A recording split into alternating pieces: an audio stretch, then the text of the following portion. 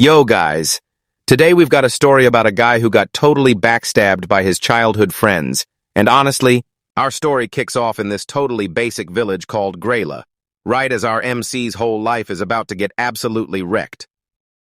It's job appraisal day, which is basically a massive gotcha roll that decides your entire future.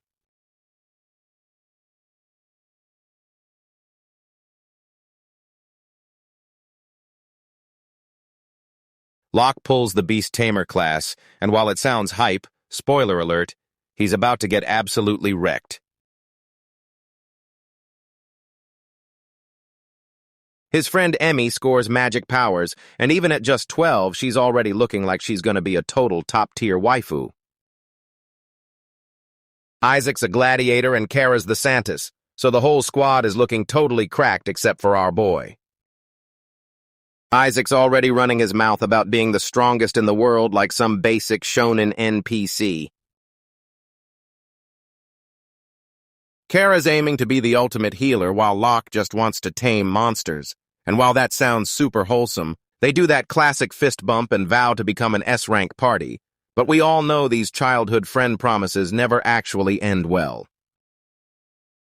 Just look at them smiling, totally clueless that 3 of these guys are about to turn into total snakes.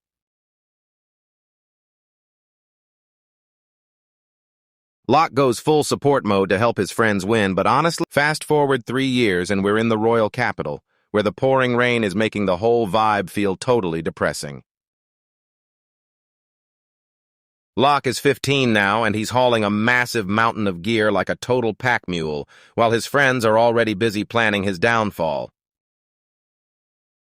Isaac is in the room talking major smack, calling Locke a total loser because he hasn't tamed a single monster yet. Emmy tries to stick up for him for a sec, but you can totally see she's already second-guessing it. Kara's seriously more worried about her curves and her outfit than her own teammate, which is honestly just wild. Isaac is totally glazing this hero guy just for the clout, convinced that Locke is the only thing stopping them from becoming legend. Locke is standing outside the door soaking wet and hearing every single word, and honestly, this is the ultimate villain origin story. They're gonna meet the hero and then kick Locke to the curb the second they finish the next dungeon because they seriously treat him like total trash. Kara asks if she should bring her fancy dress to the dungeon since Locke can just carry it. Mommy? Sorry, Mommy? Isaac ends the meeting looking like a total loser, and now the betrayal is officially a done deal. Locke tries to play it off like he didn't hear a thing, but he's definitely feeling the sting.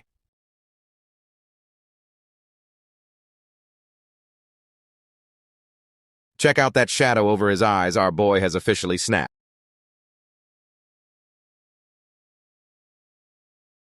He says finding these magical beasts is basically like hitting the jackpot, so it's not his fault He's actually been buffing them and enchanting their gear this whole time, but these NPCs are way too clueless to even notice. He's literally doing it all: cooking, scouting, tanking, and even the boring paperwork, while the rest of them just sit around looking pretty. He's just sitting there in the dark hallway, and seriously, someone needs to give this guy a hug or a mommy to fix him. Next up is Kid the Hero, and honestly, he looks like a total NPC with zero riz. Locke tries to be a nice guy, but Isaac is already acting like a total jerk and shutting him down.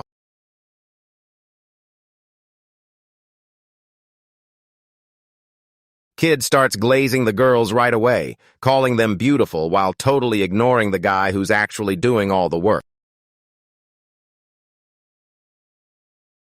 He turns to Locke and drops the servant bomb, and honestly, this guy is just begging for a punch in the face.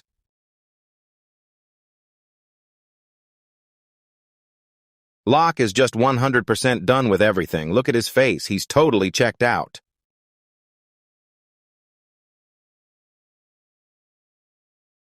The girls keep saying he's not their servant, but they're still making him haul all their junk, including Kara's dress. The kid whips out a massive dragon-slaying sword and starts acting like a total legend, but Locke can tell something is definitely off. Our guy notices a crack in the sword's handle and tries to shout a warning, but the hero is way too full of himself to even listen. Kid calls him a total loser, but Isaac just tells them to ignore him even though the disrespect is absolutely insane. Everyone clashes their blades in a big huddle and leaves Locke totally on the outside, which is honestly just peak middle school bullying. Locke looks back at the good old days and realizes every single one of those smiles was a total lie. He's been secretly saving their lives from the shadows while they hogged all the glory. They finally reach the Dungeon of Destruction Flames, and Isaac is already screaming at him to pick up the pace. Locke's actually being a genius by using his radar to skip the fights, but everyone else thinks he's just a total chicken. Isaac starts acting all aggressive like he's the main character, but he's really just a side character trying way too. Kids playing the nice guy while the girls apologize for Locke, and honestly, it's just straight up cringe to watch. Our hero notices the monsters are thinning out, and Locke is just praying they don't run into something totally insane. The kid starts ranting about how some trash adventurer almost got him killed, and it's super obvious he's talking about Locke. He looks our boy dead in the eye and says he's done teaming up with trash, and man, the disrespect is just insane. Locke has to jump in and start smashing bugs because the elite squad is yapping so much they don't even realize they're... Isaac is totally losing it since they haven't reached the boss yet. Talk about having zero chill.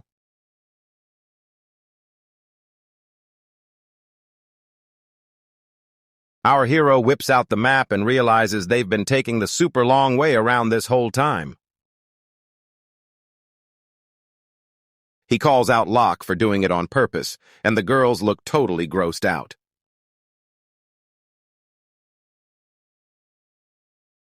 Isaac thinks Locke is finally hunting for revenge, and let's be real, he totally should be by now. Locke's trying to warn them that the shortcut is packed with high-level monsters, but they're completely ignoring him. Amy literally slaps the soul out of this guy, and yeah, I'm taking back what I said about her being a waifu because she hits him with that icy stare and tells him she's officially done trusting him, and man, this breakup is straight up peak cinema.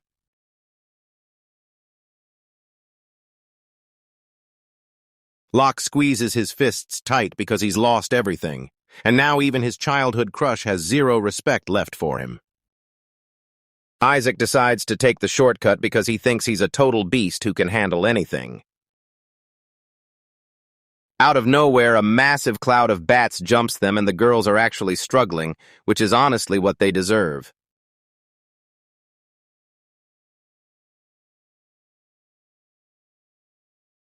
They're burning all their energy on weak mobs just because they were too cocky to listen to the pro. Locke's just standing there watching them act like total idiots while Kid cracks jokes about firing him.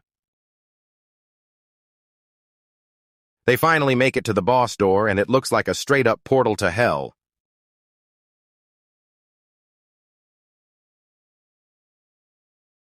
Everyone's looking super intense right now, like they're about to pull off something totally legendary.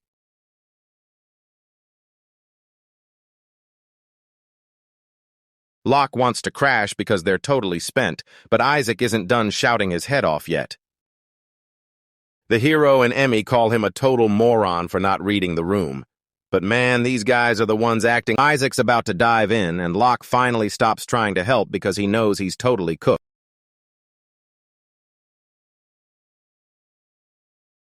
Just as they're about to walk in, Isaac decides it's the perfect time to drop the bomb and tell him. He says it with a totally straight face, too.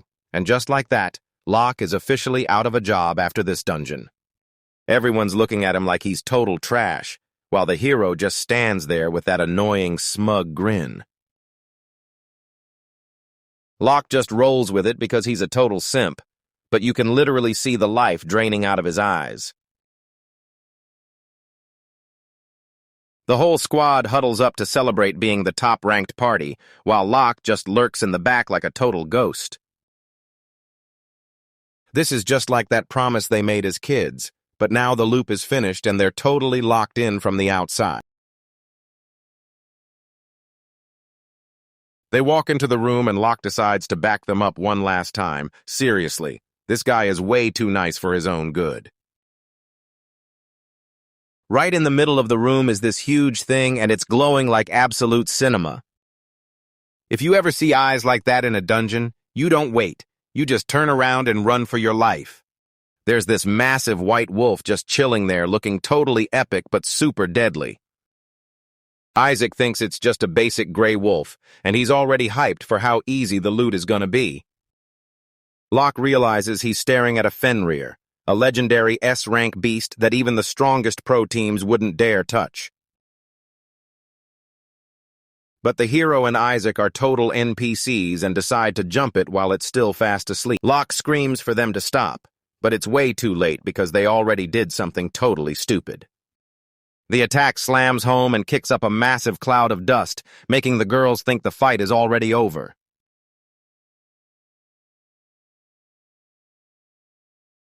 The dust clears and Fenrir doesn't have a single scratch, and man, the look on the kid's face is pure comedy. The wolf snaps its eye open and you can straight up feel that "you're dead" energy coming right through the screen. It blasts out a wave of pure terror, and the girls just drop to the floor instantly.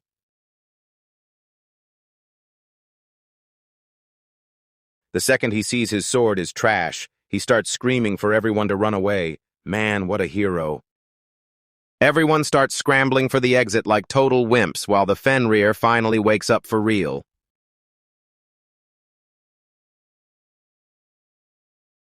Isaac is screaming at Locke for being in the way, and even though they're literally about to die, he's still acting like a total jerk. Then the hero pulls a total wild card move, tripping Locke with his sword just to use it. Locke slams into the ground and his mask finally slips, revealing that this hero is actually... He swipes the spare sword and the king's blade, telling Locke to rot in hell. The absolute nerve of this guy. He tells Isaac he's officially in the squad now since they basically traded their luck just to stay alive. Isaac flashes a wicked grin, showing he's totally cool with sacrificing his childhood bestie.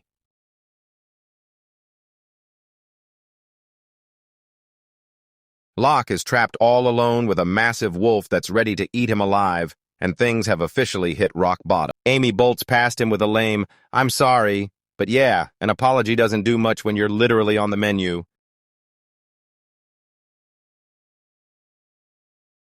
Kara's sprinting away while whining about her pricey dress getting trashed, and honestly, she is officially the absolute worst.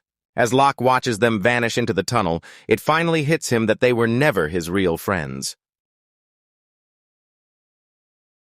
He remembers Kara telling him to keep her safe, but man, what a total joke that turned out to be. Ami's smile used to be his whole world, but now it just feels like a total backstab. He's down on his knees waiting for the end, wondering how he even ended up in this mess. That Fenrir is right on his heels with its jaws wide open, ready to take a massive bite out of him. Even at the very end, he still can't bring himself to hate them because he's honestly way too good for this garbage world. He figures out their friendship was a total lie the whole time, and that's the brutal spot where we leave our guy.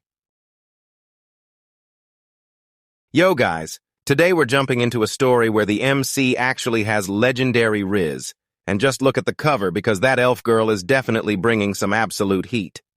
I'm telling you guys, I would let that white-haired queen carry my squad any day of the week, for real.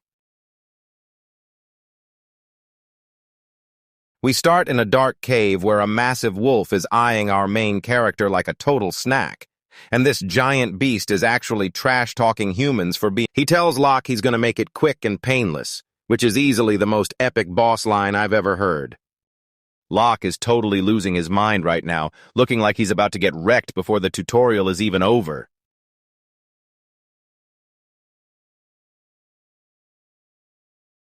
But then he hears the wolf actually talking like a human, and it's a total "wait, what?" moment.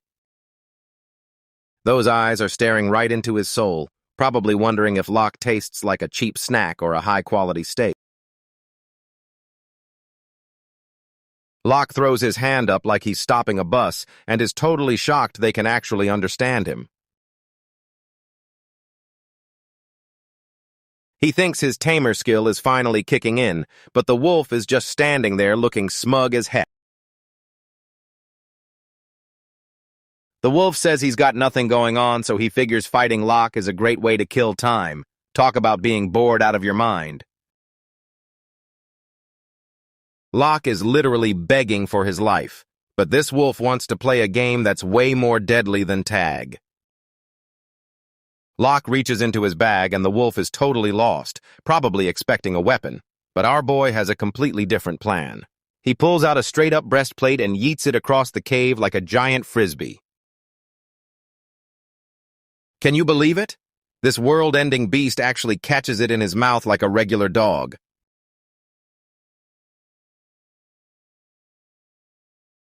Lucky is standing there wondering what he was thinking, while Locke just stares, totally blown away by how gutsy that move was.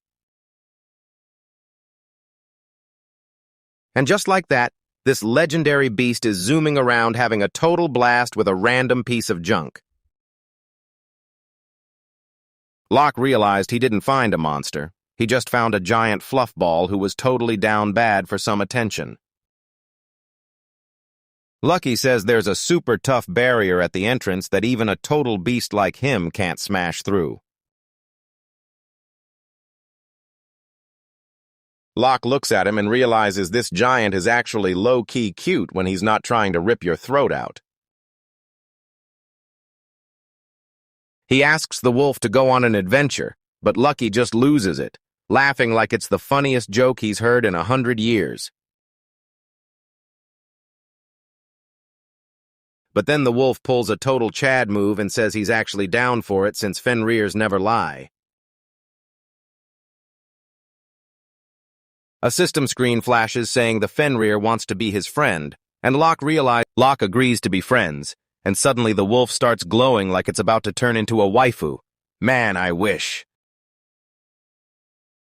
The system confirms they're officially besties, unlocking a mini-monster garden where Locke's creatures can finally transform. Lucky feels that power-up kicking in, and he's looking way too hyped for a beast that's supposed to be scary. He introduces himself as Locke Sistel, and man, the bromance vibes are already through the roof.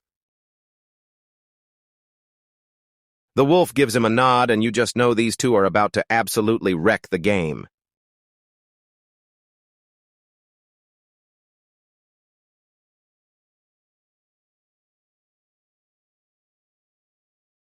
Lucky realizes that being called Fenrir is way too basic, so he asks Locke to give him a real name. He's looking for a name that sounds totally epic, probably expecting something super edgy like Shadow Reaper or Godslayer.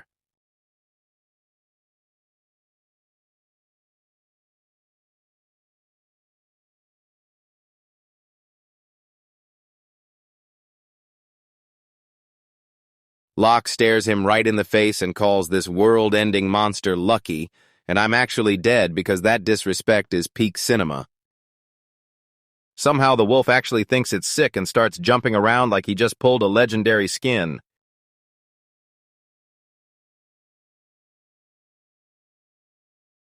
A treasure chest pops up out of nowhere because apparently making friends with the boss counts as a total win in this dungeon.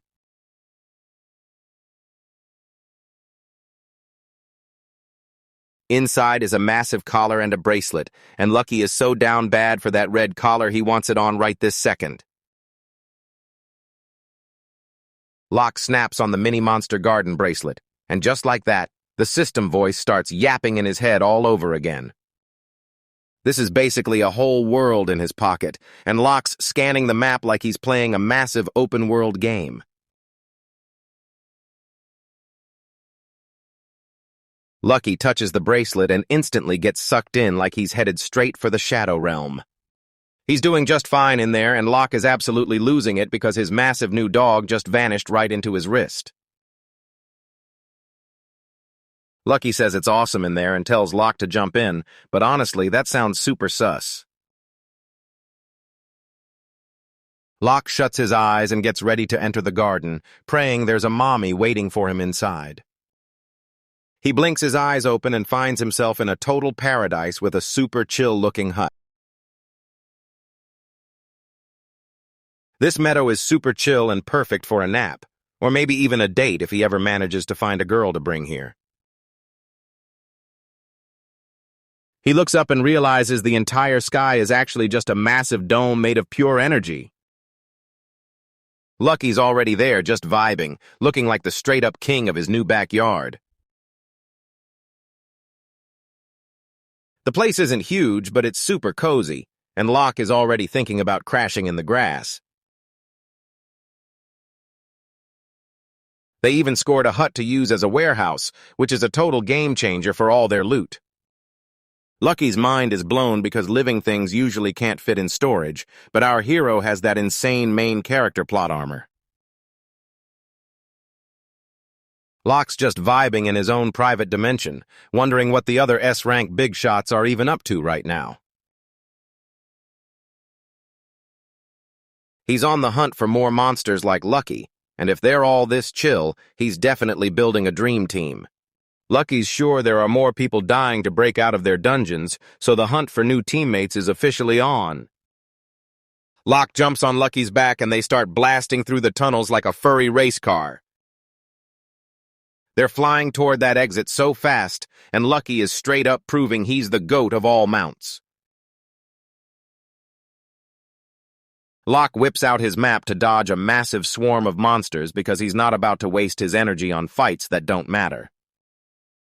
Lucky is actually hyped about how smart Locke is, which is wild because humans in these stories are usually totally clueless. They run into a pack of beetle monsters, and Locke tells Lucky to hold up because he sees a huge chance to make some bank. Turns out these bugs sell for a ton of gold and taste amazing, so now I'm actually getting hungry. The moment Lucky hears about food, he's totally down. Just look at that hungry face. Locke's trying to stash the loot while he's still riding, which is some seriously next-level multitasking. He tells Lucky to give it a shot and see if he can stash the materials using his claws. Forget saving it. Lucky just straight up nukes that bug into a million tiny pieces.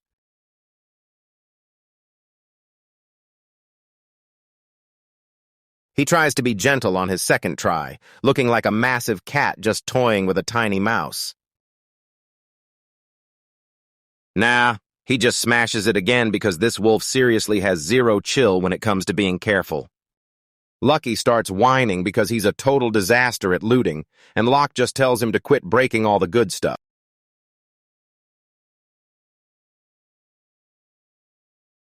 They finally make it to the barrier that's been keeping Lucky trapped for forever.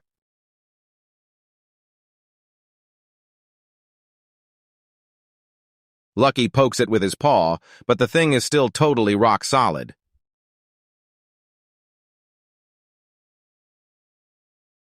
He thinks the journey is totally over and he's trapped here forever, and man, he looks absolutely crushed. Locke's like, "Bro, did you forget about the portable garden?" Until Locke puts his hand on the barrier, looking pretty tense as he prays this cheat code actually works. He just walks right through because that barrier only stops monsters, not humans. Lucky jumps back out and he's totally hyped that they actually managed to escape that hole. They're finally out in the open, and Lucky lets out a huge howl to celebrate his freedom. He's so hyped that Locke saved him, and man, the Riz is actually off the charts right now. He's stoked for the adventure ahead, and I'm seriously hyped to see who else joins the squad.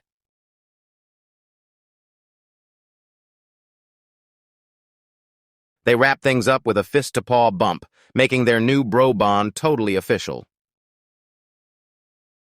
Lucky is still totally stuck on the fact that he couldn't catch those bugs, which is honestly hilarious for a legendary. Locke just made a literal Fenrir his new best friend, and this is only the beginning of his legendary rise. Yo guys, we're back with a total banger where the main character gets betrayed but returns with insane riz. Starting right at the guild, Locke's just casually strolling into town with this giant beast like it's a pet dog, and the locals are totally losing their minds since they've never seen a familiar this huge. The guild guards rush out with their spears like they're actually about to do something. But Locke just stands there with a goofy grin. Wait, hold on. Who is this? Rika, the bunny girl receptionist, just walked out looking absolutely top tier. And yeah, I see you guys staring. Don't even try to. Rika's totally lost because our guy should be grinding in a dungeon right now, but she has no clue he just got betrayed by some random scrub who— Locke drops a total bomb that this isn't just some huge dog, it's a freaking Fenrir. And seeing Rika's stunned reaction is honest, she's actually super hyped for him while those guards are still shaking. And she's a total legend for being the only one showing him some real respect. Check out this random hooded NPC in the back looking totally cooked because he can't wrap his head around a weak Tamer having a legendary familiar. Fenrir is an absolute boss for just napping in the middle of the street while Locke handles the boring paperwork. And you've got to be crazy. Registration is finally over and our guy is looking pretty bummed, but I'll bet you $10 his older brother is a total snake. Locke finally drops the truth on Rika, telling her he was stabbed and left to rot in a dungeon while his friends ran away like total cowards. Rika is stressed out of her mind, but Locke is acting like a total pushover and pretending he's fine, even though that guy literally tried to end him right then and there. Turns out this kid is a total fake who's always the only survivor when things get dangerous, which isn't legendary. It's just being a professional griefer. Word is, kid uses his own crew as bait to escape. So if you ever see a teammate like that in your lobby, just Alt F4 and get out of there immediately. Locke is out here glazing his old squad and acting like he was the weakest link, and it's honestly wild that he's being this humble right after getting stabbed. Rika shuts him down and tells him he was actually the MVP of the whole team, leaving Locke's brain totally fried since he's been lied to his entire life. She's pouting so hard it's honestly peak waifu energy, and she's about to drop that whole team of frauds down to C rank for breaking the guild rule. She explains that backstabbing a teammate gets you banned from the server for good, so our boy finally gets some justice, but you just know it's not going to be that. She thinks they're total trash without Locke since they haven't shown up yet. And she's 100% right. Now get ready to watch these bums struggle. Locke sees this wild vision of the girls and that villain kid looking like total demons. And because he's got a massive hero complex, he's still stressed about them even if our MC bolts out of the guild like he's on a mission while Rika screams for him to wait, warning him he's just gonna get played like a total simp again. Locke flashes that delusional smile and says he's just returning their bags. But seriously, why are you saving the people who left you for dead? Stand up, man. Rika looks totally crushed, and honestly, I feel the same way. This dude needs to find some backbone and get a date with that bunny girl fast.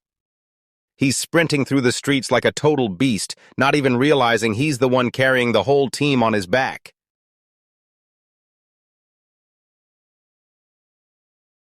Meanwhile, Fenrir is just vibing with the local kids and proving he's the ultimate good boy by letting them climb all over him like a total legend. Fenrir is the only one actually using his brain, and he warns Locke that these guys are totally gonna backstab him again. Locke swears this is the very last time he's bailing them out, but we've heard that before, so let's see if he actually keeps his word. The wolf says peace out to his little fan club. And now it's time for these two to head back to the dungeon, and Locke jumps on Fenrir and they blast through the city gates. And man, this wolf is so— Kid is totally losing it in the dungeon because they're completely lost. And even though these guys are S-rank legends, they look like total noobs letting Octa Act do all— The red-haired mage is totally gassed and slowing down, but Kid is such a weak leader that he just starts roast— Kid is whining about his sword being all chipped and gross. But imagine being a top-tier warrior and they're getting totally swamped by endless waves of monsters and can't figure out why it's suddenly so hard, almost like they lost a massive secret but the monsters are getting way tougher the deeper they go, and the kid is starting to realize they're totally cooked as they finally stop to catch their breath, looking like total noobs who accidentally joined a pro-level raid, and they're completely gassed with 0 mana or energy left. Kid spots Isaac's sword looking brand new, and he's totally losing it. wondering why his own... He checks the staves next, and they're basically perfect with no rust or scratches. And the kid's eyes are popping out because he's finally connecting the dots. It finally clicks, and he looks totally shook, realizing those guys weren't just talented. They were He starts losing his mind and calling everyone idiots because he can't handle being wrong, proving he's just a toxic teammate who blames everyone else for his own fate. Kid explains that divine protection is just a passive buff that only works when the caster is nearby. And he finally realizes Locke was the one boosting their gear and stats to the max this whole time. Isaac is totally coping, acting like he earned that S rank on his own, but he's been playing on easy mode and the difficulty just hit max level. We see his skill in action, boosting everyone's gear and stats just for being in the group, making Locke a total walking cheat code that these guys didn't even bother to thank. Kid tells them they're totally useless without that power, and since they treated their savior like garbage, it's finally time for them to pay the price. He hits them with the ultimate burn, telling them they're just basic C rankers without Locke, and look at their faces. They just realized their whole life is a total lie, and they're actually trapped in a nightmare horror story instead of... Isaac is having a total meltdown, remembering how he used to treat Locke like trash, and now he's sweating buckets because he realizes he's actually the weak one. We see a flashback to when they were kids, and Locke was already carrying the whole squad while everyone else just tagged along. While everyone else was just messing around, Locke was out there putting in the real work, and now their lucky streak has finally hit a dead end.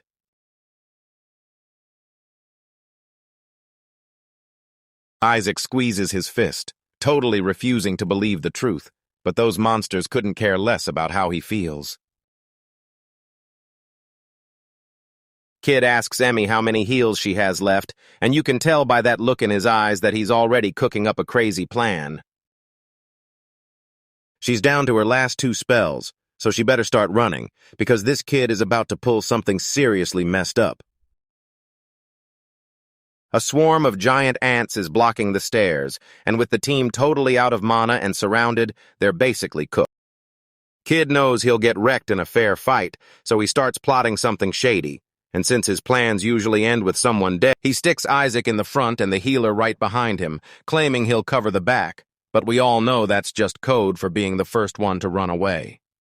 Emmy burns her last bit of mana to power up the whole squad while looking like a total Santis, but she's way too naive for thinking they're all actually making it out of this alive.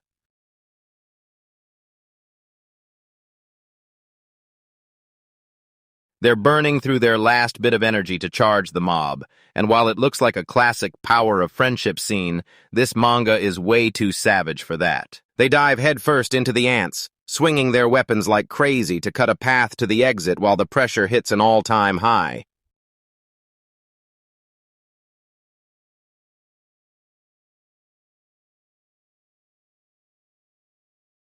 Dude, this kid just slashed the healer right in the back.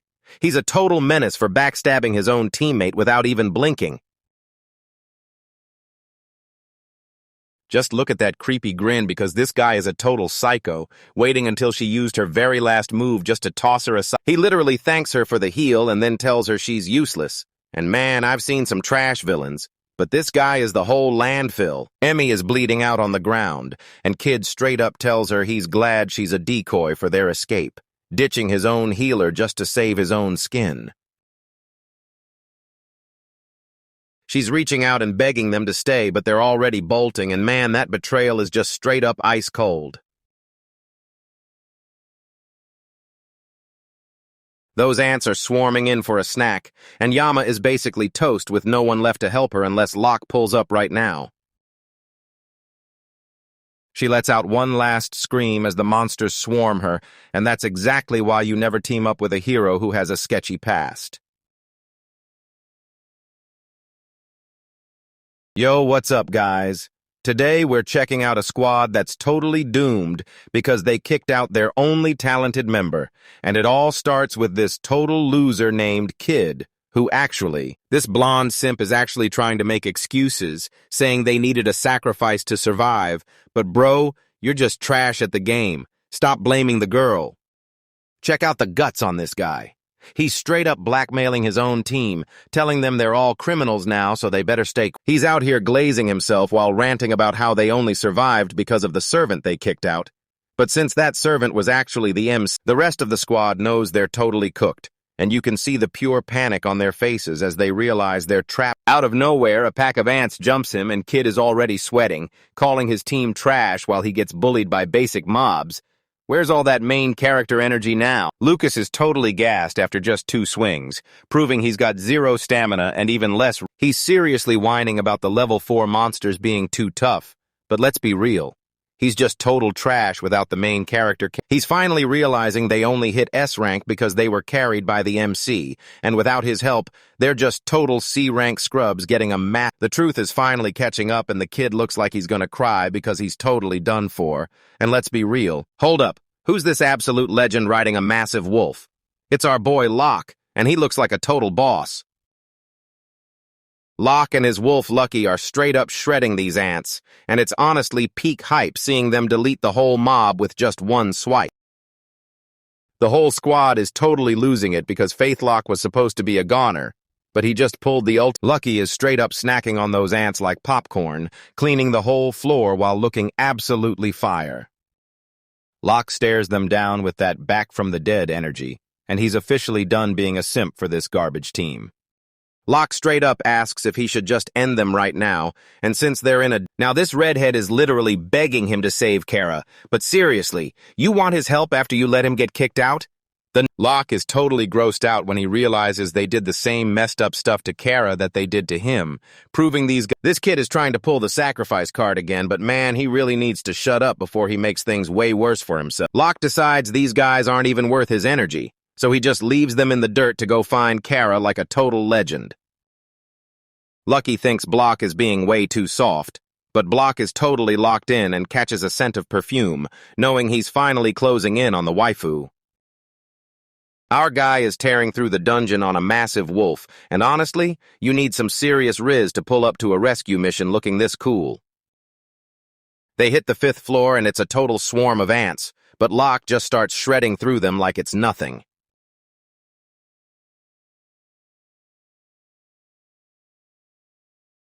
Lucky pulls off a tail swipe that's basically a cheat code, and with that insane range, he's looking like a total 10 out of 10. Lucky is a total beast, but there are way too many bugs, and the smell of blood is drawing them in like crazy. Locke grips his sword tight, and you just know things are about to get crazy when the announcer gets that look in his eyes. He lunges forward faster than my heart rate during a waifu reveal, and guys, this action is serious. With Lucky by my side, I'm finally ready to be brave. And you gotta love a guy who actually treats his monsters like family, because he's tearing through the room like it's a video game on easy mode, and I'm totally obsessed with how insanely strong he's getting. The floor is finally cleared, and Lucky is actually hyped by Locke's moves, showing they're becoming the ultimate dream team. Locke is actually having a blast in this fight, showing everyone what happens when you stop being a weakling and finally start He fist bumps the giant wolf for some peak bromance. Hold on, are those legs? I know exactly what you guys are looking at, and man, the culture levels are peaking right now. They finally find Kara, and she's looking totally wrecked, lying in a pile of ants like our main suspect. Locke looks legit sad right now, but don't go back to being a simp, man. Keep that same hype energy up. He's feeling totally crushed because he really cared about her, and seeing her in this state is just a massive blow to the gut.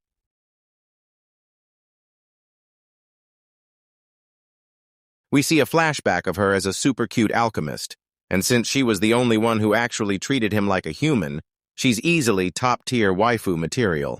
They used to brew potions together, and honestly, it's enough to make anyone get emotional, which is totally fair. Just look at that smile. We seriously have to protect her at all costs, because if she's actually dead, I'm gonna need a solid 10 minutes to recover. Locke scrambles to give her a potion while beating himself up for being too slow, and guys, the drama is getting seriously intense. He's holding her tight and crying his eyes out, but hold up. Is she seriously licking her lips right now?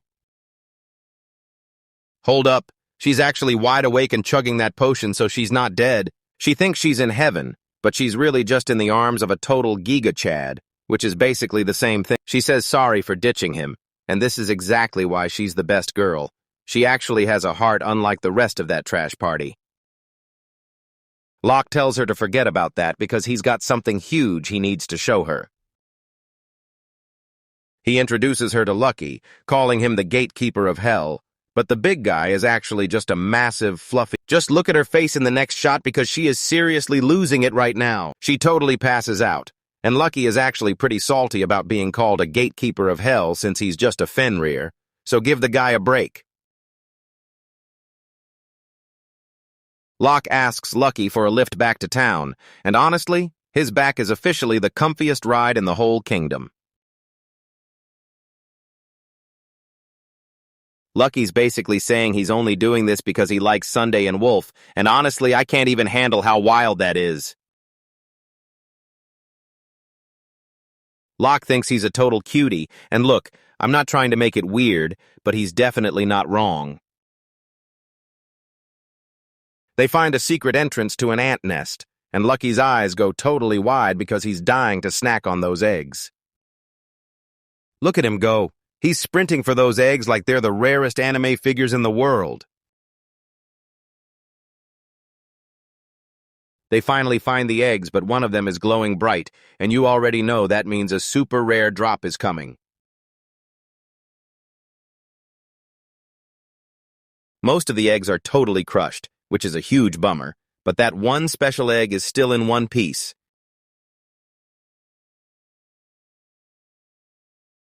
Out of nowhere, the eggs start cracking open. But is this a miracle or just more monsters to fight?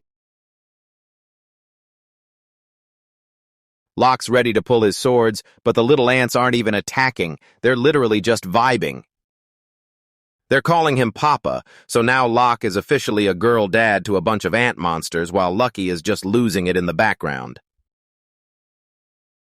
The system asks if he wants to be their buddy, and honestly, how could anyone say no to those huge bug eyes?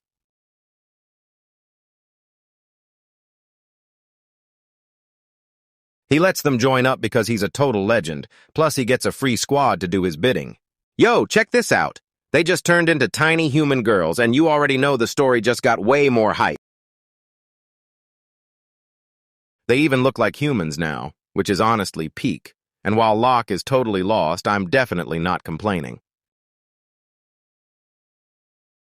He warps them to his mini-monster garden for safety, and honestly, it's basically like Pokemon, but way more high class. He gets to beef up his garden, and now it's basically a base-building sim with tons of... He levels up the hut, the river, and the fruit trees, basically building a total parrot. Everything's glowing and leveling up, and honestly, it's the biggest rush any gamer could ever ask for. This garden looks so chill that I'd honestly move in right now.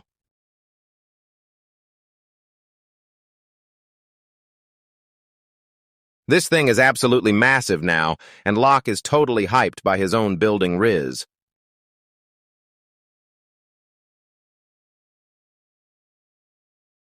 The ant girls are already hard at work, and wait, is that one holding a butcher knife? Don't freak out, she's just sorting through materials, so my bad. She asks her dad if she's a good girl, and honestly, my heart is literally melting because this is hitting way too hard for a trap. Give the Aunt Queen all the head pats while she rocks that tiny tiara, because this is officially the peak of the whole show. Locke snaps back to reality, remembering he's still trapped in this dungeon and needs to get back to the real world because he's got a job to finish. He jumps back out and finds Lucky waiting, but man, that wolf looks seriously shook.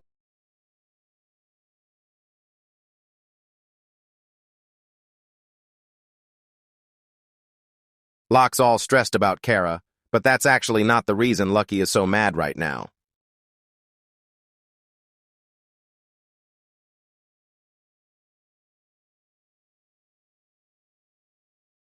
Lucky is straight up crying because all those eggs hatched, so now his breakfast is ruined and the guy is totally starving. Locke just gives him a tough luck look, And man, you gotta feel bad for the poor pup since he just wanted us. Locke promises him a killer snack for later, and that's how you handle your summons like a pro, so stay cool, and I'll see you guys in the next one. Yo guys, we're back with the goat beast Tamer Locke, who just brought Kara back to the guild safe and sound while that blonde loser inside is basically having a total meltdown. Locke tells his wolf to hang back because things are about to get wild, and let's be real, that wolf is the true MVP of this story.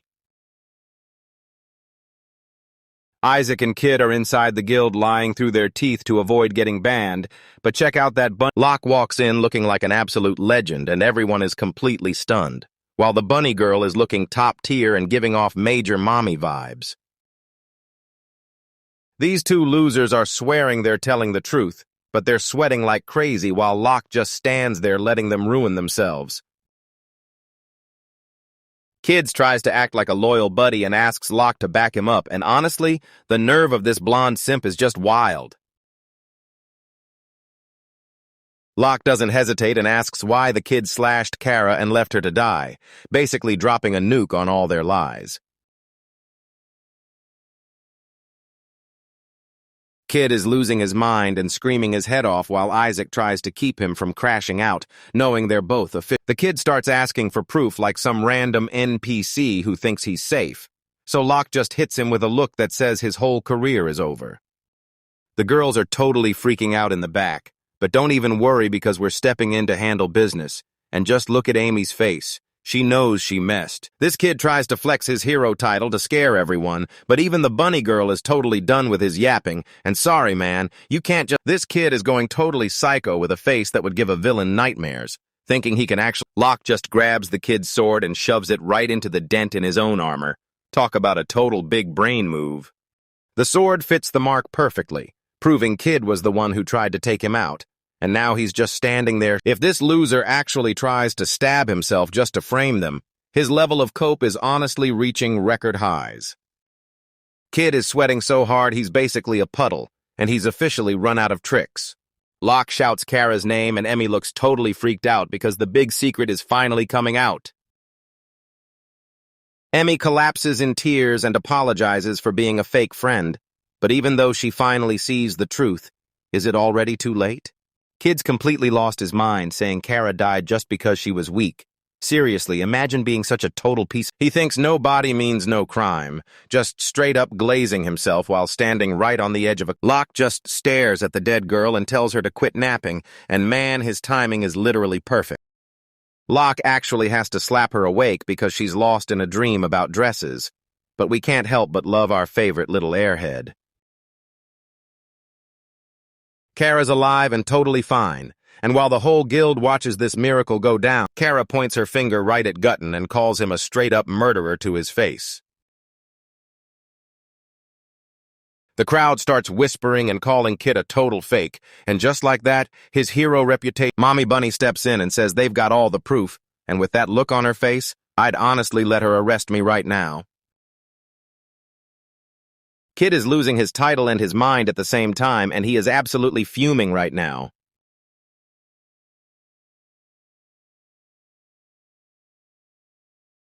Locke's ready to bolt, but Isaac the redhead looks like he's about to pull a crazy last-ditch move.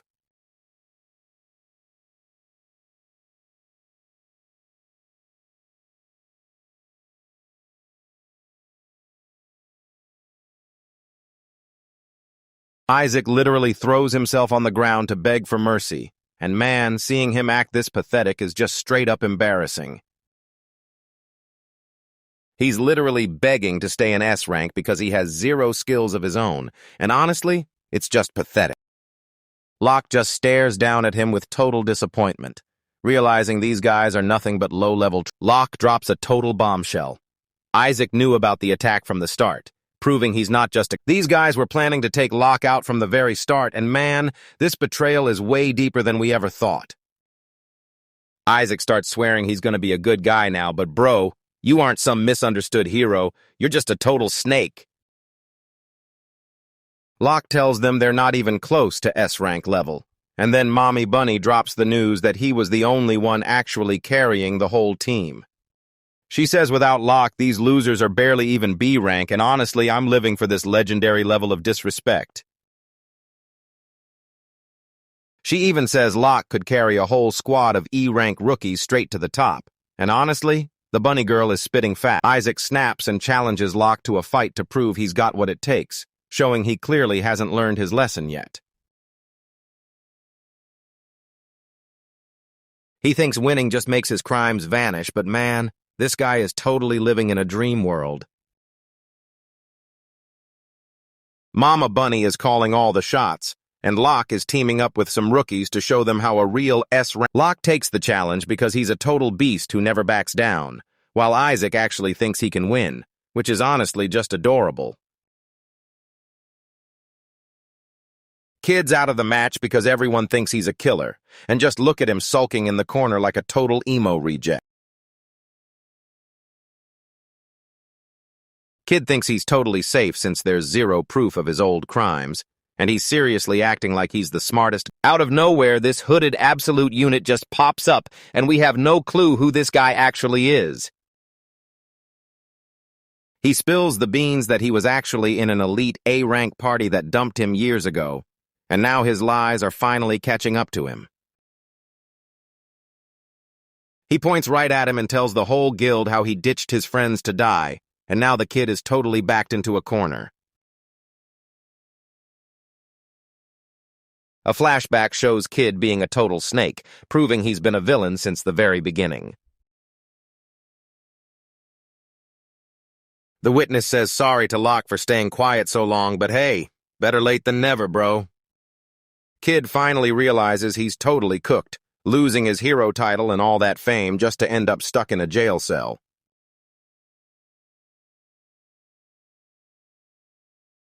He's officially leaving the squad, but he's not going out quietly because he's about to have a total crash out.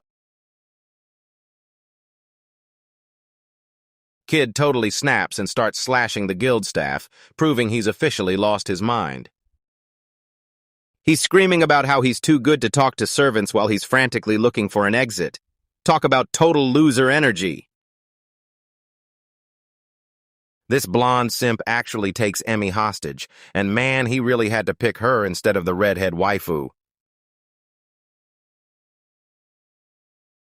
He's threatening to end her if they don't let him through, going from a hero to a total villain in record time. He's threatening to end her right on the spot. The tension is absolutely insane, and I'm so hyped to see some justice finally served. Locke and the crew have to let him walk right to the exit to keep Emmy safe, and the guy seriously thinks he's winning.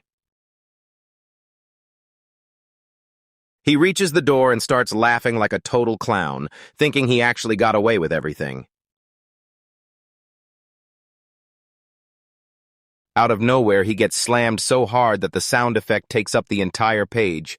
Wait, what just happened?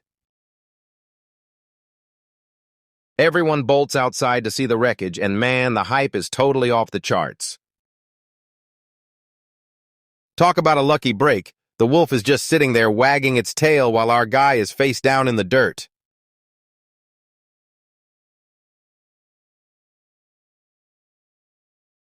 Lucky totally saved the day with just one slap, and look how proud this good boy is.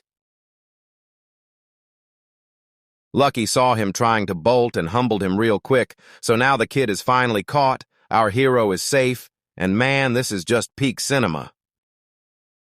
We kick things off with some total nobodies getting dragged away by the guards because they couldn't handle the pressure, and honestly, you've got to be a massive scrub to get arrested.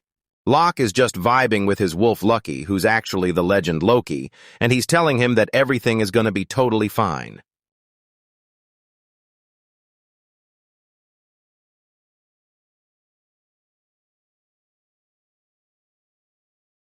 Check out the old squad acting all bold like they didn't just ditch our MC with pink-haired Kara, that red-haired mommy.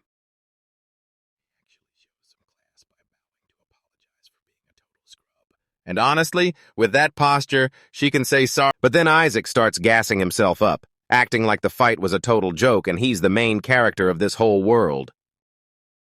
This guy seriously thinks he can force Locke back into the group just because they're desperate, and honestly, he is completely out of his mind. Locke hits the group with a hard no thanks and rejects them all, while Kara tries to claim he's only with her. Man, she is seriously down bad. Locke shuts her down and calls her out for ditching him, leaving her looking like a total NPC once she realizes she's got 0 Riz left. Isaac and Kara start blaming each other like total babies because they know they're absolutely toast without those buffs. Amy finally snaps and tells them to shut up, because they all know Locke was the one hard carrying their pathetic butts through the dungeons.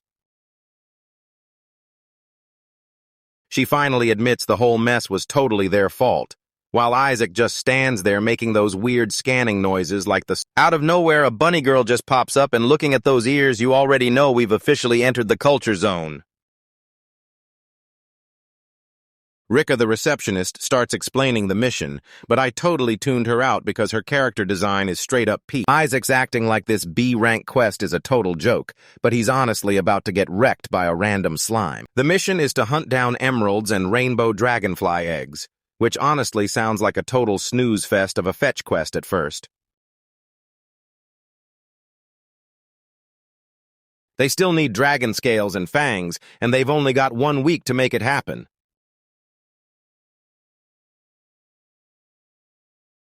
Isaac is still laughing his head off, but Locke spots the fine print about proving the power gap, showing he's the only one actually using his brain.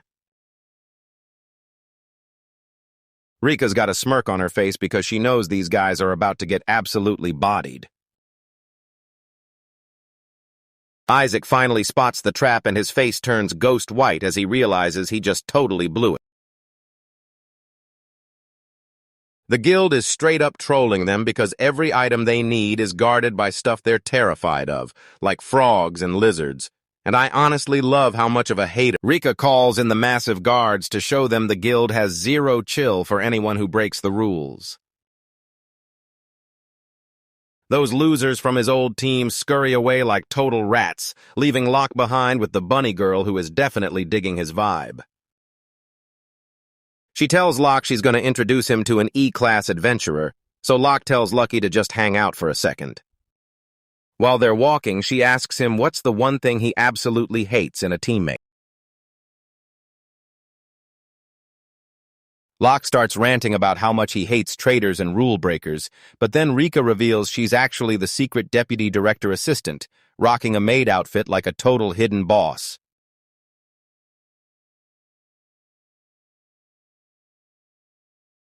She's been the receptionist for 3 whole years, but right now she's totally giving off those... Locke realizes she's way older than she looks, but he doesn't care about her age because she's still a total 10. He asks about this E-class quest, and Rika starts acting super mysterious about the whole thing. So this girl is in a super weird spot, which basically means she's got a totally wild backstory.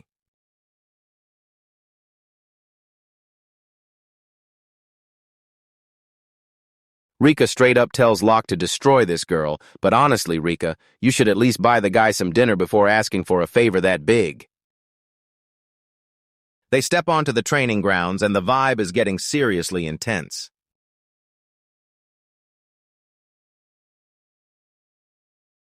And there she is, guys, a silver-haired elf girl who looks like she's straight out of a legendary gacha pull.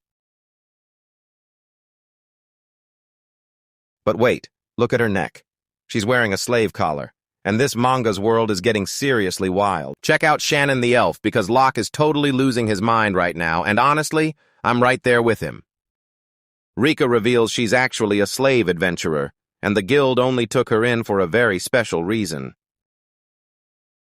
They call her the Grim Reaper because all 5 of her past masters died in accidents, and at this point, it's not just bad luck. It's a straight falling off cliffs, demon attacks, and even getting poisoned. This girl is basically a walking magnet for death.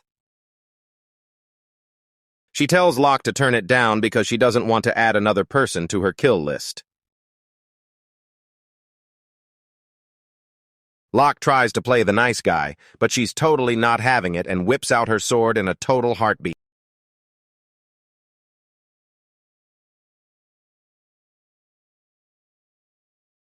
She presses her sword right against his throat and tells him that weaklings have no business being around her, proving her attitude is she's literally begging him to realize that staying close to her is a total death sentence. Does this guy have a death wish or what?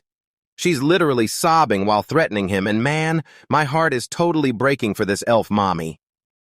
Locke is just standing his ground and tanking every hit like an absolute boss. She says she's totally done with life and thinks being a slave is the only choice she has left.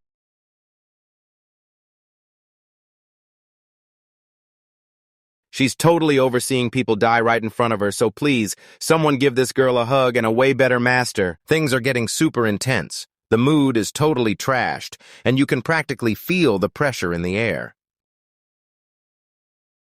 Locke snatches up a wooden sword to show her that he's on a whole other level. He tells her there's no way he's leaving her behind, especially since Riz is going absolutely beast mode right now. She tells him to shut his mouth and lunges straight for him.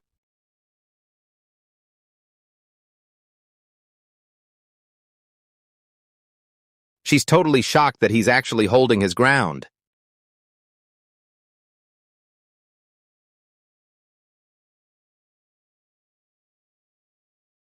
Locke asks if she's actually for real, and she's 100% all in on the plan.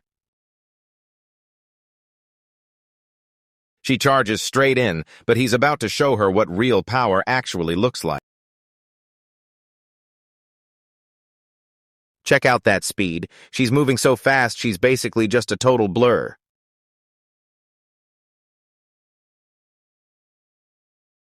But Locke is dodging her like he's a pro gamer with frame-perfect timing.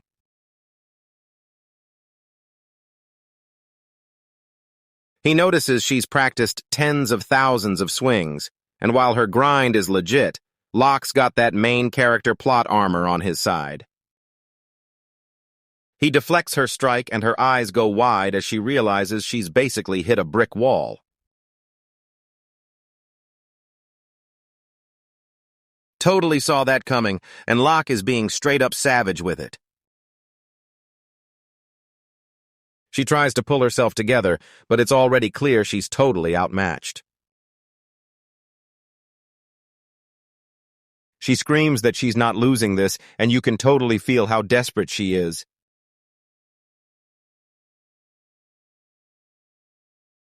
Locke realizes her basics are actually pretty good, but her moves are totally missing that legendary height.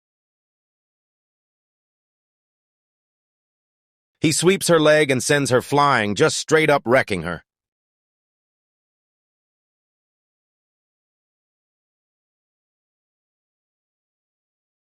He asks if they're finally finished, but Shannon is still struggling just to get back on her feet.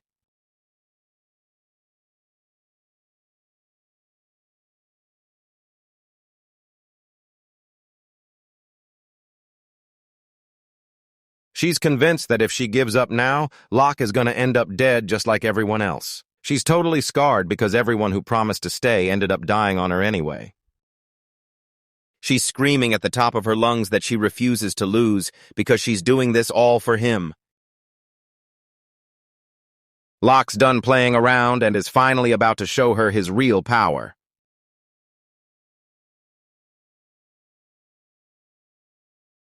He calls out for Fenrir, and when that massive wolf shows up, the whole screen starts shaking from the pure power. Lucky morphs into this massive moon-howling beast, and he's so huge that the entire training ground looks like a tiny dog. A massive pillar of light blasts straight into the sky, and man, talk about a total flex. The MC is giving off such massive Chad energy that everyone around him is literally blinded. Shannon is totally losing it because having a Fenrir as a familiar is basically like bringing a nuke to a knife fight. Locke treats this massive wolf like a total puppy, gives it a quick thanks Lucky, and man, this is just straight up peak cinema. Yo guys, today we're jumping into Beast Tamer where our main character is out here collecting top-tier waifus like they're super rare Pokemon.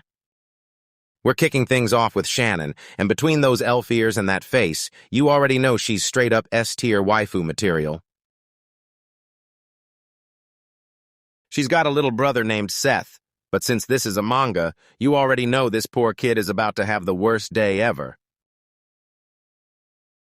Seth pulls a total disappearing act under that creepy blood moon, dipping into the woods and leaving the whole squad completely cooked. Welcome to the Forest of Affection, which sounds like a place I'd definitely get kicked out of, but for Shannon, this is where the nightmare actually starts. Her parents tell her to stay put while they go searching, but Shannon's got that main character energy, and there's no way she's just sitting around. She heads deep into the woods thinking she's way smarter than the adults, which is honestly such a classic move. She stumbles onto this super creepy mansion in the middle of nowhere that looks like a total final boss lair. Even though she's scared out of her mind, Shannon is still looking fine, and I know exactly where your eyes are right now. This place is strictly forbidden because a mage lives here, but Shannon doesn't care about the rules at all. She steps inside and the whole place feels super sketchy, like she's trapped in a scary movie. This place is cleaner than my search history, which is the first huge red flag that something supernatural is definitely going down. She starts screaming for Seth so loud that she's probably waking up every single ghost in the building.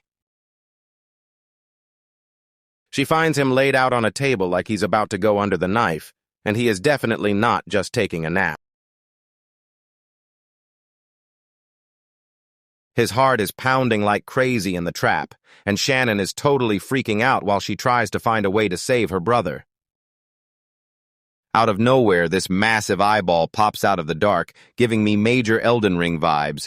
This is straight up peak.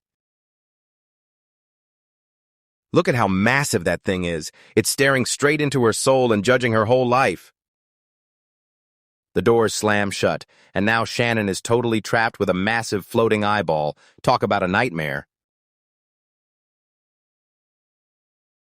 The eye actually starts talking and asks her who she's gonna save, basically forcing her to pick who gets the plot armor.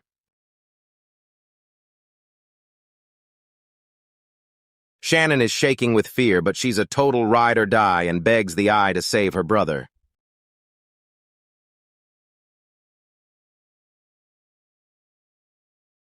Suddenly, the eye blasts a dark beam right into her chest, and trust me, this isn't the kind of bricked up we usually joke about on this channel. She wakes up to find Seth looking totally fine, making her think that whole nightmare was just a crazy but then things start getting super sketchy, and definitely not in a fun way. A fly lands right next to her and just drops dead like bro literally forgot how to breathe.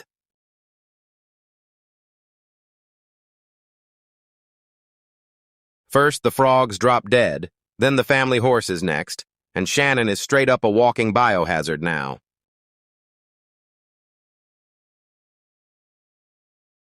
Her parents are total NPCs who won't listen, so she ditches the village before she accidentally wipes everyone out. The outside world is straight up brutal, and some random thugs snatch her up and sell her into slavery immediately, so yeah, she's basically cooked. Her first master is this old dude who seems chill enough to show her how the world really works. Fast forward 6 months and the guy is already in a coffin because this curse never misses its mark. The next master falls off a cliff. The one after that dies from a sickness, and it's like Shannon is a walking curse for anyone who touches her. One person drinks poison and another gets eaten by a monster, so now everyone calls her the Grim Reaper and she's stuck in a cell wanting to be left alone, but then a bunny girl pops up and man, we finally got some real culture in this show. She's putting up a scary front to drive everyone away, but she's really just trying to keep them safe from her own dark vibes. Everyone's calling her a total Reaper. And this guy is straight up shaking because her energy is just way too intense. Suddenly, Locke shows up looking like an absolute boss, and he doesn't care one bit about her reputation. She warns him he's a goner if he sticks around, but Locke's got that main character Riz and he isn't going anywhere. He tells her he's about to show her exactly why he won't die and starts summoning something absolutely massive. He drops a legendary Fenrir right on her head just to flex, and it's honestly peak cinema. Just look at how massive that wolf is.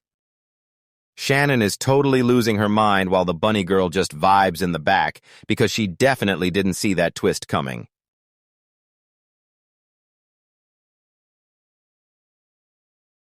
Locke is just casually petting this legendary beast. Shannon finally realizes she's been holding everything in for way too long and she's totally about to snap. She breaks down in tears and finally admits she just wants to live and have someone to lean on. She can't handle the heartbreak and just passes out cold right then and there. The bunny girl catches her and man, the artist definitely knew what they were doing with this shot. Mommy, Locke tells them to give her a break for a bit because she's clearly been through way too much. Lucky is actually a huge softie and he's low-key worried that his bark totally freaked out the waifu. A massive bird literally drops from the sky because it can't even handle the group's insane aura. That bird literally passed out just from hearing Lucky howl, and honestly, that's some next-level power scaling right there. This bird is totally down to be buddies now, and Locke is out here catching monsters like he's playing Pokemon on easy mode. Lucky's already wondering if that bird tastes good, but Locke has to step in and remind him that we don't eat our own teammates. Shannon finally opens her eyes and looks way better, but she's still totally out of it. She instantly bows down and says sorry for being such a total drama queen earlier.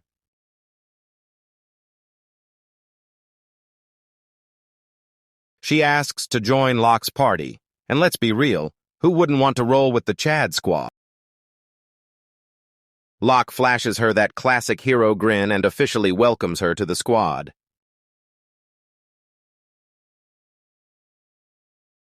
They lock in the deal with a fist bump, but Lucky wants to join the fun with his massive paw. Shannon realizes the wolf is actually just a giant fluff ball and starts giving him all the pets he deserves. Lucky gets dead serious and warns Locke that Shannon is actually carrying a super nasty curse.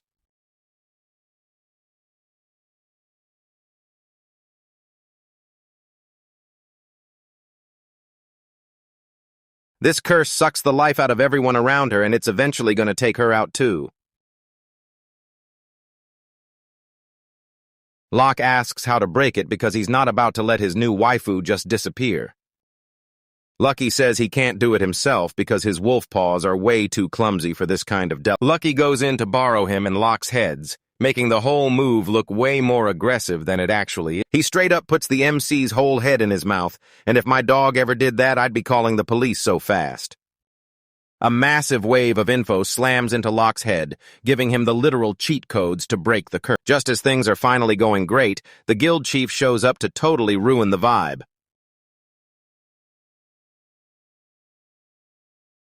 He tells Locke there's no way he's letting that curse break, and just like that, we're left on a massive cliffhanger. We kick things off with the guild chief Titus being a total hater, telling Locke he can't just go around breaking curses on the staff because Shannon is basically a guild slave. But man, Titus looks like a total background character, but he's bossing Shannon around until she's literally about to cry, and it's a straight-up crime to keep in touch.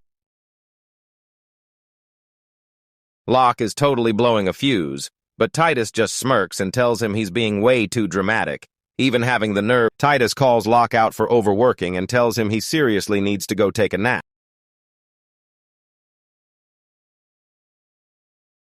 Then he pulls the ultimate power move and asks Locke if he just wants to buy Shannon straight from the guild.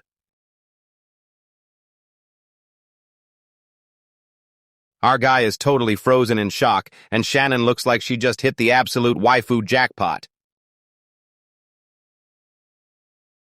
Titus tells Locke that if he just buys her, the guild rules won't matter anymore and he can break that curse however he wants. Locke asks what the point of the guild even is, and Titus drops a total mic drop moment, saying they're only there to make adventurers happy. He's seriously being the best wingman ever right now. Titus is glazing Shannon like crazy, telling everyone she's a total angel who survived a ton of drama. He's totally convinced they'd be the ultimate power couple and the perfect team.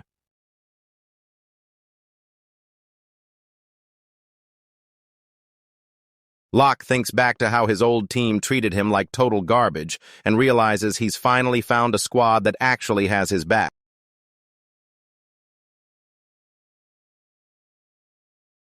He asks Shannon what she wants, but she gets all shy and says she's just a slave who doesn't even get to make her own choices. But then she looks him right in the eyes and says she's coming with him. And man, his riz is actually on a whole different level. Locke agrees to take her, but the bunny girl asks for his entire quest reward as payment. Talk about some serious plot armor for his wallet. All right, it's go time, and Locke is finally gearing up to smash that nasty curse for good.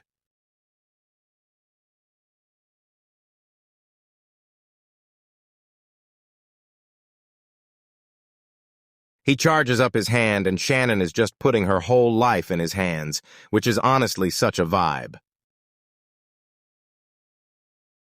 Out of nowhere, this giant pitch-black eye pops up, and it's way more than just a curse. A straight-up demon is actually showing up. That monster lunges out to grab Locke and drag him down with it.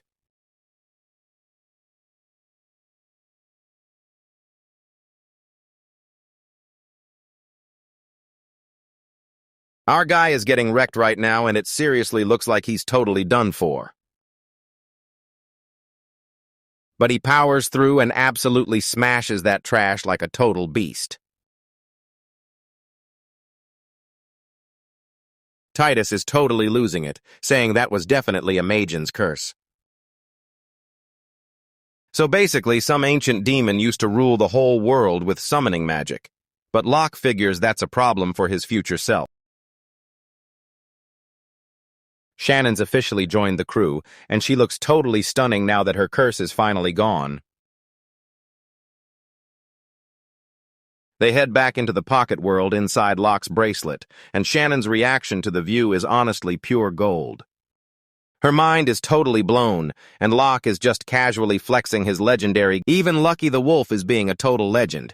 But let's be real, he's probably just. They spot a super rare sky bird, and Shannon straight up roasts Locke, calling him a total freak of nature for being able to befriend all these legendary creatures.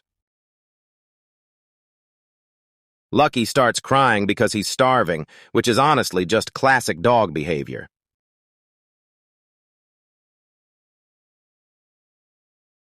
He tells Locke that those ants actually built a whole dungeon under the house while they were gone.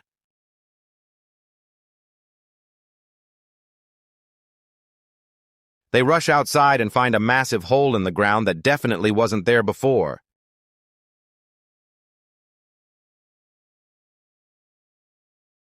Out of nowhere, a tiny girl jumps out and calls Locke Papa, and now Shannon is looking at him like he's a total creep. Lucky doesn't help at all and just tells Shannon that Locke is actually into it, which is honestly such a menace move. Locke starts freaking out, trying his best to explain that this whole thing is just a massive misunderstanding.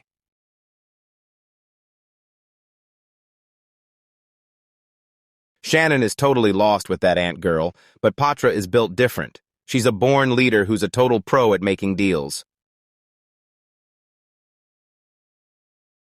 Anne literally copies a translation skill onto Shannon with just a touch, proving she's way more useful than most main characters. Shannon can finally understand the wolf and the ants, and she becomes instant besties with the little guy. Locke decides to call her Patra, and she is totally stoked about it.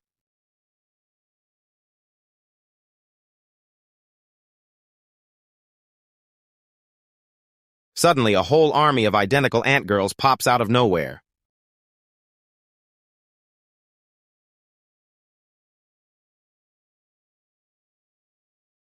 Locke has absolutely no clue who is who because they look like total clones.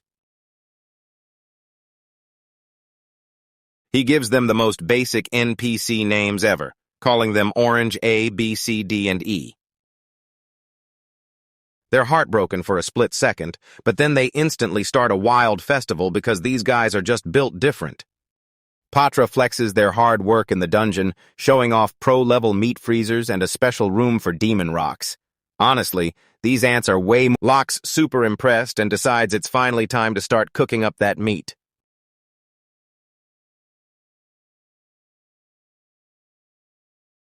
They roll up to a camp to grab supplies, but Locke realizes he forgot all the cooking gear like a total noob.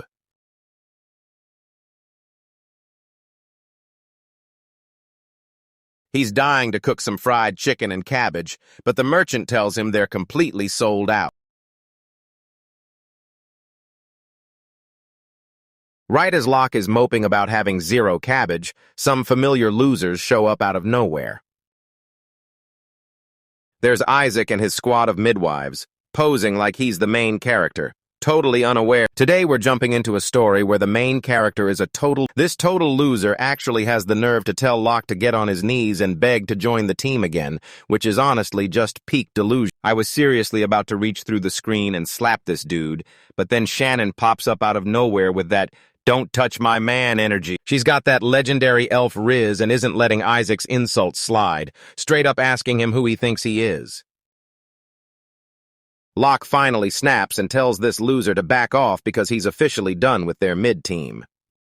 Isaac completely snaps because his tiny ego can't handle the rejection, and he actually tries to swing on a girl. Balak is a total beast who catches that punch like it's nothing, and man, this scene is just straight up peak.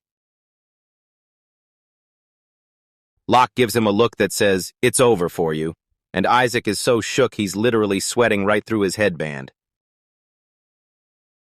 Isaac refuses to take the L and starts hyping up his own crew, trashing Shannon as a total E-class loser just because she isn't in his elite squad. Another girl hops in to call Locke a total loser, and man, the NPC energy in this squad is seriously off the charts.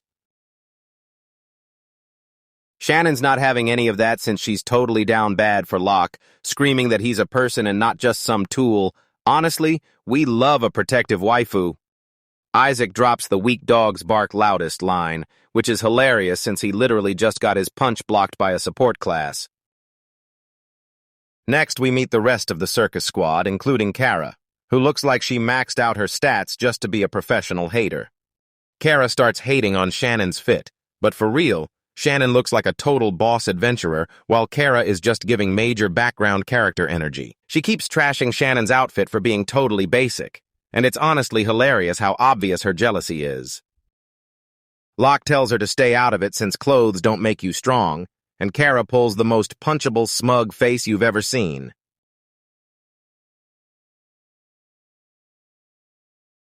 She starts throwing a total fit because Locke didn't pick her pro team, so honestly, stay mad. Finally, we've got a girl who actually knows what's up. Meet Amy, the only one smart enough to apologize. She actually bows to Locke to show some respect, so I might have to take back what I said about this party being mid. Emmy is definitely. She wants one last showdown to see how strong they really are before they split up, and honestly, you gotta respect that. Isaac is still in the back, acting like a total salty brat, while Locke is just trying to ditch the drama and live his best life. Locke knows they can't lose to these scrubs, so he's finally locking in. And yeah, pun totally intended.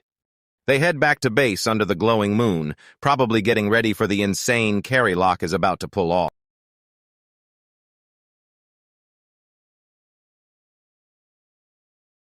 Now we're in the kitchen where Locke is rocking an apron, and honestly, guys who can cook have infinite riz change my mind. Suddenly, Lucky the giant Finnery lets out a massive sneeze that blasts cornflower everywhere, proving that even a legendary beast can have a total. The whole gang is cracking up while Locke finishes the. Check out Locke's Deluxe Edition fried chicken, because if this doesn't make you crave a snack right now, I don't know what will. Everyone starts feasting and the flavor is totally insane, and Shannon looks like she's seeing heaven in a single piece of chicken. Locke warns them to slow down since it's hot, but when the food is this gas, they're basically inhaling it. Check out Shannon's face. She just realized her man is a total beast in the kitchen, and she's definitely catching feelings. They're huddling up to plan their move before trekking to the Freshburger dungeon, a journey that usually takes a whole week. Locke is built different, though, so he's taking a crazy shortcut straight through the swamp and forest to get there in just half a day.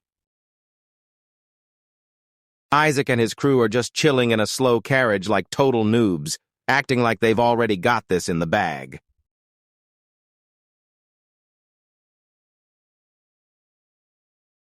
Locke knows this shortcut is going to be rough, but he's got a secret weapon that these guys totally overlook.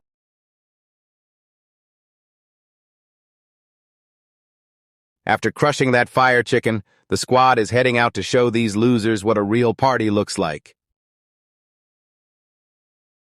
Shannon hops on Lucky's back and looks like she's having the best day ever. And honestly, riding a giant fluff ball sounds like a total dream. Lucky is straight up flying through the woods, and this is exactly why you use the Tamafin rear, 0 traffic and nothing but max speed.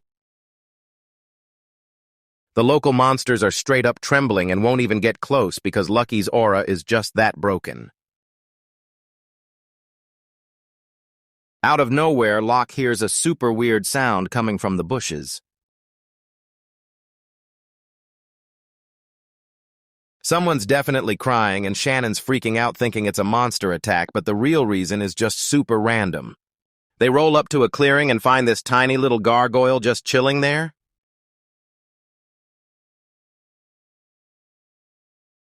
This dude is straight up bawling like he just finished the most depressing anime ever, and honestly, it's a total mood.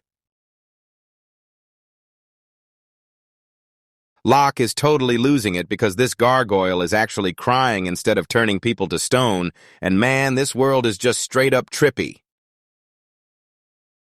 Lucky's finally seen enough and starts charging up a massive blast, but bro, it's literally just a baby gargoyle. Shannon realizes Lucky is using wind magic, but this isn't some tiny breeze. It's literally powerful enough to wipe out. That magic circle is absolutely massive, and Lucky is straight up about to drop a nuke on this crying statue. Locke thinks it's epic for a second, but then he realizes if Lucky fires that thing, the whole the spell is getting huge and Locke is freaking out, but come on, Lucky, we literally talked about not blowing everything up. Locke screams for him to stop, but the magic is already firing off, and if it slams into the city, they're all basically toast. Lucky's got that I totally messed up look because he can't stop the spell, and Locke realizes he's got to do something absolutely wild to save everyone. Locke leaps into the air and uses his magic to shove the blast aside, making the ground literally shatter from the insane pressure. He's focusing all that power into one tiny spot to blast it straight into the sky, and man, the energy is totally off the charts, and the animation looks so good it's basically a masterpiece. Locke is screaming his lungs out while shoving that massive beam of light away from the city, and he's definitely burning through he's literally holding back a disaster-level spell with his bare hands, and if that isn't peak main character energy, I don't know what is. He's desperately begging his magic to hold on for just a few more seconds while his body hits its. The massive beam finally splits and blasts into the sky, barely missing the city but definitely scaring the life out of every NPC for miles. As the dust finally clears, there's nothing left but a massive crater where the forest used to be. Locke is completely wiped out, but he actually saved the city from his own dog. Talk about a totally insane day. Lucky's over there hiding his face behind his paws because he's super embarrassed and knows he's being a total troublemaker. Look at this guy. He's a massive legendary wolf, but he's acting like a guilty puppy who just shredded a shoe, so you can't even stay mad at him.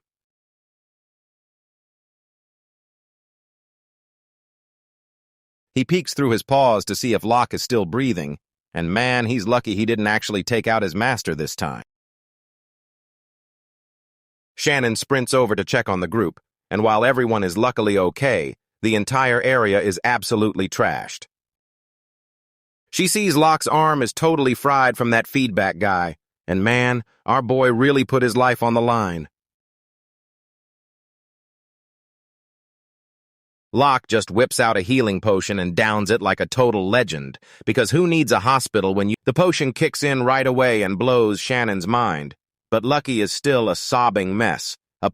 Locke walks over and gives him the biggest head pats ever because he knows Lucky was just trying to keep them safe, and man, this is just way too wholesome.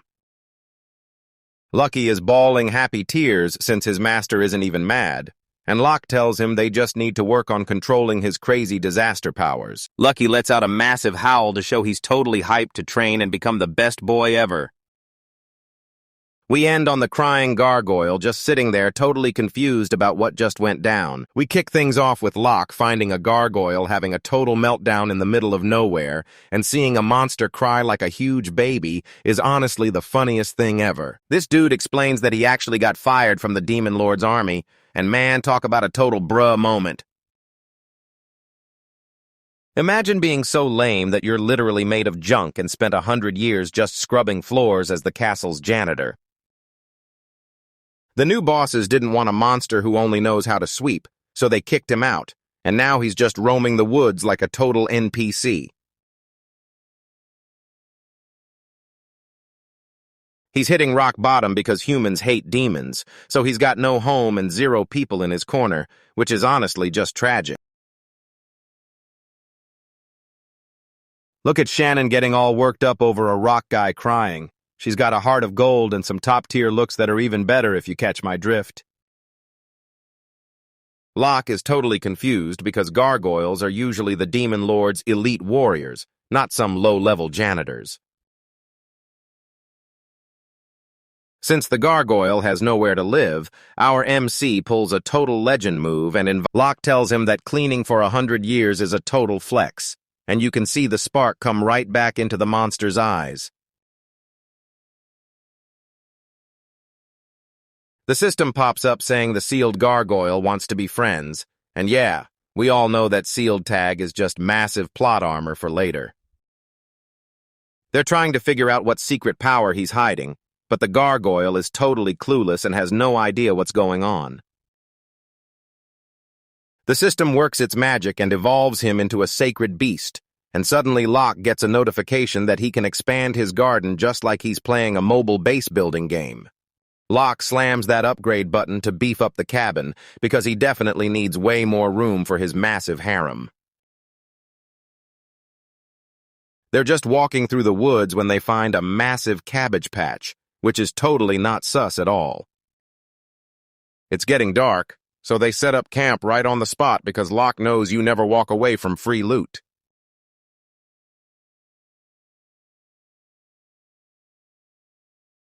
The next morning, they're heading straight for the village the gargoyle mentioned, probably looking for more wafers or a good fight.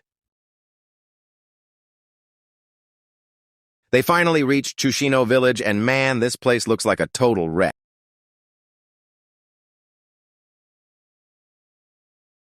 They find an old dude snoring his head off, and Shannon tries to wake him up with her peak waifu energy. The old guy wakes up, spots Shannon, and legit thinks he's died and gone to heaven because she looks like a straight-up angel.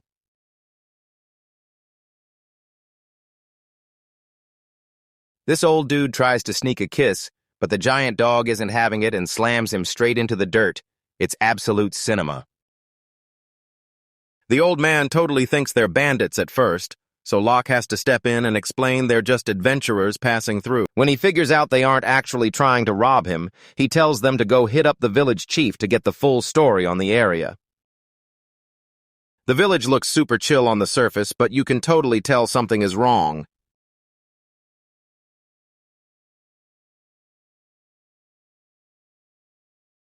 Everyone here looks totally starving, and they're all whispering about the new guys since they've never seen a total Chad before. They finally meet Chief Onigami, and Locke introduces the whole squad, including Shannon and the total tank, Lucky.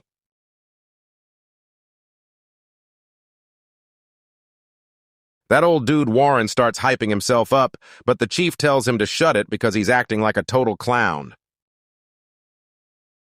The chief says sorry for the mess, but Locke is already plotting how to flip the script and come out on top. A pack of goblins raided the spot and swiped all their food, leaving the whole village totally cooked. Some young dudes tried to fight back, but they got wrecked in seconds. These goblins aren't just weak mobs, they're actually super smart, and the village is way too broke to pay the guild for any help. Locke realizes he can't keep being a simp and helping everyone for free, or he'll end up just as broke as these NPCs. He asks for a map and the goblins' hideout, clearly getting ready for some big brain moves. Locke locks in on the map, hunting for the perfect route to grab the loot and save the day.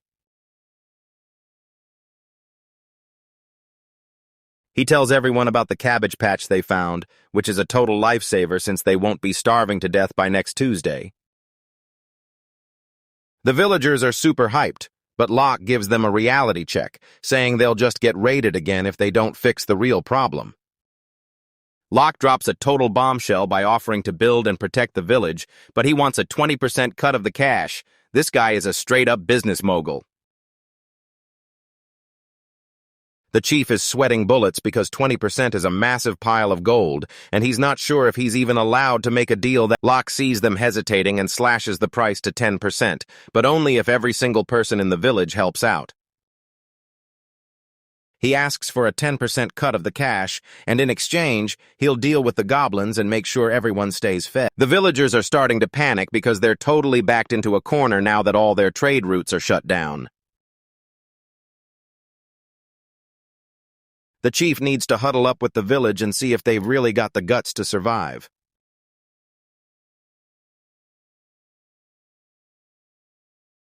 Luck isn't sweating it at all because he knows they'd be crazy to turn down his deal and stay losers forever. After a quick breather, the chief returns with his answer while Locke just chills there like a total legend. He admits the whole village is totally split because everyone's sketched out by a guy who actually knows how to use his head. Locke tells them he'll handle all the scary stuff himself so they can just focus on getting rich. Suddenly, that old guy Warren steps up and says he doesn't believe a single word Locke is saying.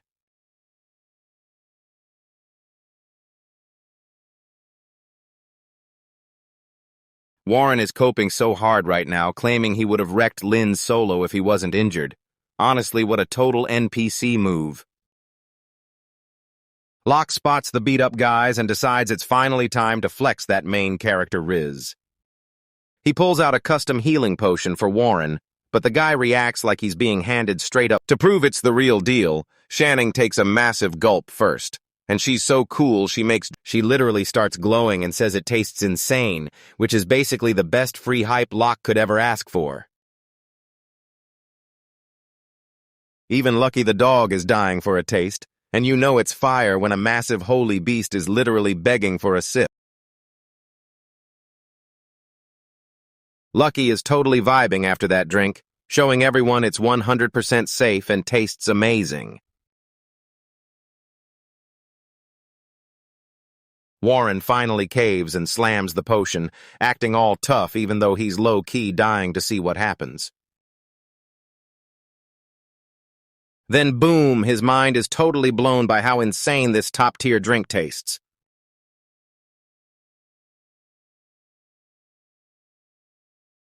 He starts screaming about how amazing it tastes, and his tough guy act completely vanishes in a split second.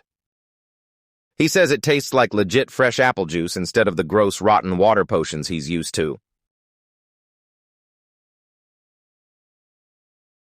Bro starts acting all poetic and says it tastes like his first love, and man, the glazing right now is seriously reaching a whole new level. Just like that, his wounds vanish and he's bouncing around like he's young again. That bottle is a straight-up miracle. Locke tells the rest of the hurt villagers he'll patch them up too, as long as they agree to help him out.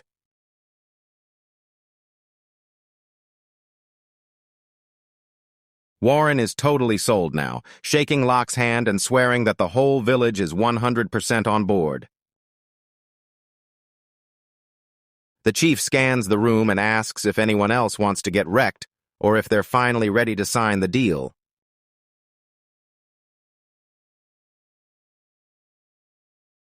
The deal is locked in, the squad is hyped, and they've only got 6 days to wipe out those goblins before the clock runs out, so stay tuned because things are about to get crazy.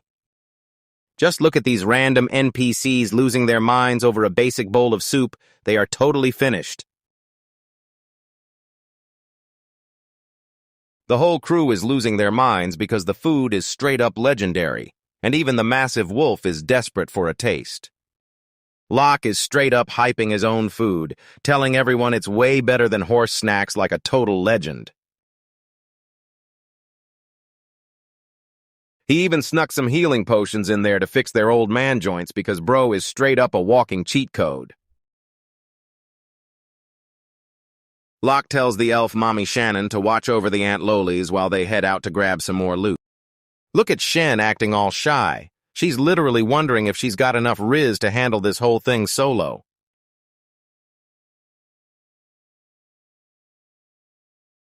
Locke's building roads and fixing the whole economy, so he's basically playing SimCity with magic now. He drops a massive power-up and the energy is so insane that everyone starts glowing like glow sticks. These old guys are suddenly moving like absolute beasts, pulling off handstands and sprinting around like they've got infinite energy hacks. Shannon is staring at him in total shock because his support magic is just way too massive.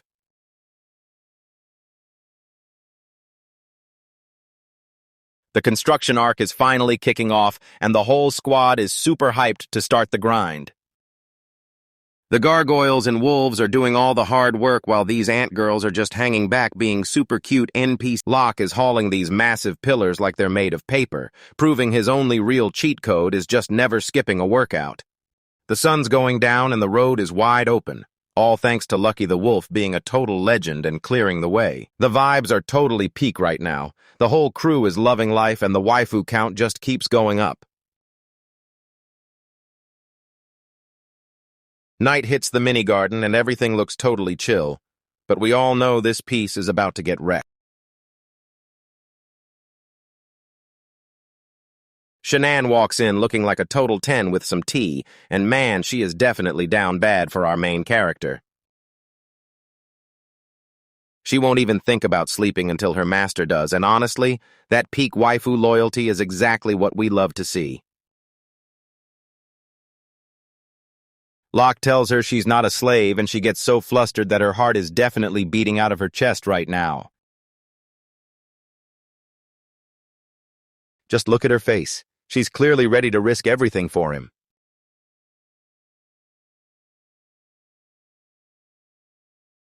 They're having this super sweet moment under the stars, and they're so hyped they met because their chemistry is just elite. Locke is back on his grind, planning to dump a massive amount of cabbages into the market since the capital is literally starving. Shannon is just nodding along, and she's so loyal that she'd literally follow this guy straight into a volcano.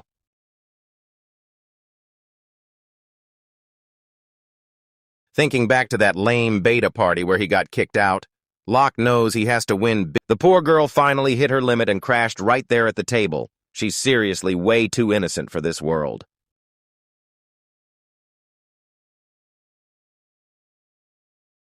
Locke's looking at her with that ultimate Riz smile. He's going in for that legendary head pat, and man, this is the peak fan service we all live for. This moment is straight up peak fiction. He's thanking her while she's fast asleep, and the wholesomeness is just on another level. Everything's dead quiet under the dome, but our MC doesn't stay still for long because he's always on that grind. Check out this monster crew totally passed out, especially that gargoyle who definitely needs his rest. Locke sneaks out like a total pro, and the second he sees a shadow, he knows it's time for some late-night side quests. Lucky the Wolf was just waiting there, probably thinking his master was acting like a total hyper-freak who drank way too much coffee. They're hunting those rainbow dragonflies at night since they're way easier to snag. Talk about working smarter, not harder. Locke isn't even sweating those goblins because he's got a massive wolf and enough plot armor to tank a literal nuke. Lucky gives him a look like, "Are you for real right now?" But he's still totally down to roll with it. The full moon is glowing and they're sprinting deep into the woods to grab that midnight loot. Check them out catching dragonflies like they're playing Pokemon. This is straight up peak adventure vibes.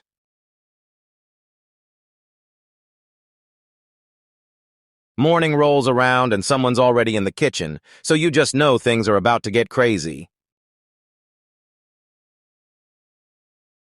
Locke wakes up thinking his elf waifu is whipping up some breakfast, but he's about to get a total reality check. He rushes downstairs super hyped to help, thinking he's finally gonna get that cute morning vibe.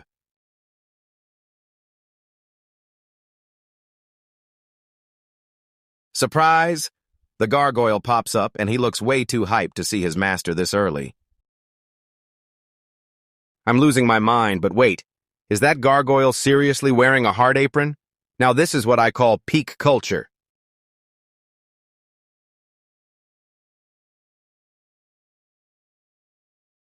Locke is losing his mind and having a total breakdown because his dream breakfast with his waifu was all a lie. Shannon finally shows up and Locke has to play it cool like he wasn't just caught screaming at a stone monster in an apron. She was out there grinding on her sword swings, proving she's a total beast of a mom, and you honestly just have to respect that hustle. Gargoyle Khan is just chilling in the back while Locke has a total mental breakdown, and honestly, it's pure comedy gold.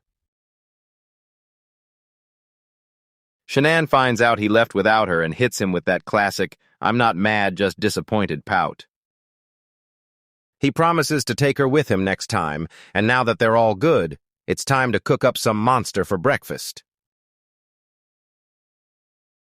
The cabbage shipment is finally hitting the road, and the massive payday is about to save this entire village from being broke. The wagon hits the new road and it's smooth sailing. Locke actually pulled off building a whole highway in just 2 days. He's showing the villagers how to hunt dragonflies, basically giving them the skills to survive on their own. The road is finally finished, and the whole village is partying like they just hit the jackpot, which they basically did. The ant girls are getting head pats for all their hard work, and Locke is seriously the ultimate monster dad.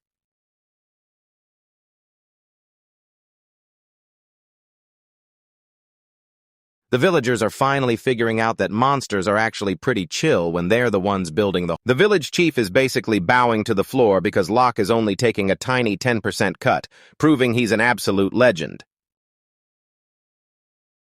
He's keeping it low-key and telling them to just send the cash through the guild like a total pro. They start stacking up loot like crazy, and Locke is straight-up speedrunning the entire economy. Time for another massive feast with the crew, and life is honestly a vibe when your best friends are a giant wolf and a gargoyle in an apron. Then the narrator drops that "he didn't know yet" line, and you just know things are about to get wild.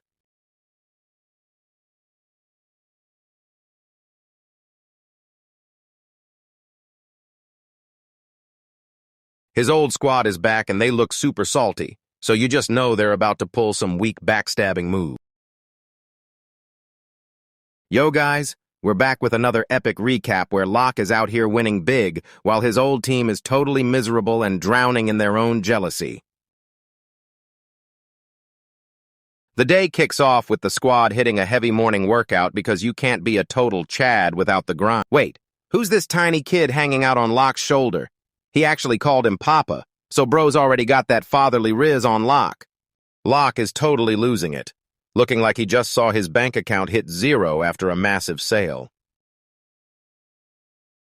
This bird used to be a massive beast in the sky, but after eating a rare item it shrunk down to a tiny pocket size.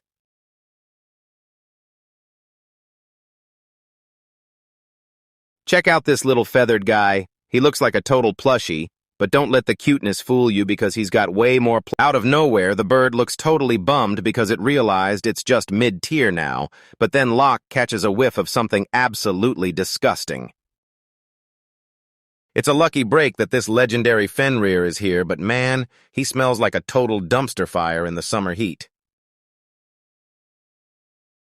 Locke asks when he last showered, and this dude seriously has the nerve to say yesterday with a straight face.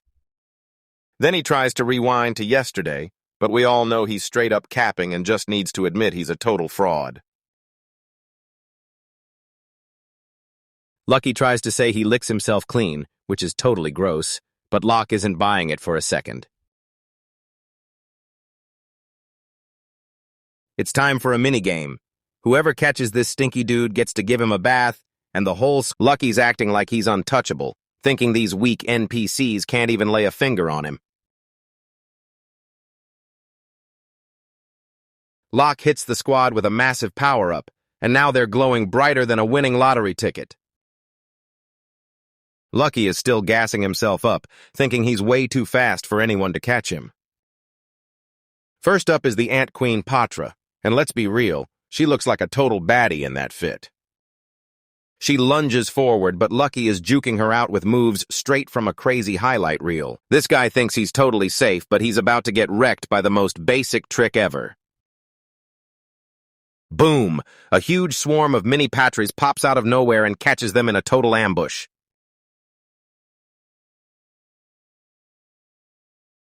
They wrap him up in silk like a gift, and for a second it really looks like the dog is toast. The whole squad is going absolutely wild like they just won the championship, and Locke is actually looking like a super proud dad for once. Locke starts talking mad smack, telling Lucky to just give up and take the soap. Lucky shows exactly why he's a legendary beast, flexing once and snapping that silk like a pair of cheap headphones. Patra accepts the loss and finally realizes that Lucky is just on a whole other level. Next up is Gargoyle-kun, who looks like a total beast until you realize he definitely skipped leg day. He's flexing hard about his 100 years of experience, acting like he's the main character of this whole story. He rushes in with that scary energy, totally focused on grabbing the prize. And just like that, he's slapped straight into the next dimension like a total jobber. Now things are finally getting good because Shannon steps up, and man, her elf riz is totally off the charts. The top-tier fighters are finally clashing, and Lucky knows he's got to stay 100% locked in.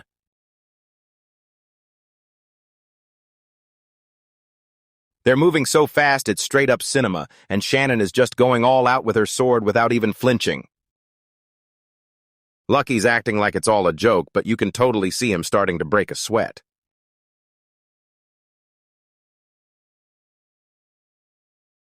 Shannon goes totally beast mode with a crazy flurry of hits, and since she looks like a total 10 out of 10, we're definitely just watching for the plot. Lucky's pulling off some insane Matrix dodges, but even he has to admit she's actually got some serious skills. Out of nowhere, her aim gets crazy sharp and she nearly clips his ear, making the big guy realize she's definitely not just some random NPC. She slams him right into the rocks, and it seriously looks like she's about to pull off the win. She's got a sword right at his throat, forcing him to take a bath, and honestly, I wouldn't even mind if she was the one bossing me. Psych! Lucky is behind her in a heartbeat, and if this was a real battle, she'd be a goner because he totally outplayed her. Shannon takes the loss like a total pro, and she's clearly getting way stronger with Locke showing her the ropes. The star of the show, Locke vs. Lucky, finally shows up, and everything is totally on the line. Locke whips out his daggers, looking like he's finally about to do something epic for a change.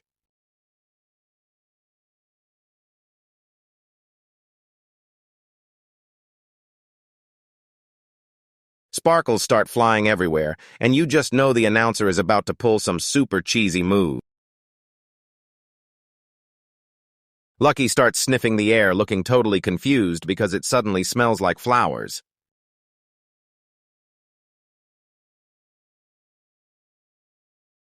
That bird is back, and it's literally chilling on Lucky's head like it's the boss.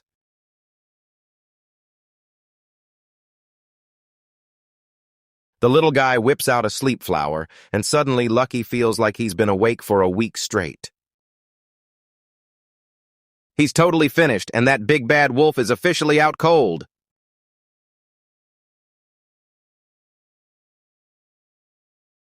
Locke takes the W with some big brain moves, or maybe he's just a dirty cheater.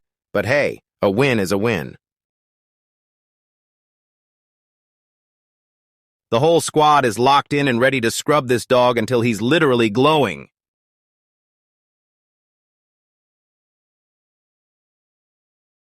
While everyone else is having a blast, let's check back in with the trash squad where Isaac is literally punching the walls of his carriage like a total sore loser.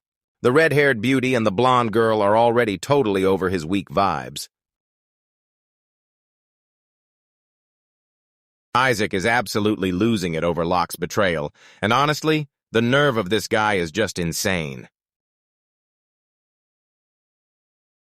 Amy shuts him down fast, reminding him that they're the ones who kicked Locke out because they thought he was a total loser. A flashback shows Locke lugging around all their heavy gear like a pack mule while they stole all the glory for themselves. Isaac is coping so hard, trying to act like a total S-rank legend when everyone knows he's actually just mid. Emmy is totally over it and tells him straight up that she's not helping with any of the hard stuff. They're bickering like an old married couple, and the whole vibe is just straight-up trash.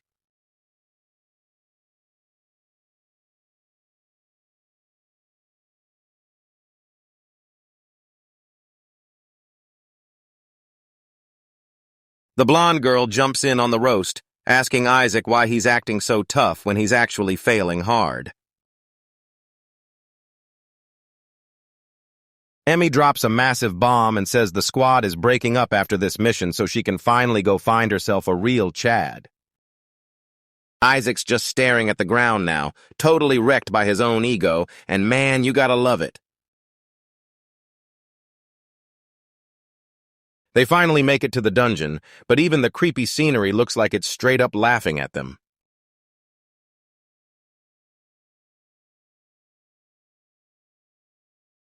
Isaac tries to act all smooth and tells the driver to just keep the change.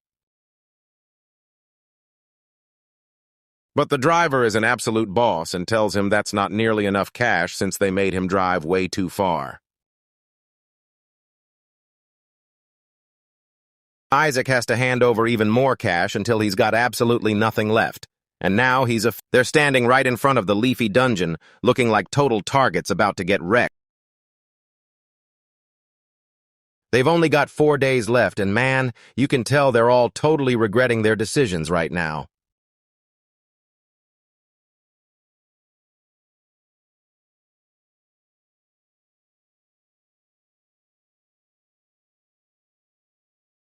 They're heading straight into the darkness, and I'll literally give you $10 if they make it out without crying for luck.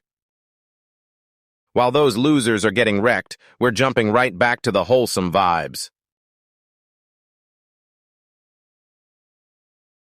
Locke and the girls are all snuggled up with a fresh, fluffy Lucky, totally vibing after their big win. Yo guys, welcome back to the channel where we separate the real ones from the total fakes. Today we're watching some mid-adventurers who think they're built different, but they're...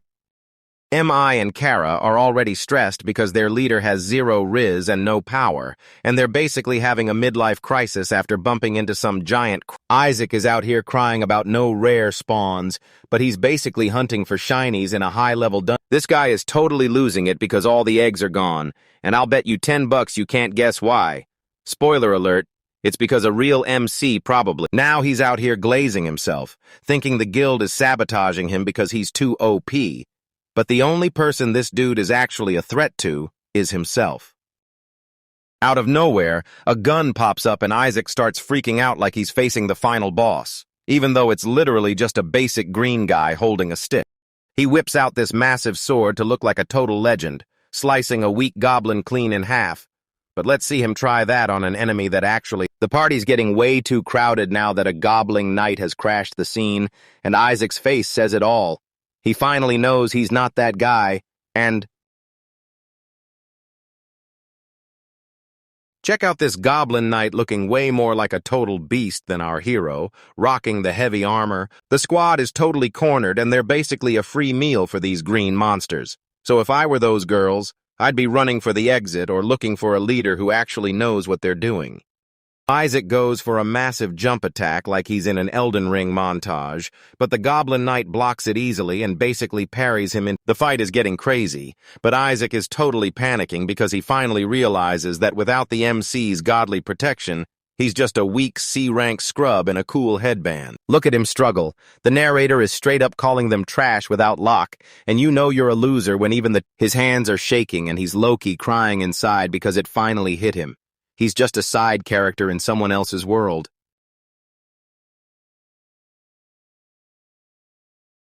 This is peak entertainment because he's getting wrecked by a total weakling, and his pride is taking a way bigger hit than his actual health bar. Since he's acting like a total loser, Kara the mage jumps in with a massive fire spear, and honestly, that goblin knight is officially cooked, but just look at Isaac's face in the corner. He looks totally scarred for life. Then he starts acting like he was just holding back the whole time, claiming he'd never lose to a weakling, but we literally just saw him shaking like a leaf. Stop the...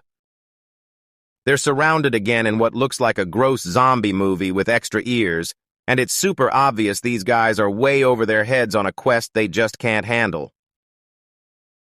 The girls are doing all the heavy lifting while Isaac just stands there looking super awkward and completely useless. They finally clear the area, but everyone is totally wiped out and gasping for air, while Kara still looks like a whole snack even after that massive Everyone thinks the boss is finally toast, so they start their big glow-up. And while Kara looks like a total queen, don't get distracted because we've still got a ton of story too. Isaac is dying to hunt wyverns, but bro, you barely survived a goblin with bad teeth and now you're trying to get the whole squad wiped out.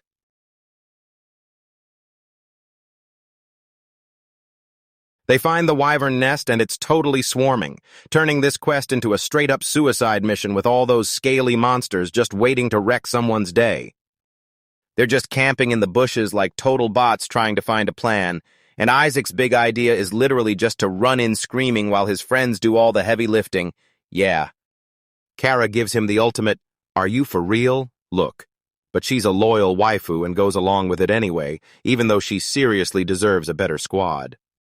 He just rushes in like a total madman, but if he isn't careful, he's gonna end up straight in the graveyard. Those wyverns are swooping down fast, and Isaac looks like he's seriously rethinking every single choice he's ever made. Kara starts raining down fire arrows like crazy, and honestly, she's the only reason the whole team hasn't been completely wiped out yet.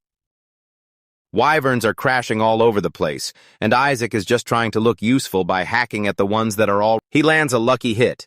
And wow, Isaac finally did something useful. Does he want a gold star or a juice box for that? But wait, another one is sneaking up behind the girls, and this is exactly why you need a tank who actually knows how to draw. The girls get totally wrecked by a massive tail swipe while Isaac completely fails at his one job. And honestly, it's so painful to... Emmy the healer finally loses it and starts roasting him, saying Locke would have actually kept them safe. And you know you're cooked when the healer starts comparing you to her old... Isaac starts acting up. Locke has nothing to do with this. You're literally proving her point, and he's dodging the blame like a total loser. Amy is officially done with this mess, so she ditches Ren and the party, calling him a total idiot on her way out. Kara's dipping too, so now they're both ditching him right in the middle of the dungeon, which is the ultimate get-wrecked move since bro is officially maidenless. They're straight up ditching him to find Locke because he's actually a better dude, leaving Isaac standing there shaking with pure salt. Locke is out here living his absolute best life with some thick elves while Isaac is literally having a total... Isaac flashes back to his dad calling him a total letdown, and man, even his own father knew he was a fake from the very start. That's just cold. Wyverns are swarming him from every side, but his brain is just repeating Locke over and over. This guy is serious. He's totally crashing out and decides that if he's going down, he's taking everyone with him. And man, you can see that straight-up dangerous look in his eyes. He powers up for one last ultimate attack and screams that he's finally gonna win, yelling at the dirt like he's staring right at Locke. This guy has seriously lost it. He drops a grand cross in a massive explosion of light, and even though it looks sick, it's definitely a total desperation move. Just look at that cocky smirk. He really thinks he's the star of the show, while the girls are just watching from the sidelines wondering why he's being so extra. Boom! The whole mountain just gets deleted, which is a massive repair bill for a guy who's probably totally broke. Check it out. Locke and his elf waifu Shannon spot that massive cross from the village, and while Shannon is looking like a total 10 right now, she's already wondering if Isaac is the one behind it. Locke heads out to see what's up with Shannon and his massive wolf Lucky, and honestly, his squad is a total flex since having a cute elf and a giant. They show up and the mountain is totally flat. Isaac seriously wrecked the place until it looked like a nuke just went off. These frauds stumble out of the smoke looking like they got put through a blender, coughing and wheezing like total losers. Isaac's talking big game about wiping everyone out, but he's so exhausted he can barely even stand. What a total walking L.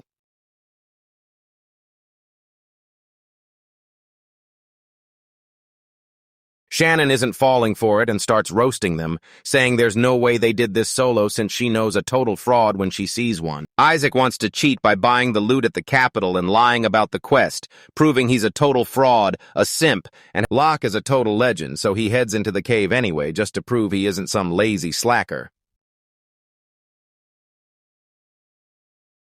If Isaac calls them losers and bails, the irony is unreal since he's the cheater who just lost his whole squad. And honestly, this is absolute cinema. Locke finds the dead Goblin Knight and starts figuring out what really went down while Isaac was busy throwing a total fit. Shannon figures out the Goblin Knight was the boss of the mob Isaac fought, so now they're playing detective to see exactly where Isaac messed up.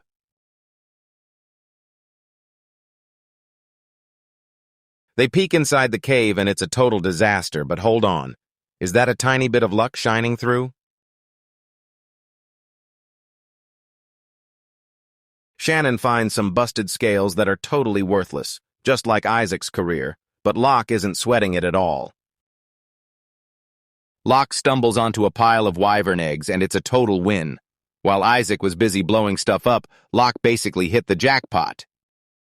Locke takes the eggs back to his monster garden, and honestly, starting his own dragon farm is such a legendary move.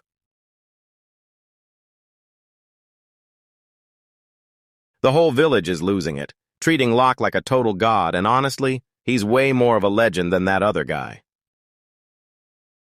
Locke explains the dungeon was just labeled wrong on an old map, so he's out here fixing geography while Isaac is probably still rotting away in some bar. They spend some time leveling up the village, and just look at Locke helping with the cabbages.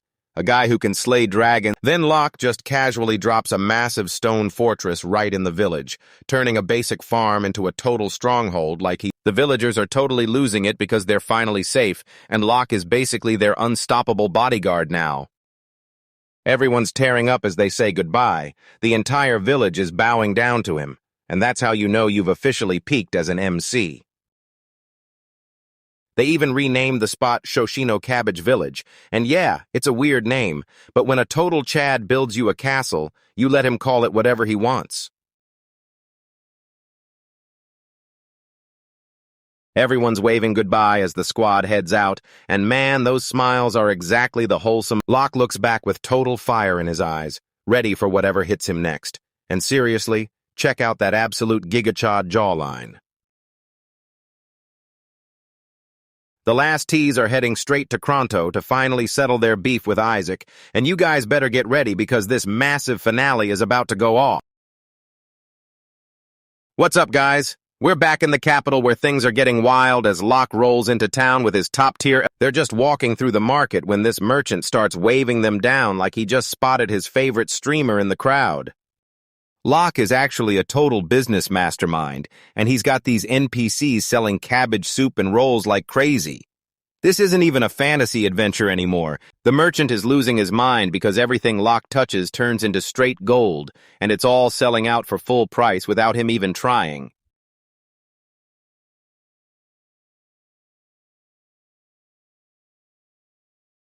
He drops a huge bag of gold, but Locke is so relaxed he tells the guy to just buy a magic cow with the extra cash, because just look at Shannon's face. Our elf girl is totally obsessed with a guy who's good with money.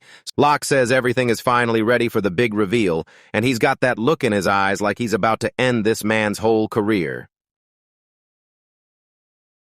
They head to the guild, and you can totally feel the bad vibes because the final fight is finally here, and Locke is 100% locked in. Inside, we're looking at the biggest group of haters ever. Isaac and his squad are standing there like they're about to drop. Isaac, the absolute beta, starts talking smack right away, calling him late and totally useless before telling him to just sit down. Locke doesn't even say a word. He just walks up and starts dumping all his loot on the counter, while Isaac actually thinks this red-haired clown is ready to end things right now, and he's acting so cocky you'd think he already won the fight. This bunny girl steps up to check the loot, and man, those ears are a total vibe. This is straight-up peak fiction, while Isaac's just sulking in the corner calling Locke. The whole guild is watching, and these NPCs are finally about to realize who the real main character is. Isaac is straight-up demanding that Locke bow down and apologize, because this guy seriously thinks he's the main character.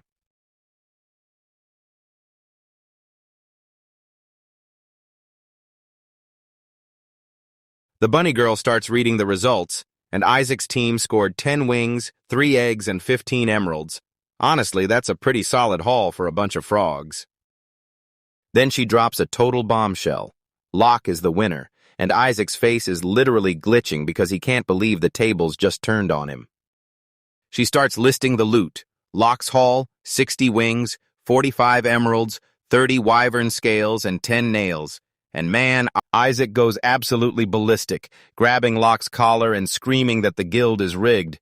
But let's be real. Locke stays totally chill as he asks Isaac how he got those materials without buying them from the market. And just like that, the trap is set.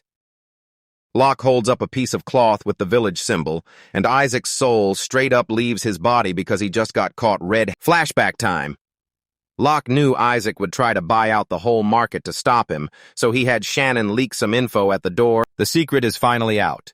Locke already had the materials and sold them to Isaac's supplier, meaning Isaac literally paid his own rival to lose the competition. Locke totally roasts him for being greedy and blowing all his money on nothing, while a shaking Isaac asks how Locke even got to the dungeon that fast. Then Locke breaks down a shortcut because apparently these S-rank NPCs are way too lazy. Now even Isaac's own teammates are turning on him, and Kara, the blonde with the twin tails, admits she knew about the shortcut the whole time. Isaac is straight up losing it. And you didn't even speak up because you're honestly a trash teammate.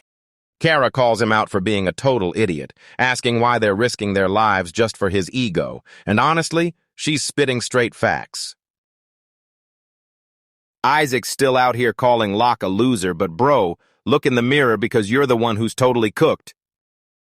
The girls are totally over it now that they see Isaac is the only one obsessed with this dumb match, and their whole group is literally falling apart. Locke throws in one last thank you for clearing out all the goblins, and Isaac is so furious he looks like he's about to pop a blood vessel. Locke spills that Isaac did all the work for free so he didn't have to hire anyone, and that bunny girl in the corner is totally all of us living for the While Isaac was busy acting like a total meathead, Locke and Shannon were low-key grabbing all the supplies. Isaac finally snaps and goes for a punch, but he's totally lost his mind at this point.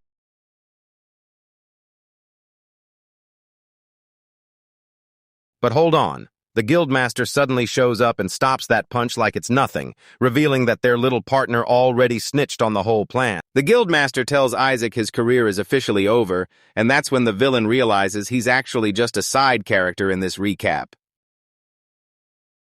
Isaac hits the ground in total defeat, and let's be real, no plot armor in the world is saving him this time.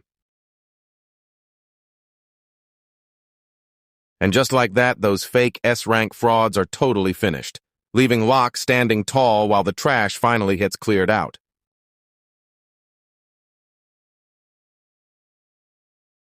The whole crew gets dragged in for questioning, and seeing them finally get busted feels way better than eating Shannon's nasty cabbage rolls.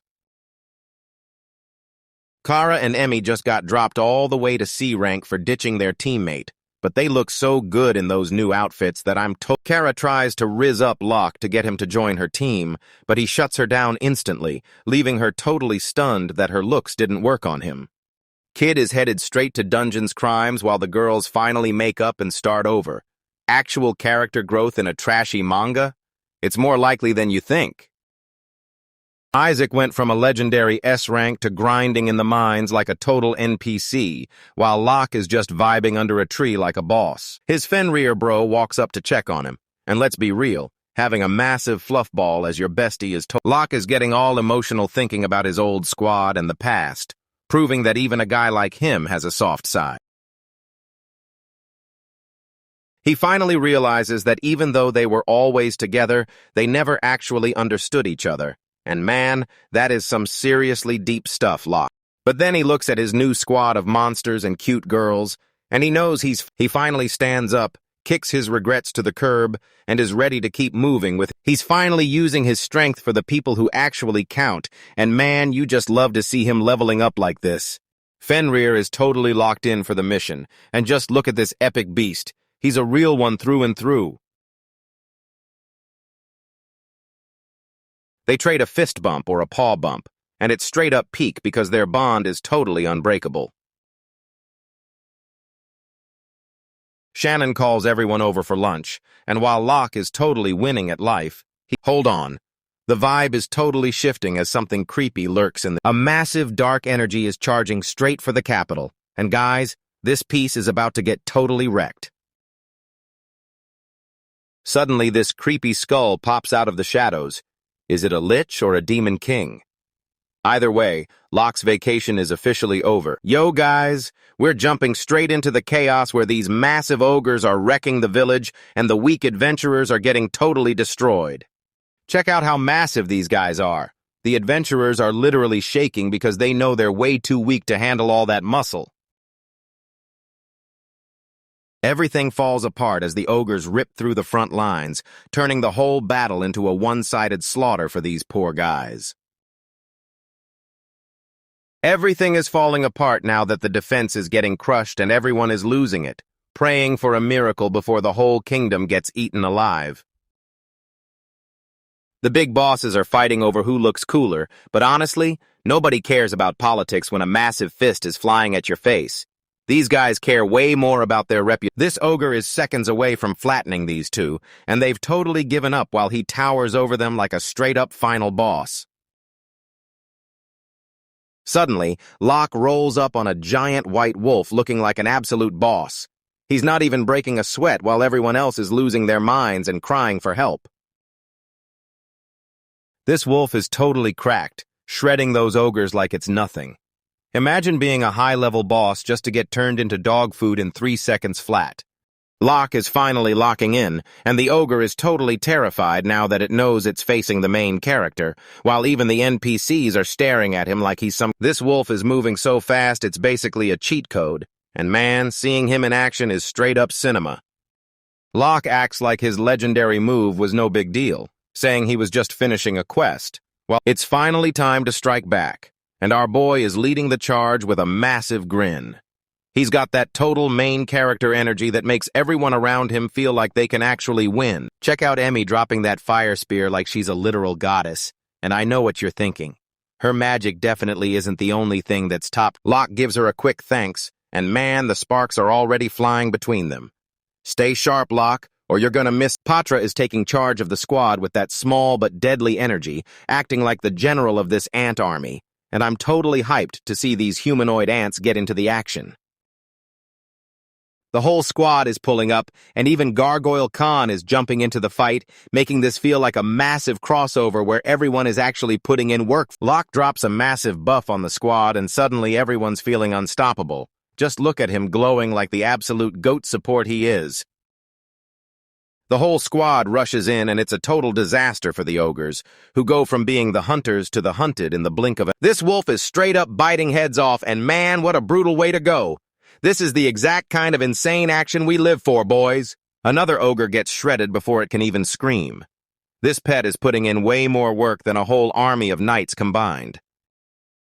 Locke is literally just standing there calling A-rank monsters a joke and a warm-up, and man, I am totally here for this level of disrespect. Patra's leading like a total boss while the tiny ants do their thing, and it's honestly so cool watching them team up to wreck these giants. Shannon and Patra's teamwork is honestly insane, and they're tearing through those ogres like they're playing on easy mode.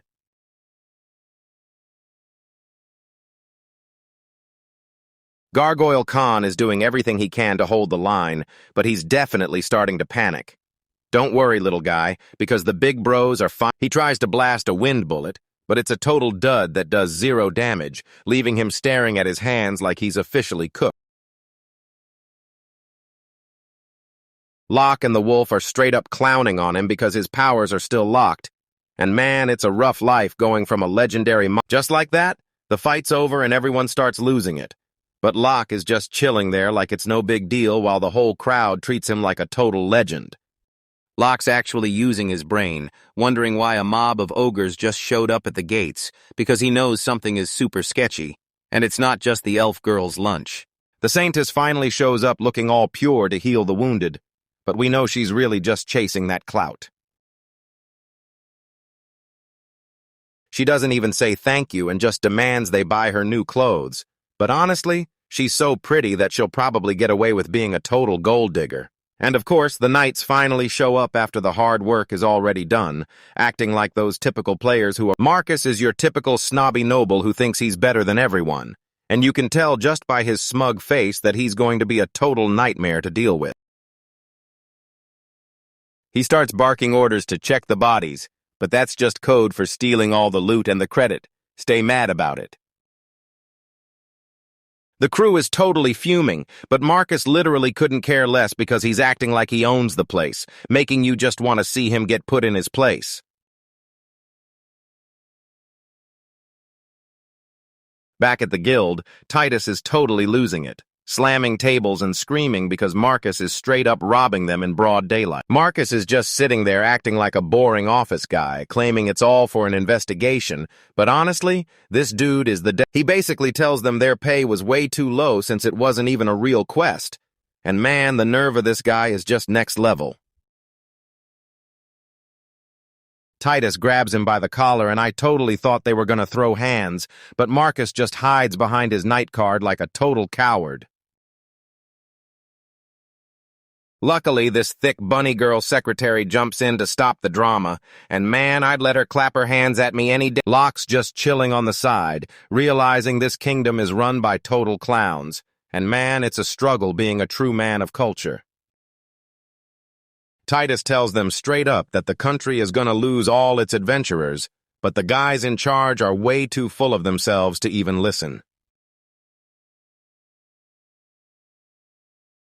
He explains how all that sweet magic loot from adventurers is what really keeps the money flowing, while the knights are basically just fancy security guards.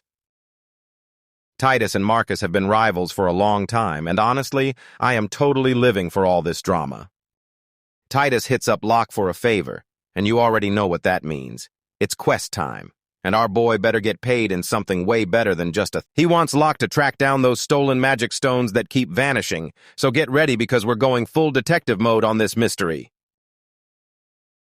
Locke agrees, but then a massive growl echoes out, and nope, it's not a monster. It's just the elf girl's stomach dying for a snack.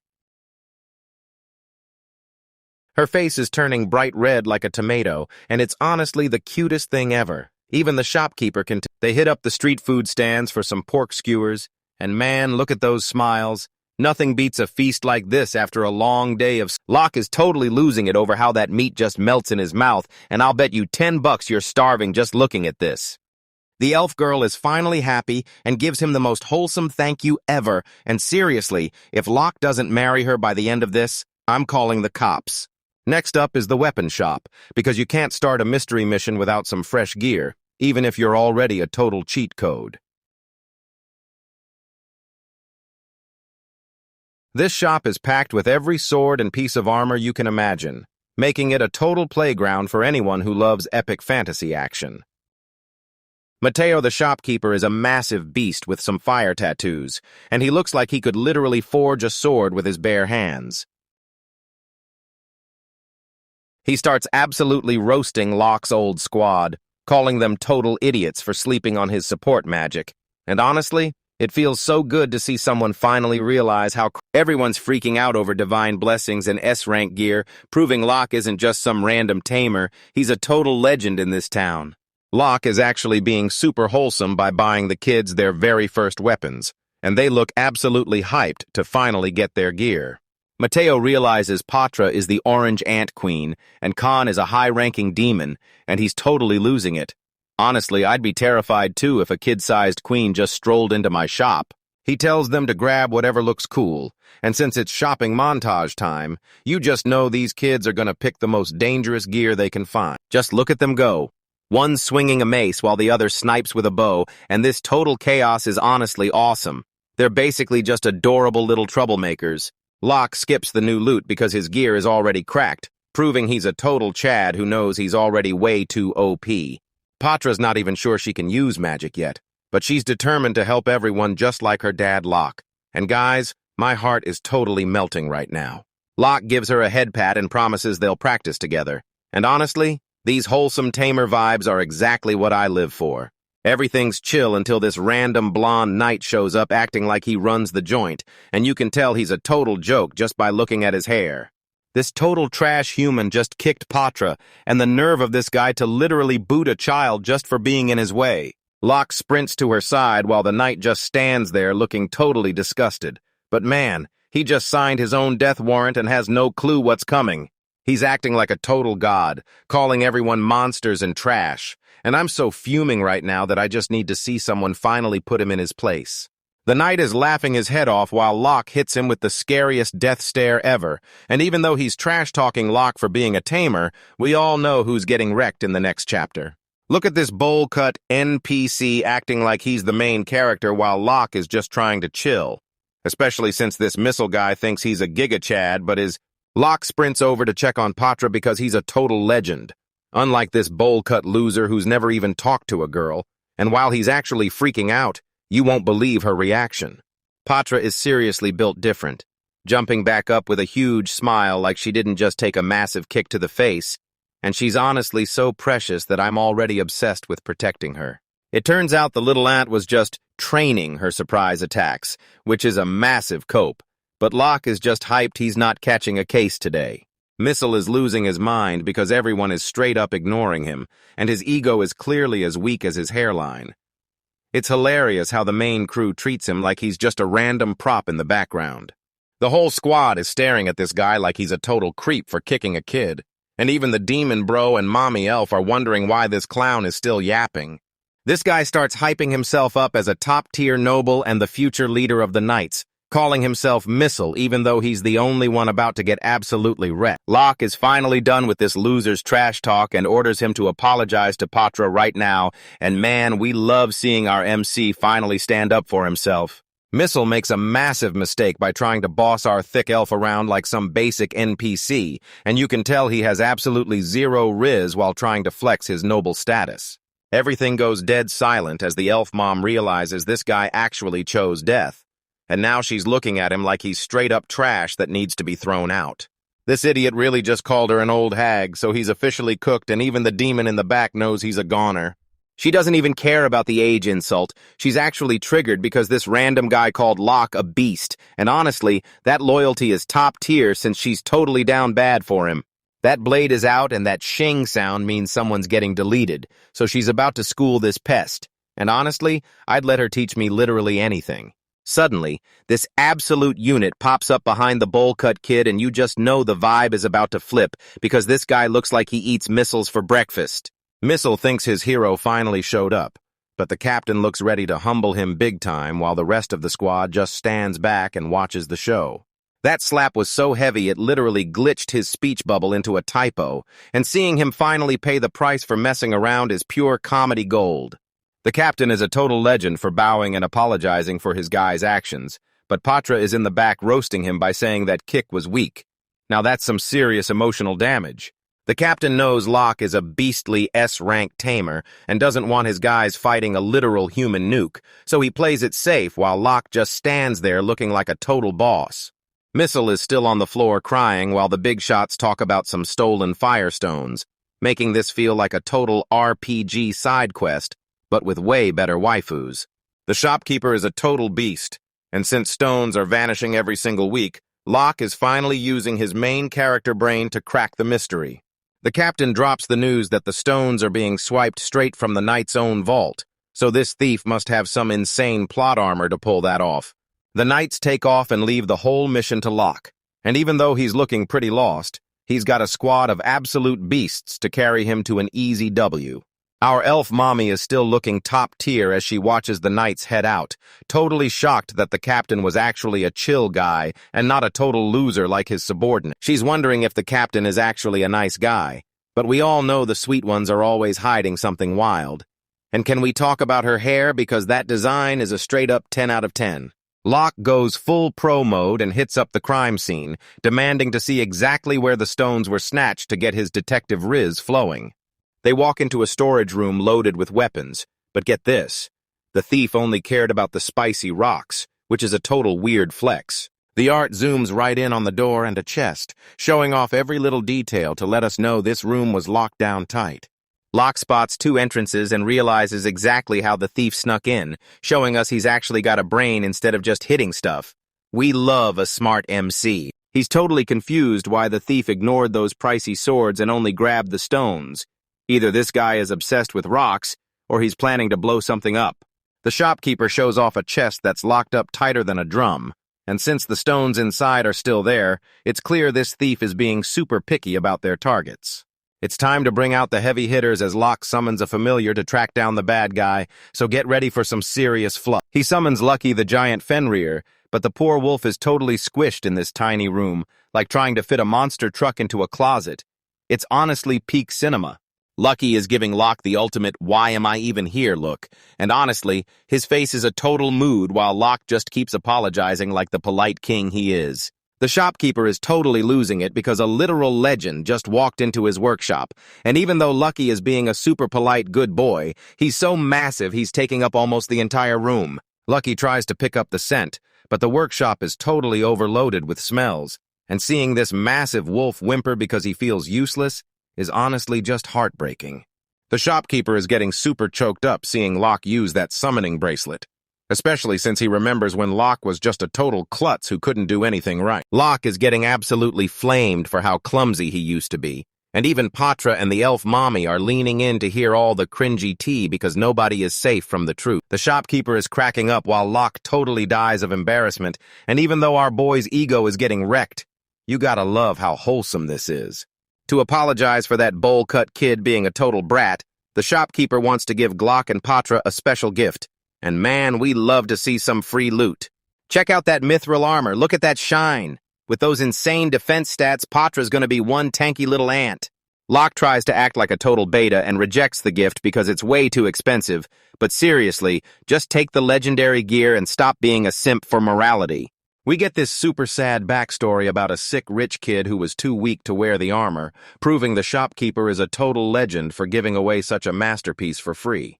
He wants that armor to actually be used instead of just rotting away, and seeing a shopkeeper NPC get this much development is so peak it's low-key making me tear up.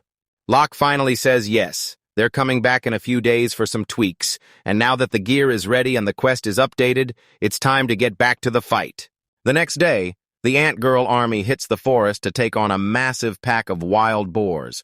and I'm totally here to watch these girls go on a complete rampage. One ant literally rips the head off a B-rank monster like it's nothing, and Locke is totally losing it because these kids have turned into straight-up killing machines. They're swinging spears and clubs without even flinching, and watching these kindergartners go full Dynasty Warriors is honestly peak cinema. Locke is totally blown away by how fast they mastered those weapons, and with their insane skills, they've become the ultimate support squad. He sees that giving them weapons was a total game changer, and now they're jumping around wrecking everyone while Ock just watches like a proud dad. The fight is finally over, and with a massive mountain of monsters behind them, the girls are going wild celebrating while Locke checks for injuries. But honestly, they're all just vibing. One of the ants starts shaking her head and calling Locke Papa, and honestly, guys, my heart is totally melting because this is way too wholesome for a recap like this. Locke finally figures out what she wants, and now she's just staring up with those huge eyes, waiting for her prize. Locke starts handing out those legendary head pats, and the ant girl is straight up glowing, but then the whole squad swarms him for their turn, and it's total chaos. They're all just chilling in the grass looking totally satisfied, because this is the peak culture we live for. Just pure happiness right after a total bloodbath. But hold on. We've got a massive cliffhanger because a legendary wyvern is literally about to hatch, meaning our guy is finally getting his own dragon partner. So stick around because we're jumping back into the life of the luckiest guy ever, and things are kicking off with a total blast as those mystery eggs finally start to hatch. Check out these baby wyverns hatching. They're already way more useful than most of the NPCs in this town, and our boy Locke is looking like a totally proud dad. The whole crew is losing their minds because the family just got way bigger, and the energy is honestly perfect. He just snagged a holy wyvern as a familiar, giving his whole team a massive power boost and proving his luck is absolutely cracked. Locke is straight up playing a city builder in his own world, grabbing banana trees and mines because he knows he needs those resources to level up. The entire landscape starts shifting and suddenly a hot spring and a mine just spawn out of nowhere, and man, this is absolute cinema. Now that he's got his own setup, he's already crafting legendary gear and straight-up speedrunning the endgame. With their gear finally maxed out, Locke and his elf waifu Shannon head back to the guild to grab their reward for that last mission. They're heading back on Lucky the Giant Wolf, and Locke's already hyped to grill up some thick boar steaks for dinner. But out of nowhere, Lucky freezes because he catches a super sketchy vibe in the air. They end up at this super creepy graveyard with a floating fireball, and honestly, that's a massive red flag if I've ever seen one. Lucky doesn't care about ghosts at all and just charges straight into the heart of the spooky zone. They get to the graveyard, but the fire just blinks out like a bad ghosting, leaving everyone standing there totally lost. Check out Shannon clinging to Locke's arm for dear life because she's totally freaked out and desperate for him to protect her. She admits she's totally terrified of ghosts, and man, that embarrassed blush is a straight-up critical hit to the heart. Locke pulls out that legendary headpat Riz to calm her down, telling her she's safe with him. Man, what an absolute Chad. They spot the grave of the legendary sage Demort, and you just know this is about to be some crazy important plot lore. So, it turns out Demorty was an absolute legend who basically built this entire country from scratch. The stories say she was gorgeous and super sweet, and just looking at her silhouette, you can tell they really had it going on back then. Shadit literally strolled into the Demon Lord's castle all by himself and forced them to sign a peace treaty, which is just a total power move. Locke isn't buying it, though, thinking the whole legend is just a fake story while the girls are all super basic. The sun is starting to set, so they decide to bail before the real monsters show up to cause trouble. They get back to the guild and see this random bowl-cut guy having a total meltdown at the counter. This bratty noble is harassing the bunny girl receptionist just because he's a total loser who can't get his way. He tries to dump his garbage quest on Locke like he's just some random errand boy, and honestly, the disrespect is insane. The mission is to scrub out the gross sewers for only 30 gold coins, and even Locke is stunned by what a total ripoff it is. Then this clown actually calls the bunny girl ugly and useless, like he's literally asking to get cooked. He really messed up this time, and now the bunny girl is giving off some seriously scary vibes, and she's about to end this guy's whole career. She flashes that scary customer service smile that basically says, "I'm gonna end you," and the noble is straight up trembling. He bolts out of there in a heartbeat, and the bunny girl flips the switch right back to being sweet. She's low-key losing her mind while Locke checks the quest and realizes he's actually headed straight for the trenches. The squad drops into the sewers, and let me tell you, that smell is definitely not a vibe. Locke uses his magic to track down those explosive stones, proving he's the only one on the team who's actually doing any work. Shannon heads off to another spot to be helpful, and that's usually right when the fan service, the plot, actually starts happening. She tries to show off by spinning like a ballerina on the slippery floor, but she's totally cooked and starts to wipe out. Locke moves like a total legend and catches her mid-air like a princess. And honestly, guys, this is peak romance right here. Shannon stares up at him like he's her whole destiny, and she is officially head over heels. Locke calls her out for being way too cocky while still holding her close, and man, his riz is just on another level. Just look at her. She's totally melting because he's way too close and her brain is basically short-circuiting. Their hearts are pounding like crazy, and the tension in this gross sewer is seriously off the charts. They finally bail because the place smells like literal trash, but Shannon is definitely catching major feelings for her savior. Then Locke pulls the ultimate power move and asks her to join him in the hot springs, proving he's an absolute legend while Shannon completely loses her mind. Yo, what's up, guys? We're back, and today our boy is out here catching baby dragons like they're freaking Pokemon. The MC is showing off his insane beast tamer skills to these wyverns while chatting with a gargoyle who looks like he hasn't slept in 1,000 years. This winged powerhouse says he can carry the whole squad on his back. Talk about a total beast. Just look at Shannon. She's already totally down bad just thinking about a hot springs trip with our boy, and honestly, she is looking like a total queen. She's acting like everything is chill, but we all know she's ready to throw her life away just to keep the main guy safe. They blast off into the sky, and honestly, I'd let that gargoyle carry me too if it meant getting that close to her. Shannon is out here living her best life while the gargoyle does all the dirty work, making him the absolute king of the friend zone. The city at night is straight-up cinema, and all those glowing lights make the whole place look like a legendary gotcha pull.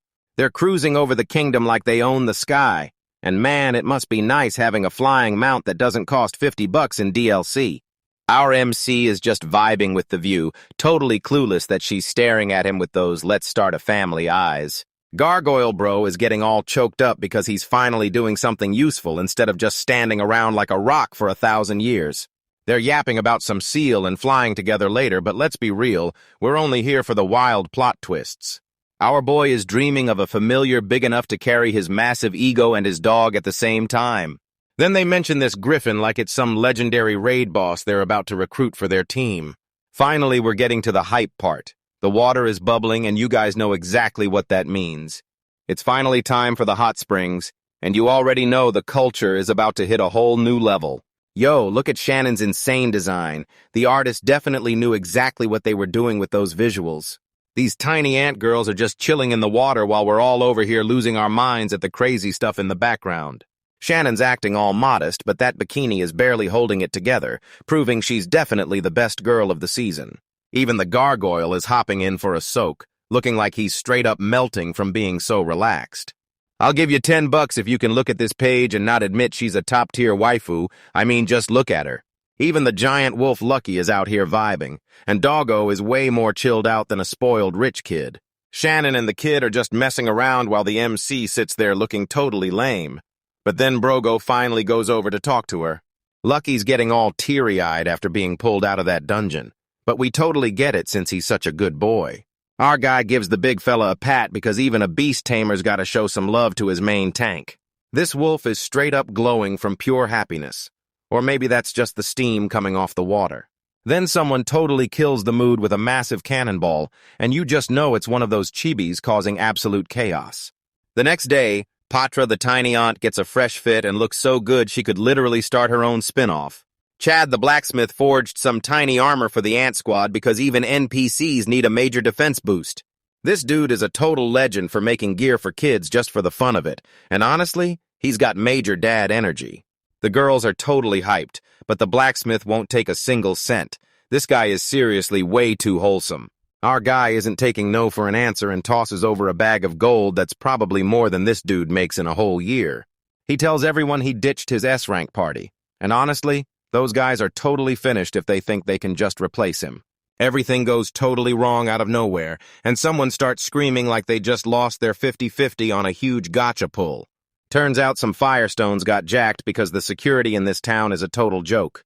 Lucky catches a whiff, and now the big guy is on the hunt. Go get him! He tells the girls to back up because things are about to get crazy, and he's not letting them get a single scratch. They're tearing through the streets at insane speeds, and there's no way anyone is escaping this wolf. Our boy is totally in the zone, giving them that classic MC stare that says they picked a fight with the wrong Tamer. They end up at this creepy tomb, and you just know a massive boss fight is about to go down. Lucky says the scent just vanishes right here, and honestly, that is super sketchy. Our guy is scanning the grave like he's in a point-and-click game, hunting for a secret switch to open it up. He's getting this super creepy vibe, like a ghost is gonna jump out and totally wreck his day. The skybird pulls out a special flower and starts shaking holy dust all over the grave. Everything starts glowing like a neon party and the ground begins to rumble, so get ready, guys, because it's about to go down. A secret staircase just popped out leading straight into the pitch black, and that's where we're stopping for today, so stay cultured, fam. What's up, guys? Welcome back. Today we're checking out a story where our MC thinks he's just playing detective, but he's actually about to run into a legendary mommy. It turns out the entrance was hidden by some crazy high-level illusion magic, and the crack is so small that only our scrawny MC can squeeze through, leaving his absolute units of wolves stuck outside. Our guy heads in solo like he's playing Dark Souls, telling the wolf to stay put because he knows things are about to get messy. It's pitch black inside, so he whips out a basic light spell, but man, he seriously needs to get some night vision skills. He heads down these creepy stairs looking for the stolen stones, and I bet you anything there's a massive boss waiting for him at the bottom. He walks into this massive stone room that looks like a total raid boss arena, and seriously, who builds a basement this huge under a tomb? He's just vibing with the cool buildings when a voice suddenly shouts that the welcome party is officially starting. A skeleton in a dress just stepped out of the shadows, and honestly, this lich is still rocking some major drip even after death. Our MC is basically dead meat now that he's staring right at a lich, and he's nowhere near a high enough level for this fight. The lich is actually impressed a human found her secret basement, and she wants to know who's got the guts to come in and ruin her peace.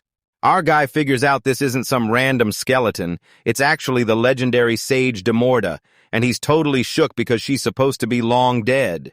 Out of nowhere, this tiny pixie pops up and starts threatening the host to put his toothpick away, or she'll melt him into a puddle, and I'm totally here for her energy because she's small but a complete menace. The lich tells the pixie Lala to relax, but she's so obsessed with her skeleton boss that her loyalty is honestly absolute cinema. MC finally admits he's there to find those stolen firestones, and even though he's trying to act like a total pro, he's sweating like crazy. Check out Lala's face, guys. She's looking way more suspicious than someone caught clearing their search history, so there's no doubt she's the one who did it. She folds instantly and starts apologizing like a total simp, admitting she's the one who's been swiping all the loot.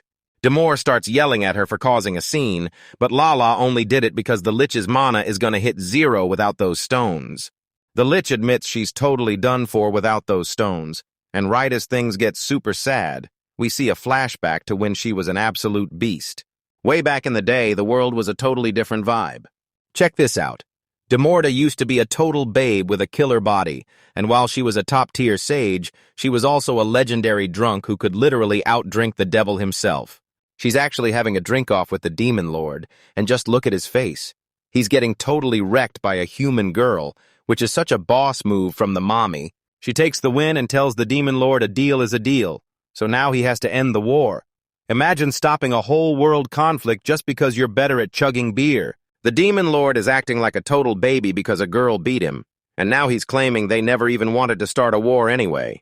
So it turns out the humans were acting like total NPCs and chopped down every single tree, leaving the monsters starving while the demons were basically just on a grocery run. Demorda offers to teach the demons how to farm their own food, proving she's way more than just a mom. She's a smooth-talking diplomat with the ultimate riz. The demon lord finally sees she's the real deal, and this is the start of a wild friendship, or at least one massive hangover. The war is finally over, and while everyone else is busy feasting, Demorda heads straight back to her lab to geek out on some research. She takes on an apprentice named Lydia, and guys, she's total top-tier waifu material with a sweet smile that definitely means she's gonna cause some drama later. Demorta really liked Lydia because she was a total social butterfly, which was perfect while Demort was busy getting hammered on sake.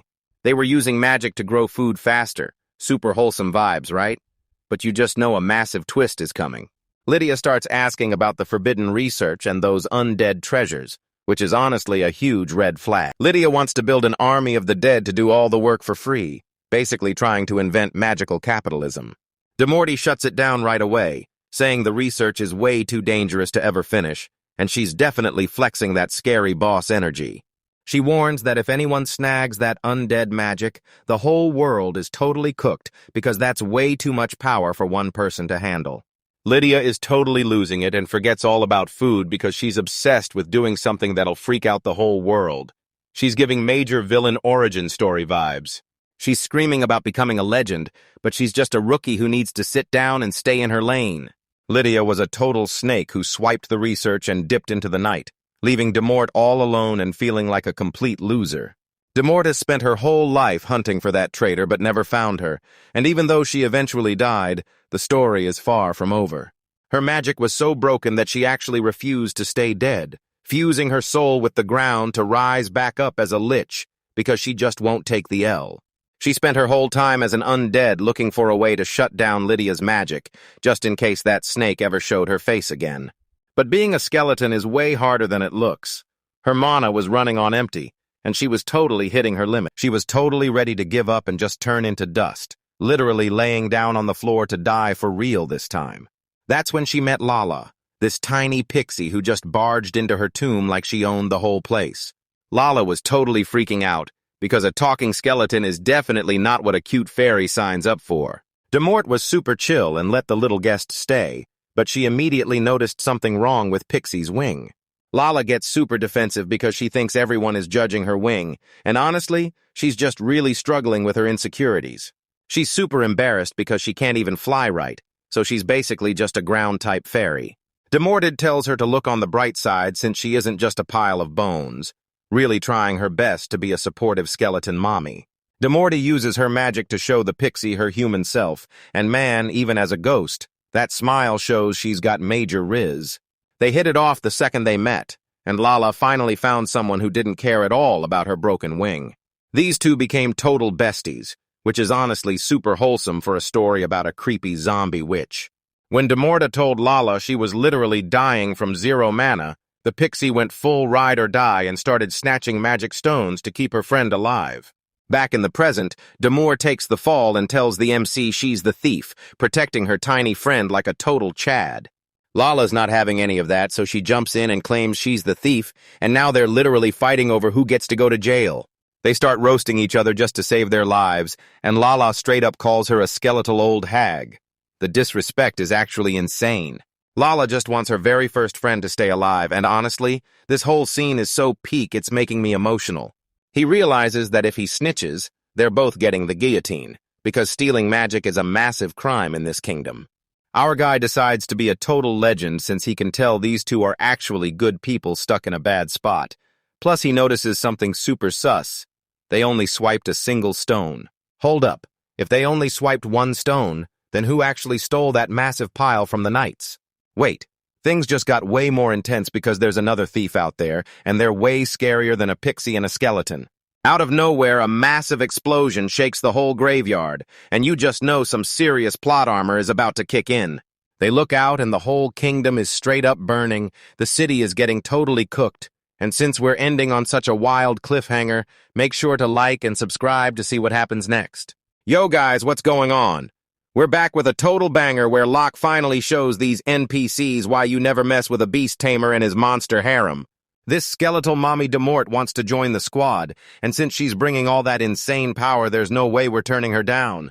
The city is a total disaster zone with monsters running wild, and these weak NPCs are getting absolutely wrecked by werewolves and goblins. Talk about a major skill issue. The guards are screaming for everyone to run, but let's be real, they're definitely going to be the first ones on the menu. This guard thinks he's the GOAT for a second after landing a hit, but the monster just stands right back up like it's got plot armor, and now the guy is straight up shaking. Right when he's about to bite the dust, this nasty goblin freak lunges in to finish the job, and guys, he is totally cooked. Hold up, it's about to get crazy! A giant hammer slams down out of nowhere and flattens that monster like a pancake, and then she appears.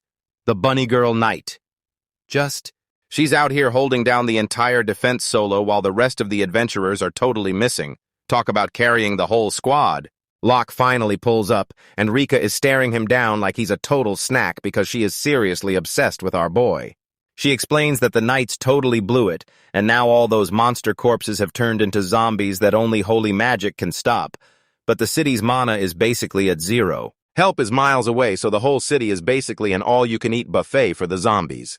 Rika charges straight back into the fight like a total legend, leaving Locke and the skeleton lady to figure out their next move. Locke finally figures out that a girl named Lydia is behind this whole disaster, stealing firestones to fuel her massive zombie army like the ultimate toxic X with necromancy powers. She's using those stones like batteries for her monsters, and man, the nerve of this woman is just insane. Locke is finally done playing nice and calls in his whole squad because it's officially go time. Just look at this squad. We've got pixies, an elf waifu, a demon bro, and even some cute ant girls, making this the ultimate gotcha pull where everyone is a top-tier SSR. Damorda, the skeleton mommy, starts flexing and drops a literal castle of hellfire, and if this massive fire pillar doesn't get you hyped, you're definitely just an NPC. Locke introduces his new undead buddy to the crew while Lala the pixie is just vibing. And even though everyone's super confused, the magic is way too cool to start asking questions. Damordy is feeling totally dizzy after that huge flex, so Locke just drops a massive mountain of top-tier magic stones to show off his insane wealth like a total gigachad. Damor says these stones can wrap the whole kingdom in a holy shield and reset everything, basically acting like a massive nuke for the undead. Locke tells the squad to hold them off while she chants, turning this into a total protect the mage mission. The whole squad rushes in, and Shannon the elf is straight up shredding those ghouls like butter. Guys, this is the hype we've been waiting for. Even the tiny Patra ant girls are out here throwing hands and putting in work, proving that they've totally got that dog in them despite being so small. Check out this tiny girl go. She's straight up bullying a goblin twice her size, and it's honestly the best thing ever. Locke spots something crazy. His familiars are actually making the undead vanish with every hit, and he's finally making some real progress. Turns out only the familiars' hits are actually doing damage, while the regular adventurers are basically just swinging toothpicks and being totally useless. Locke yells at Shannon to get the other adventurers to summon their familiars, proving he's a total genius while everyone else is just playing catch-up. Shannon realizes she can coat everyone's weapons in holy power, officially unlocking the ultimate waifu buff. A ray of hope finally hits the scene and the squad starts flipping the script, totally wiping the floor with these losers. Their teamwork is on another level, and they're slicing through those monsters like they're just getting a fresh trim. Right when things finally start going their way, they hear horses galloping nearby. Is the cavalry finally here? It's the knight's order. Finally, the government is actually sending in some backup. Hold up. Look at the leader's face. He looks like he just got caught with his search history open, and Locke knows he's in huge trouble the second those knights aim their bows right at him. They're actually pulling a total backstab and shooting at the heroes saving the city. These guys are absolute clowns. Arrows are raining down like crazy, and Locke is totally shook by this massive backstab. The arrows slam into the dirt, but luckily everyone is totally fine. Lucky is just built different, so he used magic to make his fur rock hard and tanked every hit for the whole squad like a total legend. Locke tries to remind them they're supposed to be allies, but the knight leader just stares back with totally dead eyes. See those red eyes? The whole squad is brainwashed into mindless puppets, and now the command is to take every last one of them out. Locke tells his crew to just knock them out, but he's way too soft. If I were him, I'd be finishing them off for real. The demon bro blasts them back with a massive gust of wind magic just to get some breathing room. It works for a sec, but these guys just keep getting back up like they have infinite lives, and it's honestly getting super annoying. Patra is gearing up to protect her Papa Locke, and honestly, she's way too innocent for this crazy world. This knight tries to creep up on Locke with a sword, but he's seriously dreaming if he thinks he can sneak the main character like that. Whack! Patra slams her staff right into his jaw and tells that NPC to take a seat. This knight starts bawling like a total baby and calling her a stupid aunt, but Patra just tells Locke to stay ready because she's the real goat. Wait, the knight is actually talking and he totally knows who they are.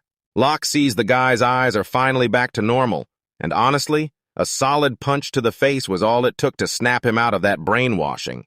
Locke figures out that since magic failed, a solid punch to the face is the actual cure for mind control, science at its finest. Shannon tells everyone to ditch the magic and start throwing hands, because honestly, just punching the knights is the best strategy ever. Locke breaks it down for the confused knight that the undead were actually pulling their strings, and now the guy is having a total midlife crisis right in the middle of the war zone. Millsail refuses to back down, shouting that it's his duty to protect everyone, but he's definitely giving off major side character who dies heroically vibes. He dives straight into the fight, screaming his head off and totally acting like he's the star of the show. He charges right at a giant ogre and swings his sword with every bit of power he has. He lands the hit and stands there looking totally full of himself. The ogre doesn't even flinch, just stares him down like, "Is that all you got?" Before backhanding him so hard he basically flies into next week. R.I.P. to my guy. He's spitting blood and totally finished, because that's what happens when you try to 1v1 a boss as a weak level 10 knight. The ogre winds up for the final strike. Millsail knows he's totally cooked, and yeah, he's definitely in big trouble. The ground just explodes into pieces when the ogre slams his fist down. Everyone's standing there in total shock, thinking the guy just got turned into a complete mess. But check this out. Tiny Patre is actually holding back that giant monster with her bare hands. She's basically a mini Hulk. This night is getting crazy. Am I dreaming, or did a literal toddler just save my life? Patra stares the ogre down and tells the knight he's a total weakling who should just run away, absolutely roasting him while she's literally bench-pressing a monster. Locke is sprinting over, totally panicking because even an A-rank monster like her can't survive too many hits from an ogre that big. He's tearing through these weaklings, desperate to reach his daughter before everything goes totally sideways. The ogre is totally tilted, winding up a massive two-handed overhead slam that's basically a total delete button. Patra just looks up totally chill. Is she seriously about to tank this whole thing? One line out. Rule: if the user provides a paragraph, I should probably provide a paragraph-style single line. Let's go with, that hit was absolutely... Yo, guys. We're jumping back into the story of the beast tamer who got kicked out of his squad only to start building a team of legendary beasts and top-tier waifus. Suddenly, everything goes crazy when this massive ogre tries to squash our bug girl Patra into a pancake. This massive beast swings down with everything he's got, acting like a villain who knows he's about to get wrecked. Locke is totally losing his mind right now because his daughter just got sent straight to the Shadow Realm. Even the side characters are totally paralyzed with fear after seeing that massive fist smash the ground into straight-up rubble. Locke starts getting these super sad flashbacks of Patra being the most precious thing ever, and calling him Papa. I'm telling you right now, if she actually dies, I'm totally done, because someone this adorable definitely has to have plot armor. Locke is totally losing it, screaming his lungs out because he's so desperate to keep his daughter safe. Wait. Look at the sky because some legendary backup is finally here and it looks straight up like a movie. Patra is actually alive and just chilling on a wyvern like it's nothing, while Locke is over there crying his eyes out.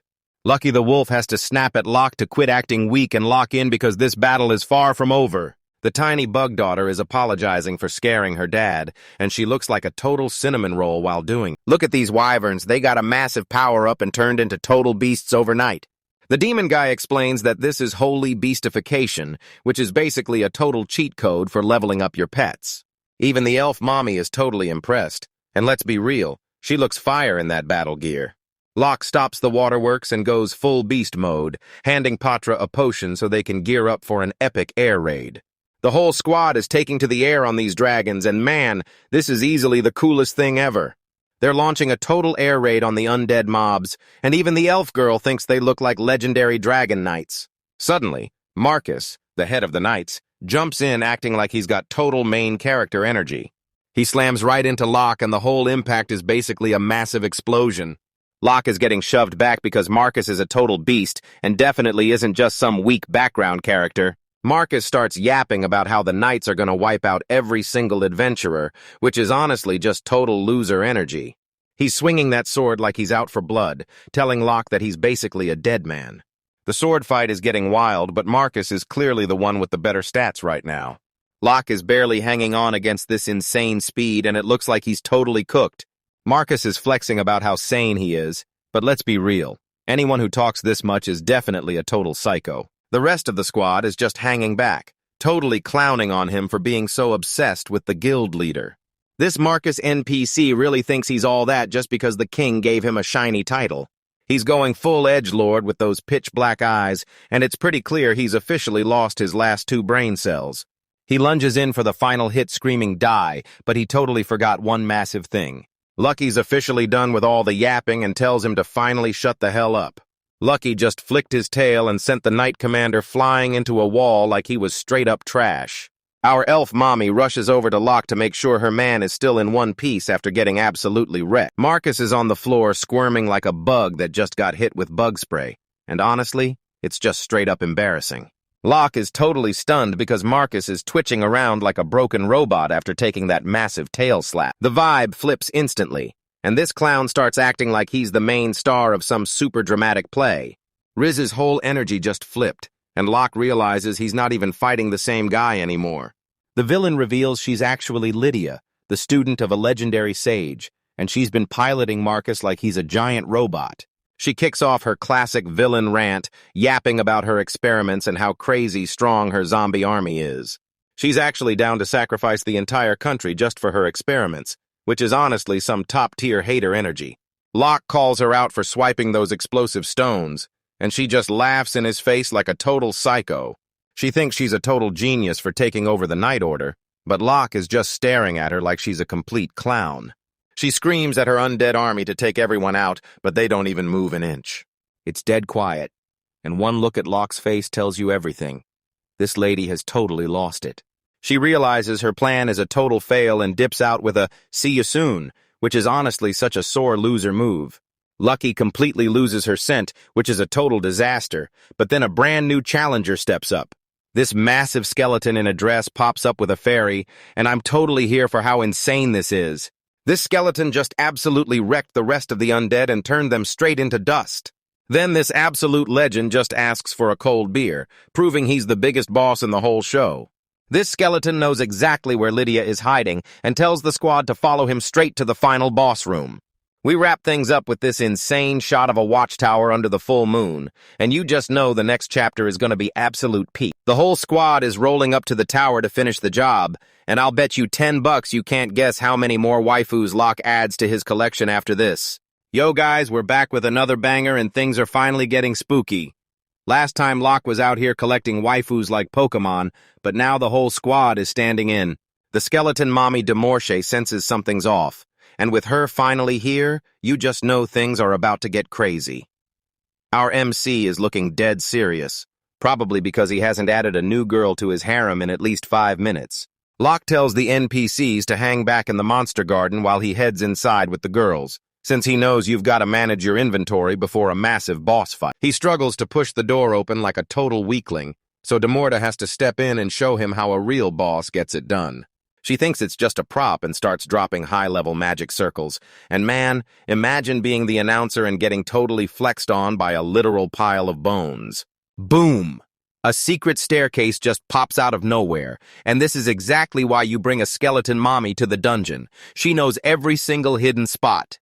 They head down into a room that reeks like a sweaty 48-hour gaming marathon, while the Mortis blabs about Lydia, whose skin is looking pretty rough after 100 years of being undead. They finally hit the bottom, and man, Lydia is looking way too good for a villain while she reads her evil diary. I'm telling you guys, I can definitely fix her. She's giving off major I'll crush you vibes, and honestly, I'm totally down for it. Lydia's totally shocked they reached her zombie army, but Locke is just vibing, acting like they absolutely cooked that guy and asking for the next fight.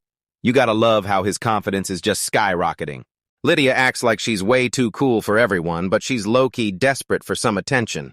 Demorta steps out of the shadows like a total legend and says it's been way too long, making the whole vibe feel super heavy. Lydia's totally clueless about who he is, so Demorta decides to refresh her memory by summoning a massive hellfire castle with some seriously overpowered ancient magic. Lydia's actually legit. She fires back with a massive water dragon and turns this into a wild elemental battle between the moms.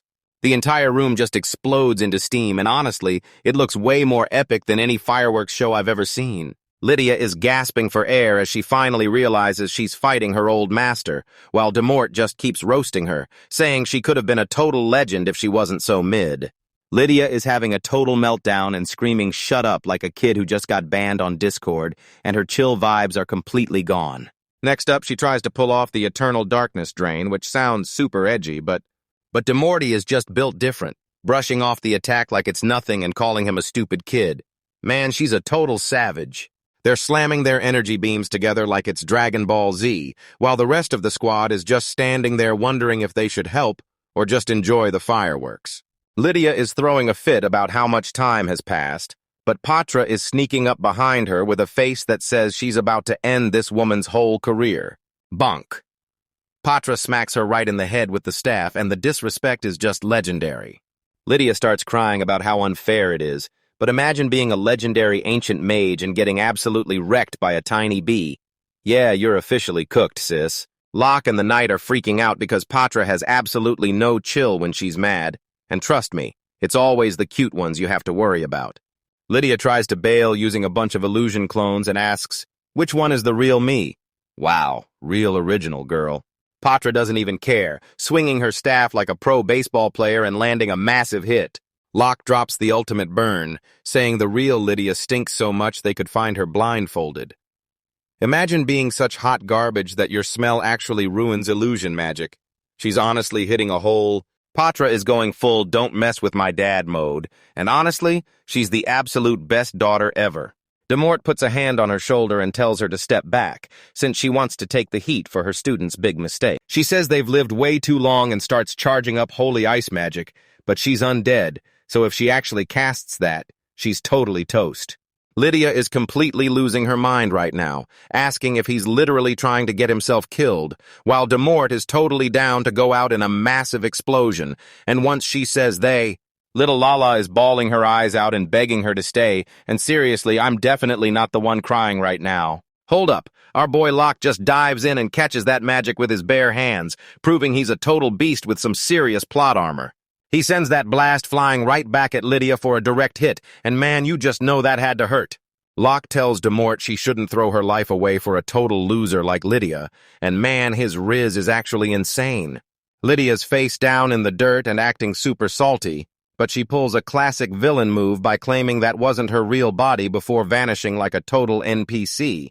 She's totally frozen, realizing she almost died for nothing. And after she thanks him for the save, another wife is officially added to the collection. Lala is beyond hyped that her mom didn't just crumble into a pile of dust. Demortis says they have to split up because her magic is totally tapped out, and man, the heartbreak is hitting hard. Lala is straight up begging her to stay, and man, it's actually making me super emotional. Then Locke pulls the ultimate move and asks her to be his familiar, which is basically like proposing to her right in front of the entire squad. He tells her to use every magic stone she wants, since they still have to hunt down Lydia, basically giving her a brand new reason to keep living.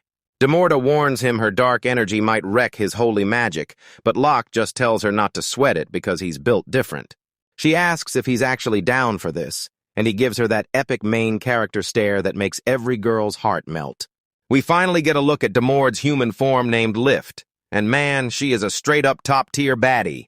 She signs the deal and the system kicks off this holy beautification process, which sounds like a massive power-up even if I have no clue what it actually does. Locke upgrades his monster garden and picks the ocean, probably just so he can see everyone in swimsuits later, proving this guy is a total mastermind. Turns out Lala became a familiar too since she was already clinging to Lit, so they basically got a 2-for-1 deal.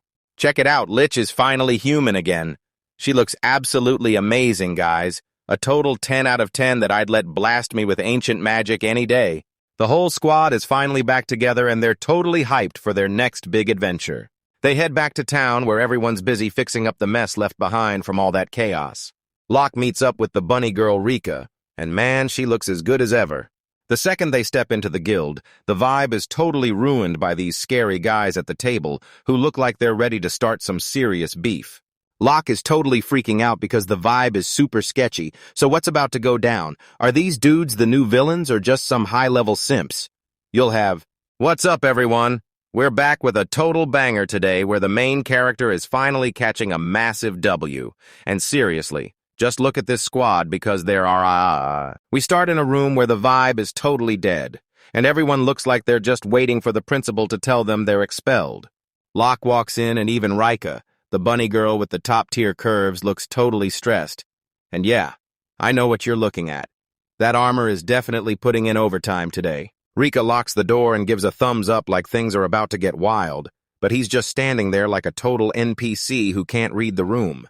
Headband Titus is actually being chill for once, thanking Locke for stopping by even though he's super busy, and it's about time someone showed the carry some respect. Then we see Marcus, the night captain, straight up face-planting into a bow because he knows he's totally cooked.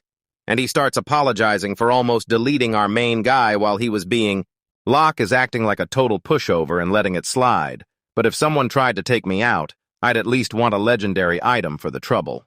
Marcus explains the whole squad got brainwashed and he has zero memory of being a villain, which is some insane plot armor since he just says I forgot, and everyone is totally cool with it. This all started 6 months ago when a mysterious woman named Lydia showed up, and you could tell just by the look under her hood that she was ready to ruin your entire life. Marcus says her sweet scent basically drugged him, and he was so obsessed with her perfume that he actually betrayed the whole kingdom. She tricked them into thinking adventurers were the real trash and got the knight to swipe all the monster loot, proving she's just a pro-level gaslighter with a top-tier aesthetic. Marcus is going on a massive apology tour to everyone he messed over, trying his hardest to beat those fraud allegations. Titus is totally losing it because Marcus is usually the most confident guy in the room, and seeing him actually bow his head is pure drama. We're good, bro, so let's quit the beefing and finally get some real work done. They're teaming up to fix the city, and seeing these two legends finally shake hands is the exact kind of growth we've been waiting for.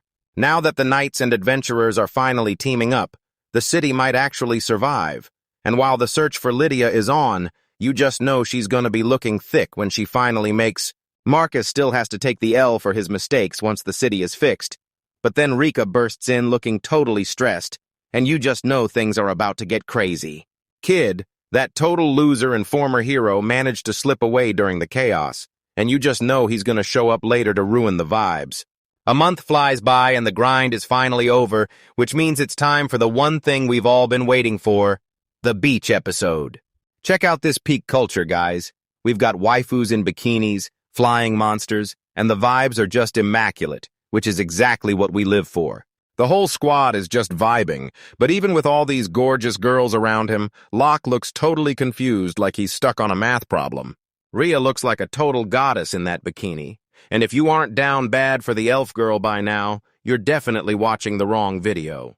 She's hitting Locke with those save me eyes, and he finally notices she's been way more cheerful lately. Now that's what I call progress. She's giving Locke all the credit for her happiness. And honestly, his riz is finally working because that smile is straight up top-tier waifu material.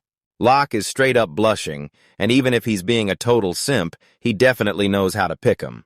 Fenrir the big wolf jumps in like a total wingman, reminding them that the whole squad is killing it with the repairs. They've been grinding so hard that it's finally time for a massive BBQ, and even the gargoyle is rocking an apron while flipping steaks. This is straight up peak cinema. Everyone's stuffing their faces while Patra is totally vibing, and honestly, watching a gargoyle hype up some tasty meat is the exact kind of wild content I'm here for. Just look at Rhea go crushing those skewers with both hands because a girl who can eat like that is definitely worth protecting. Locke's got a cute little bird chilling on his head, but we all know that thing is secretly some insane legendary beast. Locke's grilling up some seafood while trying to name the little dude, and I'll bet you $10 you can't guess what he goes with. This absolute menace suggests the name Yakitori, literally naming his pet after grilled chicken, and the bird looks like it knows it's totally cooked. He starts naming every part of a chicken like he's ordering off a menu, and Locke is such a savage that the poor bird is straight up traumatized. He finally chooses seal after realizing he was acting like a total jerk, and the bird is losing its mind because it's not on the menu anymore. Wait, who's this total baddie in the black bikini serving looks and steak at the same time? Seriously, can she just turn around already? It turns out that skeleton lady was using illusion magic to go from a creepy monster to a total waifu in 2 seconds flat. She says she chose a human form just to look better, but girl, you didn't just look good. You literally broke the entire fan base. Locke's wondering how a skeleton even eats. But honestly, who cares about logic when the story is this high? This sauce is so fire that everyone is losing their minds. And Locke is out here dropping his secret recipe like he's the Gordon Ramsay of this fantasy world. The vibes are 10 out of 10 with the girls diving in and everyone having a total blast, but I'm telling you, this is definitely the calm before the storm. Even the little kids are having a massive water fight, and it's the perfect break after all that crazy brainwashing drama.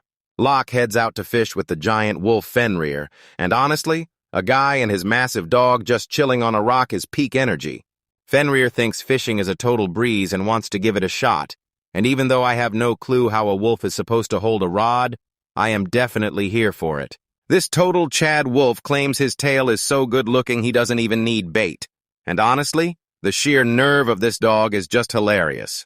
They're just chilling in the sun and soaking up the vibes, and honestly, if I had a massive wolf to use as a pillow, I'd never leave this beach. Every single Locke is totally passed out on the softest pillow ever. This is the most chilled out our boy has been since the very first episode. Out of nowhere, it chomps right onto the wolf's tail, leaving Fenrir totally stunned that the plan is actually working. Locke yells for him to pull it out, and the wolf swings that giant tail like a crane to haul up something massive. They're all staring at the waves, hyped to see what kind of crazy legendary beast they just hooked. That's no fish. It's a massive scaly tail, and while Locke looks totally lost, we all know exactly where this is headed.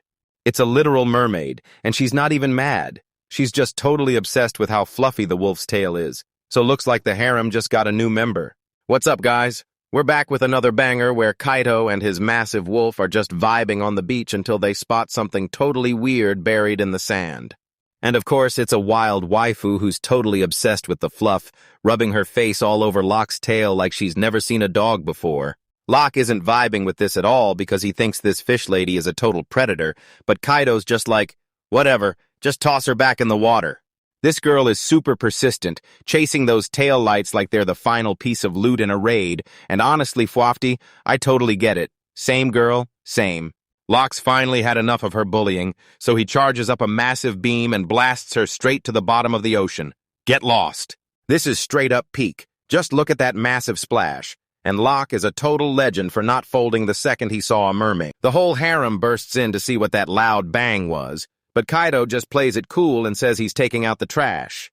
Hold up, she's already back and refuses to quit, launching herself out of the water like a rocket because she's got to get to that fluff. She swears she's not being shady, but her eyes give her away. She totally just wants a bite of that fluffy goodness. Just look at her face. She's totally losing it over a wolf tail, and I'm telling you, the ocean really makes people act wild. Locke stops messing around and fires off another massive beam, basically spamming his ultimate move on a total weakling. And she's still coming back because this mermaid has zero chill and is totally ready to risk it all just to get that fluff. Locke is legit terrified right now because when a girl is this thirsty, even the scariest monsters start shaking. Sand finally steps in, and she's totally done playing games as she charges up a massive dark sun to end this girl's whole career. Sand gives her a choice. Head home right now or get served up like a plate of fried fish, and man, she is one scary lady you definitely don't want to mess with. The mermaid decides it's time for backup and calls in the big guns, summoning the massive Leviathan to the field. The water starts blowing sky high, and guys, this isn't just some random fish. We're talking about a straight-up world boss showing up. Look at how massive this guy is. He's a total beast who makes Locke look like a tiny puppy. Everyone is totally freaking out because this is the king of the sea, and if they lose here, it's officially game over. This mermaid is glazing her guardian like crazy, telling him to show off his real strength because she's 100% sure she's already won. Then the Leviathan actually bows to say hello, and honestly, bro is the most polite sea monster in history. The mermaid is totally losing her cool because she's dying for a fight, but her dragon is just out here acting like a total gentleman. Leviathan's basically saying you gotta throw hands to be bros, but he's acting way too chill for someone talking about a fight. Alright, he's finally gonna show off a tiny bit of his power, but for a guy like him, that probably means deleting an entire continent. He starts chanting some top-tier sea magic, and the water begins spinning like a massive whirlpool. The art for Storm of the Water Dragon is actually insane, and it's pure hype. This massive whirlpool of death is actually him holding back, and he's straight up flexing on everyone right now.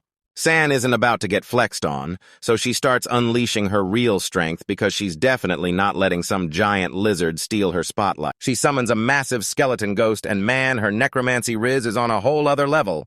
Suddenly, the Leviathan spots the ghost and starts screaming like a total baby. He straight up dives back into the water to hide like a total coward, which is wild because how are you the king of the sea but terrified of a skeleton? San's just standing there in total shock because she already knew this guy was a massive weakling. Locke realizes he got totally played because Sam used his huge fear of ghosts to win the mental battle without even trying. The mermaid tries to play the friend card, but Kaido shuts her down instantly. Absolute savage level 100. She starts freaking out, but it turns out she's actually looking for help to save her village, and things just got way more intense. She's straight up begging for her village now, and it turns out that whole fluffy obsession was just a huge distraction. Out of nowhere, these creepy fishmen showed up and started wrecking everything. With the ghosts finally gone, Leviathan pops his head back up to explain everything, but he looks totally ridiculous now. Just 3 days ago, a gang of fish thugs totally raided their underwater mermaid village. So here's a quick breakdown. The mermaids are all top-tier waifus, while the fishmen are just ugly shark and squid guys who look like total NPCs. Since this village was chill for 100 years, they had zero fighting skills and got absolutely folded the second things got real. Even the legendary guardian Leviathan got snatched because he's straight up trash at fighting. Imagine being a massive dragon and losing to a shark holding a stick. May was the only mermaid who actually made it out alive to go find help from the people on land. Kaido is totally down to help, but there's a massive catch. They can't breathe underwater, which is kind of a huge deal. Leviathan whips out some airgrass, which is basically a cheat code plant that lets him breathe underwater. Just eat this and you won't have to worry about breathing or water pressure. It's basically straight up RPG logic. He promises them all the grass they can eat if they save the village, and they're totally down for the mission. Now even the little kids want in on the action, and while Kaido is totally stressed, he just can't say no to those puppy dog eyes. The whole squad is hyped and ready to go because it's finally time to dive deep for an epic underwater adventure, boys. May's crying happy tears because she finally found the heroes who are going to save her people. She instantly goes back to being a total menace, diving straight into Locke's tail for a massive fluff fest. Locke blasts her away one final time, and next we're heading straight to the mermaid village, so stick around because we're about to make a huge splash. Yo guys, we're back with another epic story where our main character hits the ocean and gets surrounded by girls in bikinis because that's just how it goes. Check out how stunning these mermaid girls are, guys. This dude is seriously living his best life while I'm just stuck here making videos for you all. Our boy is trying to flex his underwater riz, but he's basically moving in slow motion while the girls are just zooming past him like it's nothing. Even these tiny chibi wyverns are doing way more than the announcer. Just look at these absolute units in training. Gargoyle Khan is using wind magic to rocket through the water like a literal torpedo, while our main guy is just flailing around like a total NPC. He thinks he's got it all figured out, but he's actually way out of his league and just flailing around like a total mess. Huge RIP to that massive white wolf, because he's straight up drowning while the rest of the crew is just vibing on their beach day. Our best boy is literally crying underwater because he can't swim, and you can just feel how hard he's struggling.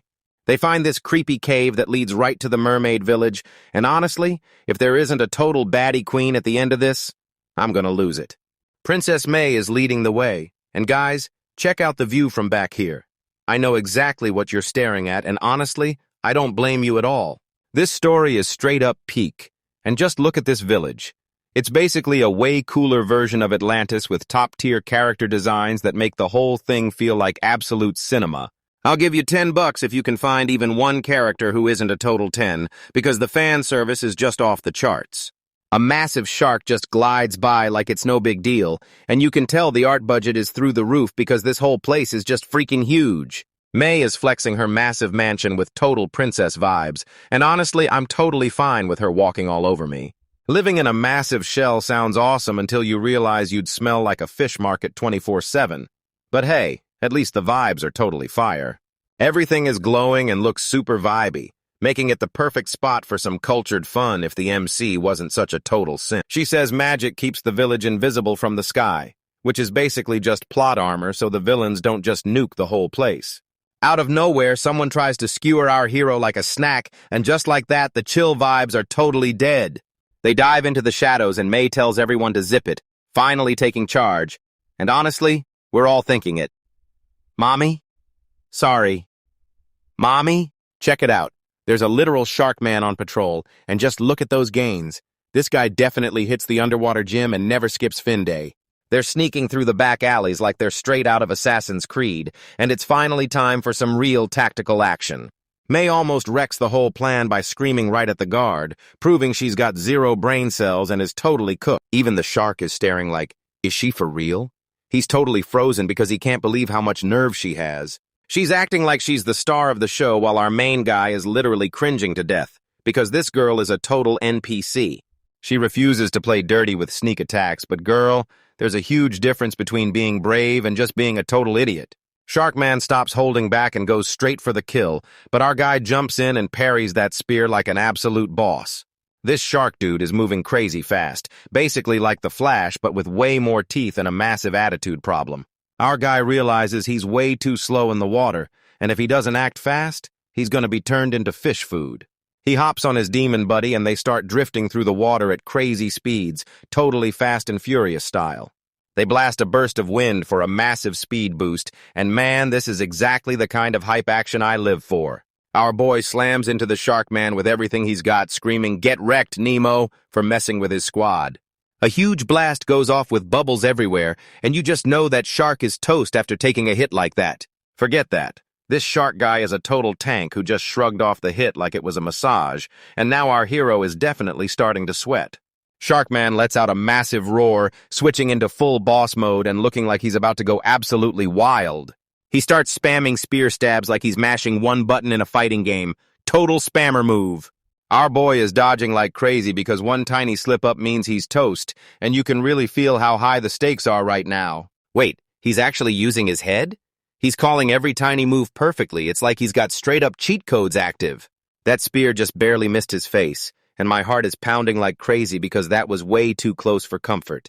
70 centimeters to the left, it's like he's got a literal cheat code running in his brain, and man, he is absolutely crushing it. He finally cracked the code. The shark is just repeating the same moves over and over like a glitchy NPC. Turns out the shark is brainwashed, just like those loser knights from before, and the mystery is really starting to heat up. It's time for the ultimate comeback, and our guy is about to end this dude's whole career with one massive genius play.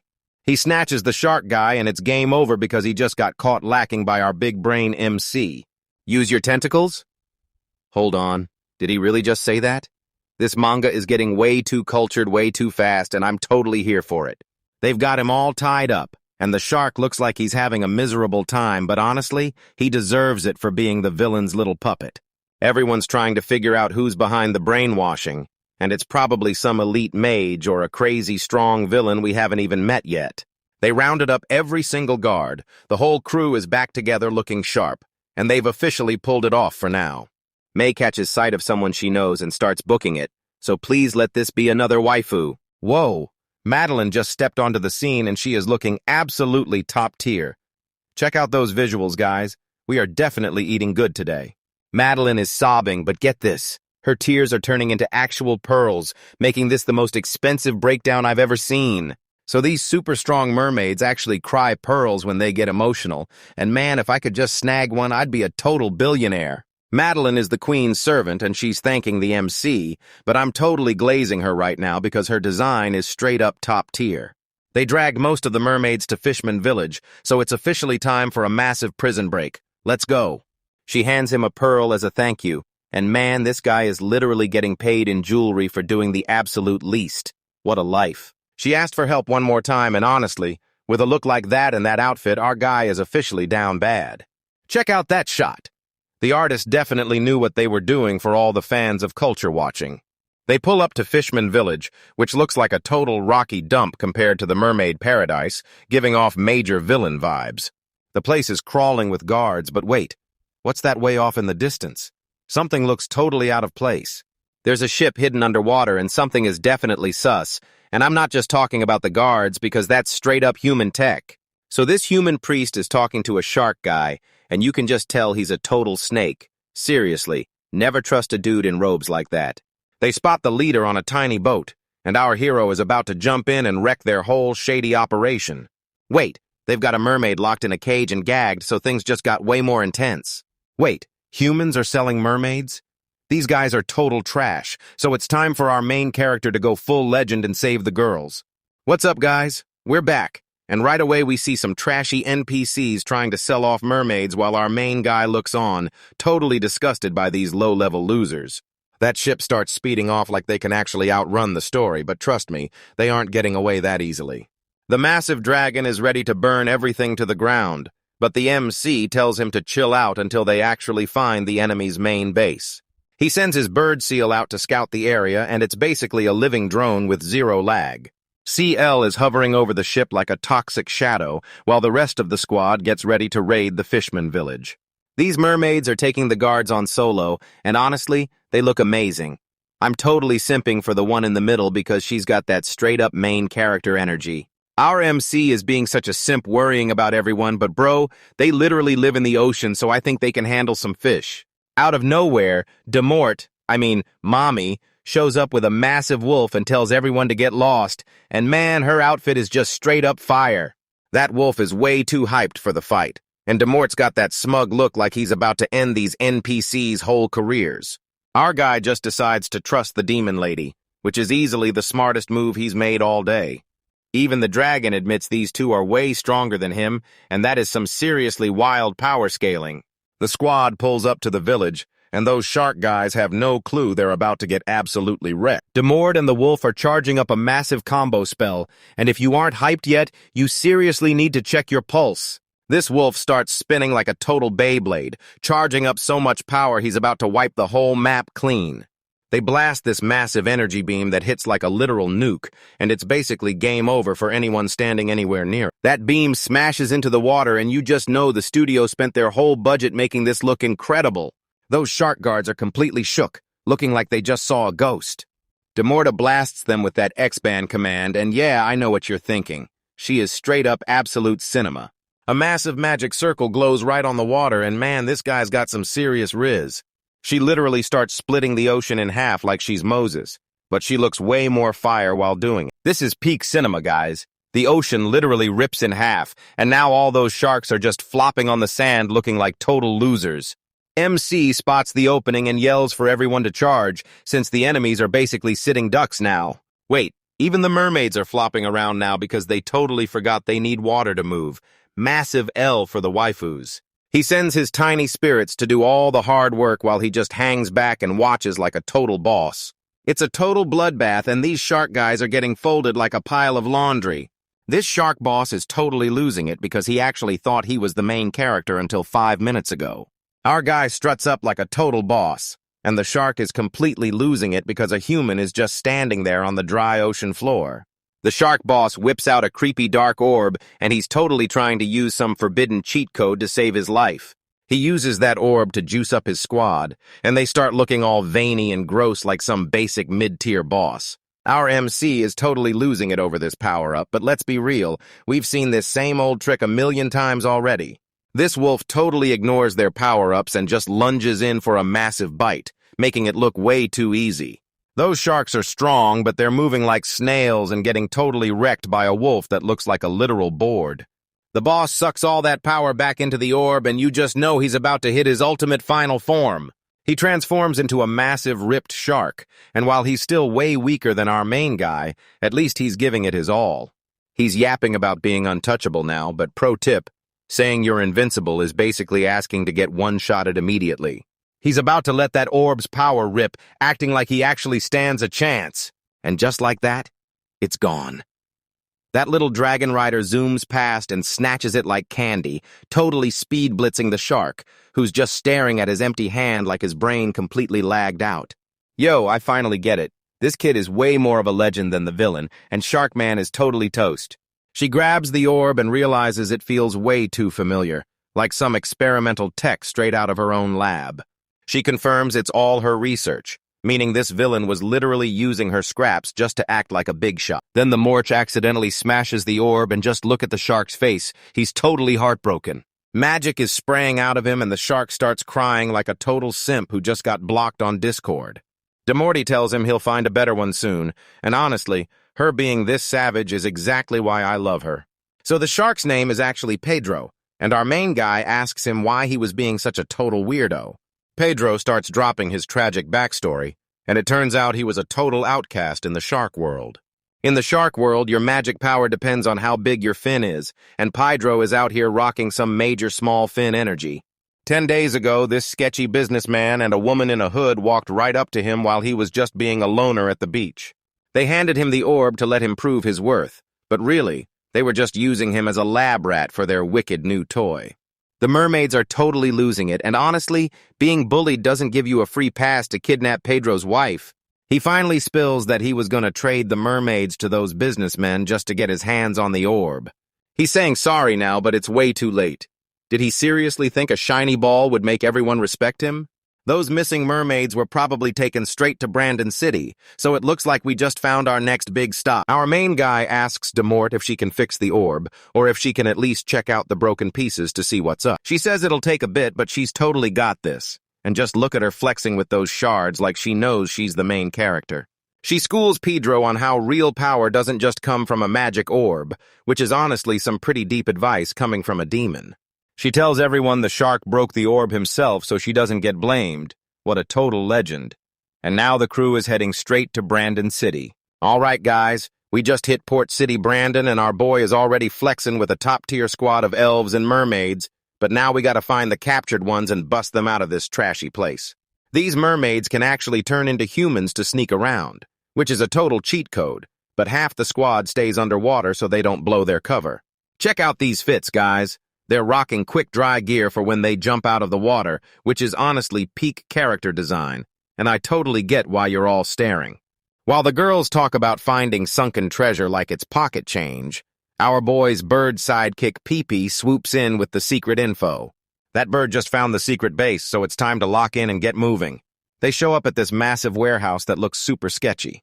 The squad is checking the place out, and there's literally not a single guard around, so these villains are either totally broke or just overconfident NPCs about to get wrecked. Our MC tells the girls to stay back while he sneaks in alone, doing that classic main character move where he hogs all the XP for himself.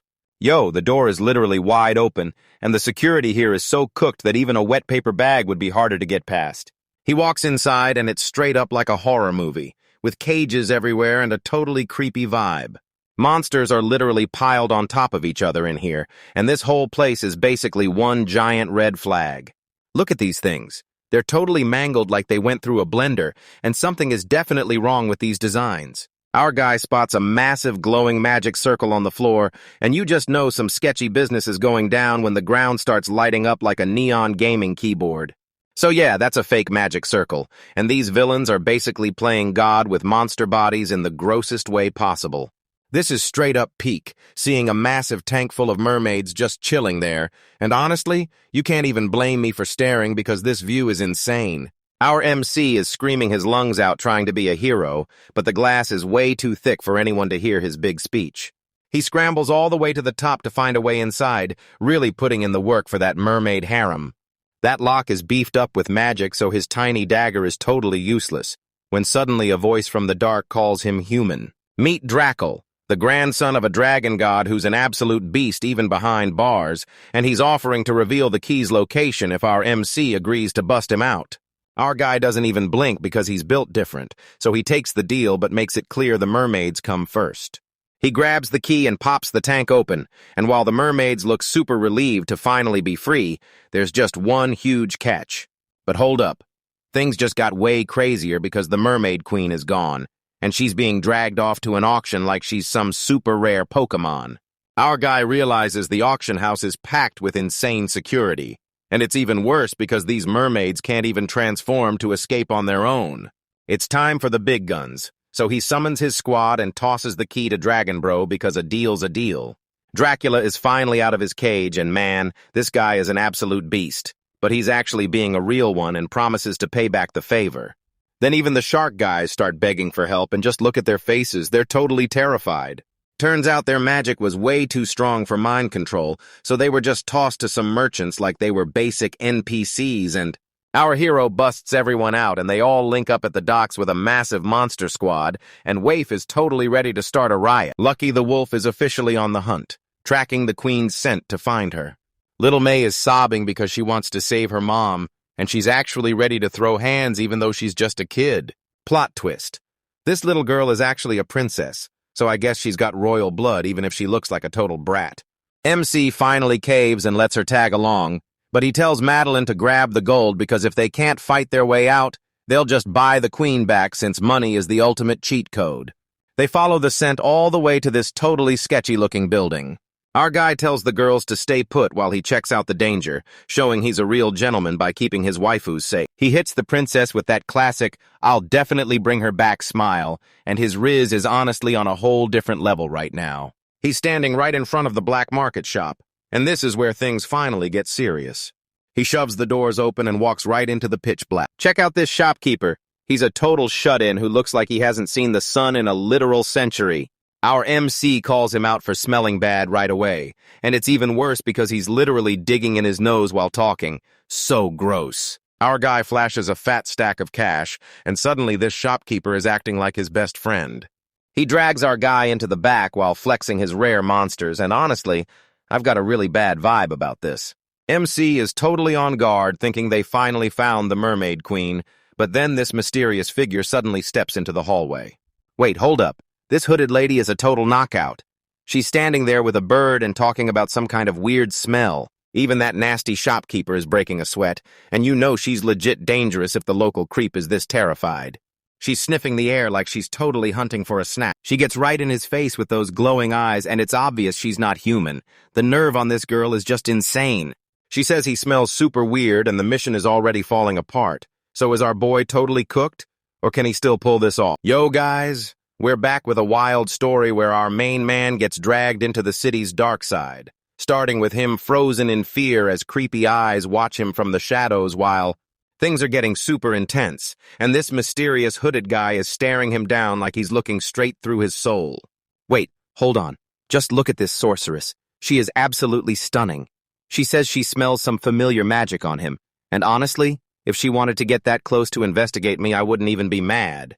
She just bails through the door, acting like she's got way better things to do than talk to a total loser.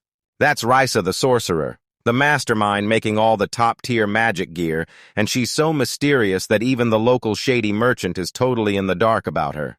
Our guy gets led through a door with a massive magic seal, and when a door looks this epic, you just know the loot inside is gonna be absolute cinema. Check this out.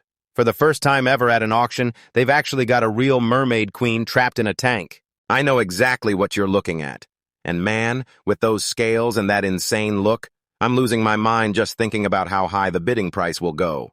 Then comes the total gut punch because that mermaid is actually May's mom, and the drama is heating up way faster than the queen herself.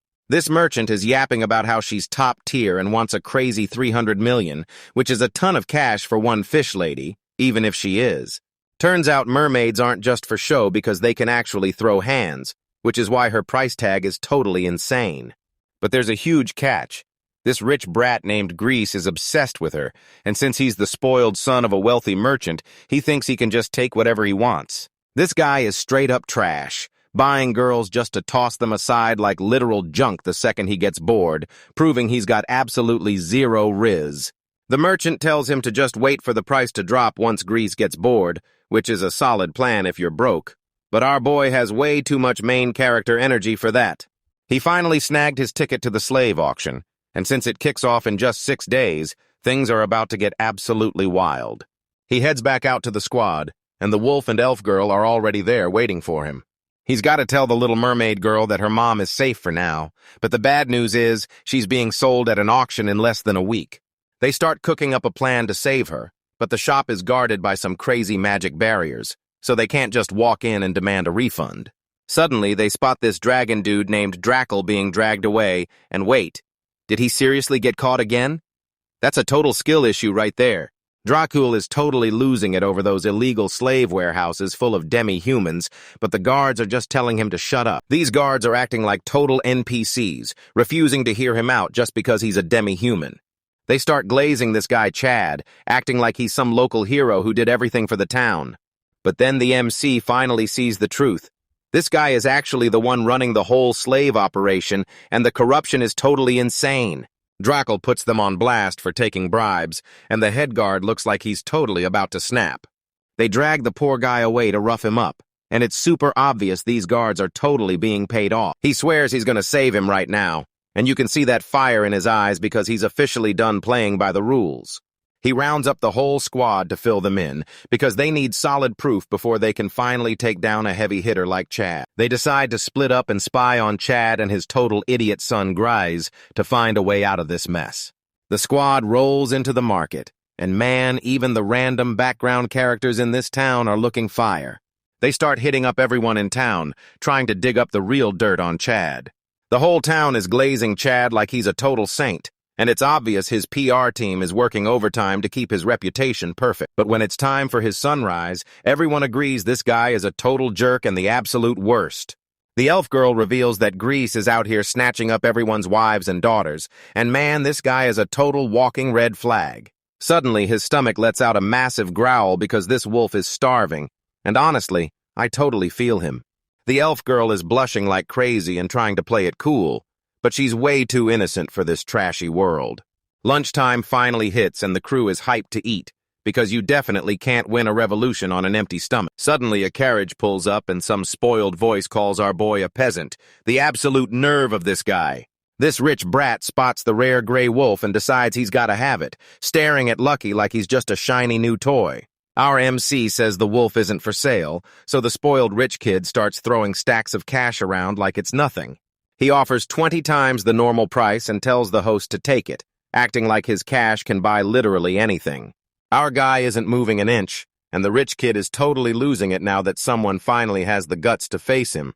The villain finally shows his face, and it's actually Grizz, the son of the richest merchant in the whole city.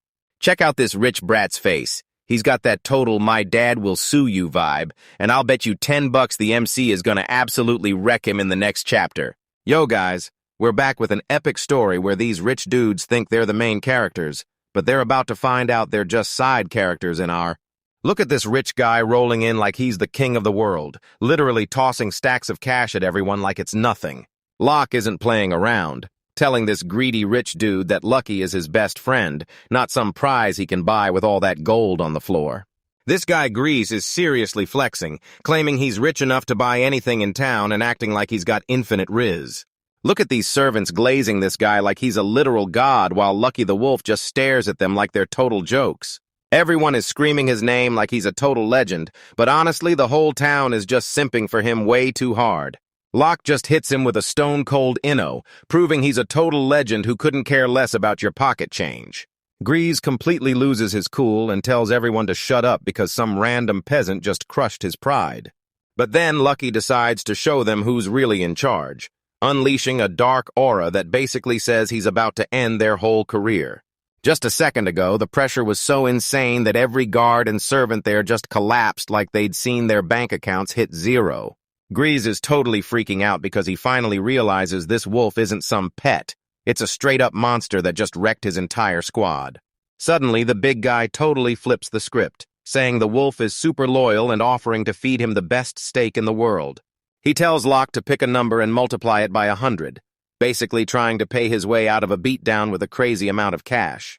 Locke stays totally chill and makes a new offer, telling the rich guy he can lead him straight to more creatures just like Lucky. Grease stares him down, trying to figure out if Locke is a legit genius or if he's just riding on some crazy plot armor. Locke drops a massive bombshell by turning down the cash and demanding the Mermaid Queen from the auction instead. Talk about a total pro-gamer move. Grease shuts that down instantly, saying mermaids are worth way too much and he's not trading his best prizes for a map. He says he's got a massive plan in the works, and Locke finally realizes this guy is way more than just a walking ATM. He's actually impressed that a broke drifter has the guts to face him, and he's low-key starting to respect the guy. He invites Locke and his elf waifu to tag along, and you know we're always hyped for more screen time with the thick elf girl. They pull up to this insane mansion that's probably worth way more than the entire starting town combined. The whole place is dripped out in gold and statues, looking like a museum for rich people with way too much cash and zero hobbies. They're trekking through a hallway so massive you'd need a map just to find the bathroom, all while Grease keeps flexing on everyone. This guy actually dropped $1 billion on a bronze statue of himself, which is the most insane level of self-glazing I've ever seen. He's even got white wolves just chilling as pets, but Locke realizes they're actually super rare monsters that were hunted way too much. They walk right into a feast that looks like absolute cinema, with lobsters and steaks so good I'm ready to reach through the screen and grab a bite. Grease tells them to enjoy every bite because he thinks they usually eat literal garbage, which is a total power move for the guy buying you dinner. Lucky and the elf girl are already face first in the food and loving every second of it, but Locke is just over there praying it's not poisoned. Lucky gives the all clear on the poison, but Grease just scoffs, saying he's way too high class for such a basic move. The servants start cheering and shouting his name again, and Locke is honestly just exhausted by all the massive egos in the room. With everyone finally stuffed, they head to the VIP lounge to get down to business. Lucky heads to the garden for a nap while the humans and the elf waifu start getting into the messy details about the mermaids. Grease drops the bomb that he knows Lucky was a high-level dungeon boss, proving his info network is totally crap. He flexes about being a merchant's kid, acting like knowing everything is the ultimate superpower. When they ask what he wants with the mermaids, he says it's just for training, but honestly, that sounds way too sus.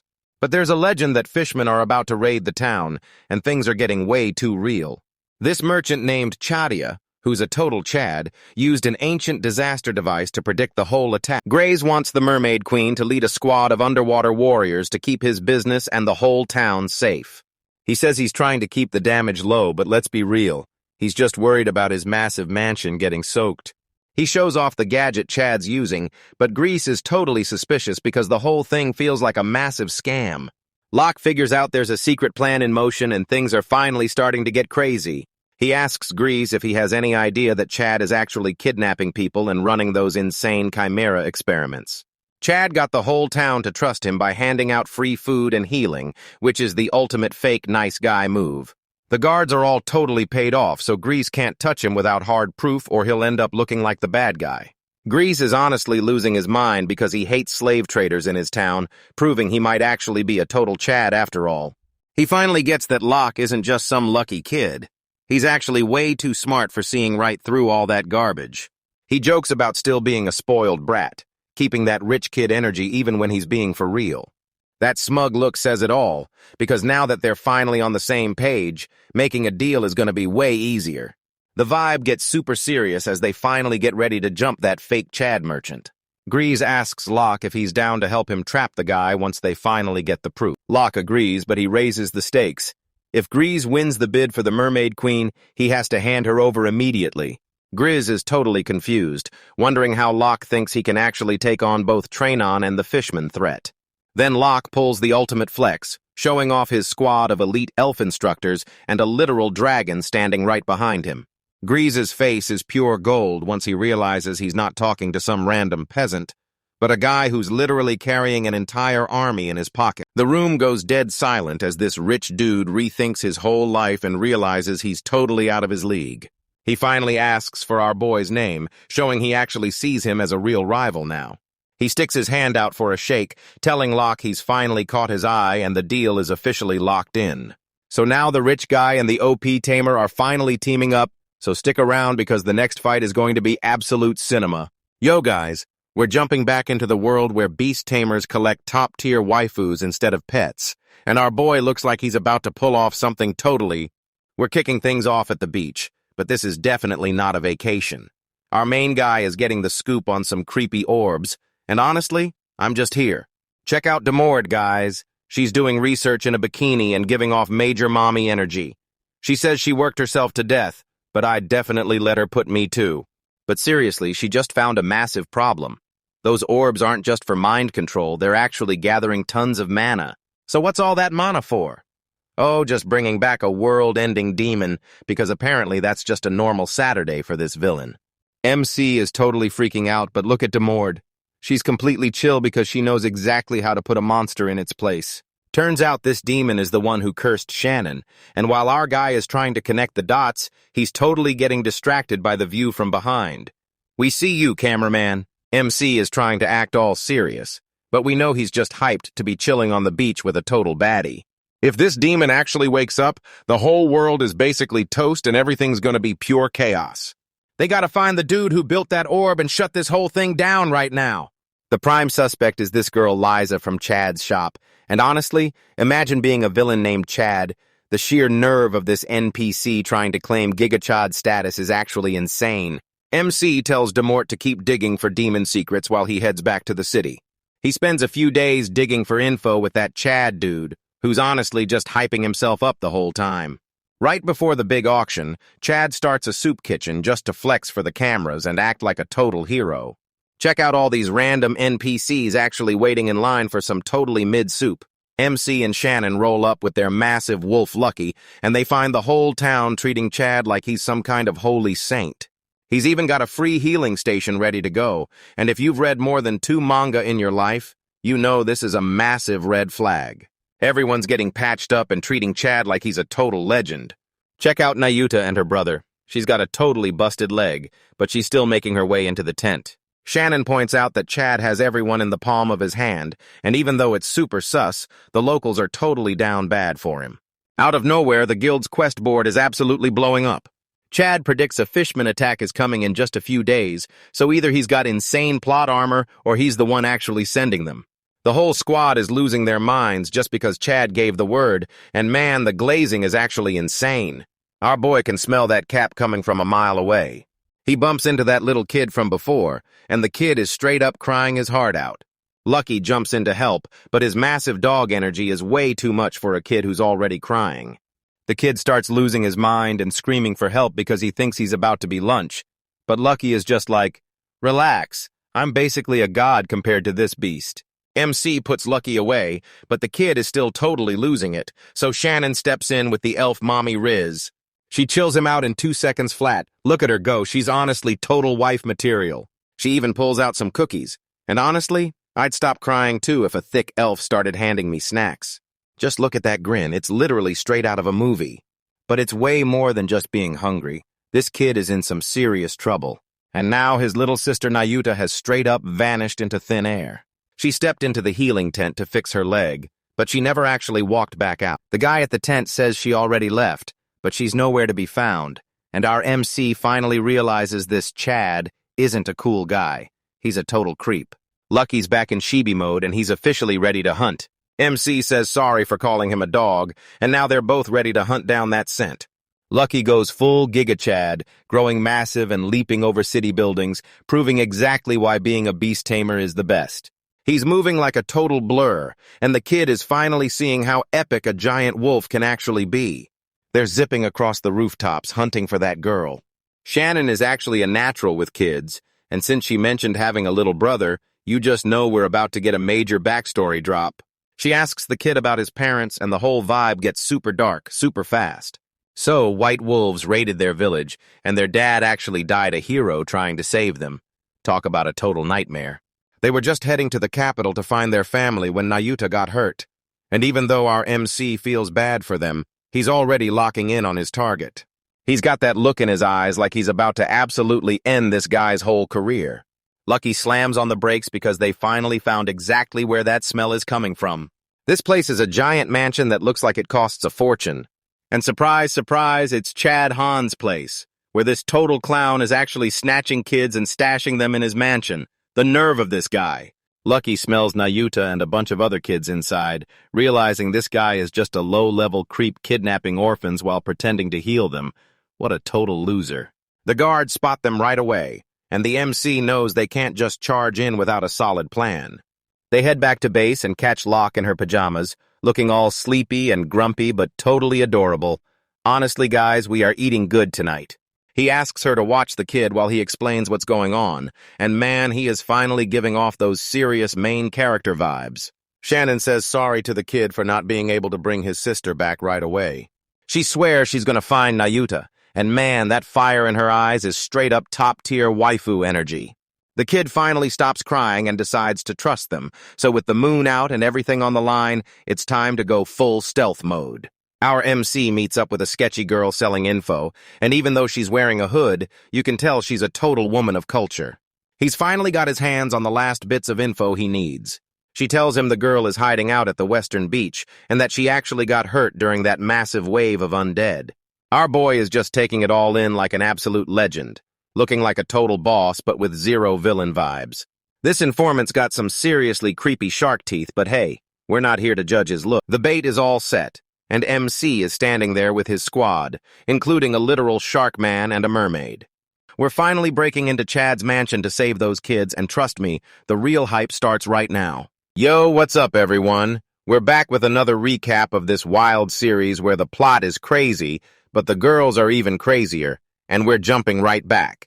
These two guard NPCs are acting all tough, demanding to know who she is with some serious tough guy energy. Shannon blasts them with her love beam, and these two losers are instantly down bad. These guys switched up so fast, calling her mommy and offering a private tour just to get her to stay. What a bunch of total simps. She's obviously not into these losers, so she leaves them eating dirt while she snatches the bag and the keys. The MC walks in to check on her, and Shannon is just standing there with the loot like, oops, and man, she is stone cold for that. They don't even hesitate and just snap that lock open like it's way too easy. He tells her to watch out for traps, but let's be real, with his insane luck, he's basically got infinite plot armor.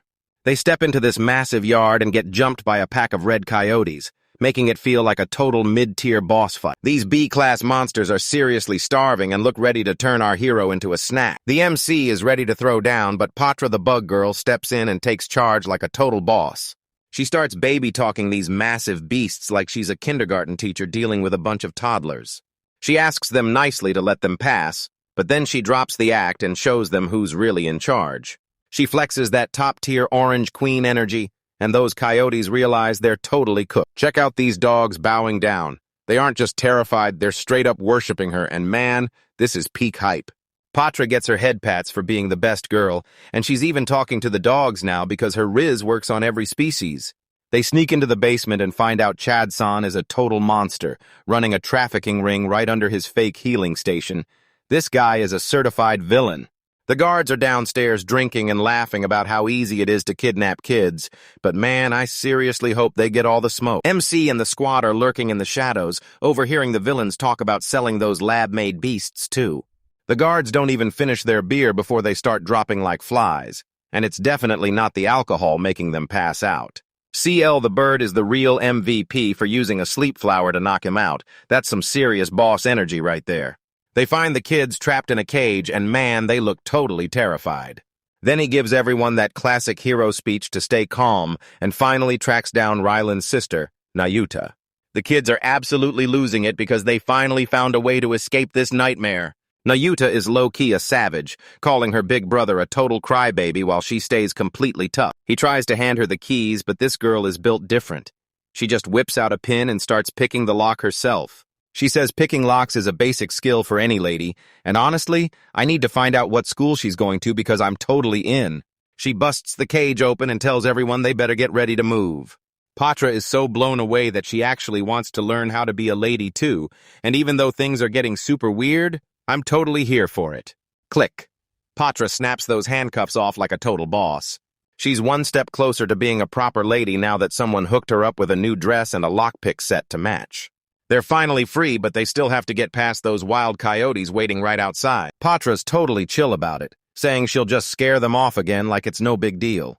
Nayuta decides to show her how to look seriously scary. Then Patra hits us with the most legendary JoJo menacing face ever, and seriously, just look at how insane that art style is. He's just standing there like, what did we even make? But since it actually works, it's time to head back to Greece. They hand the kids over to Greece, who's actually being useful for once.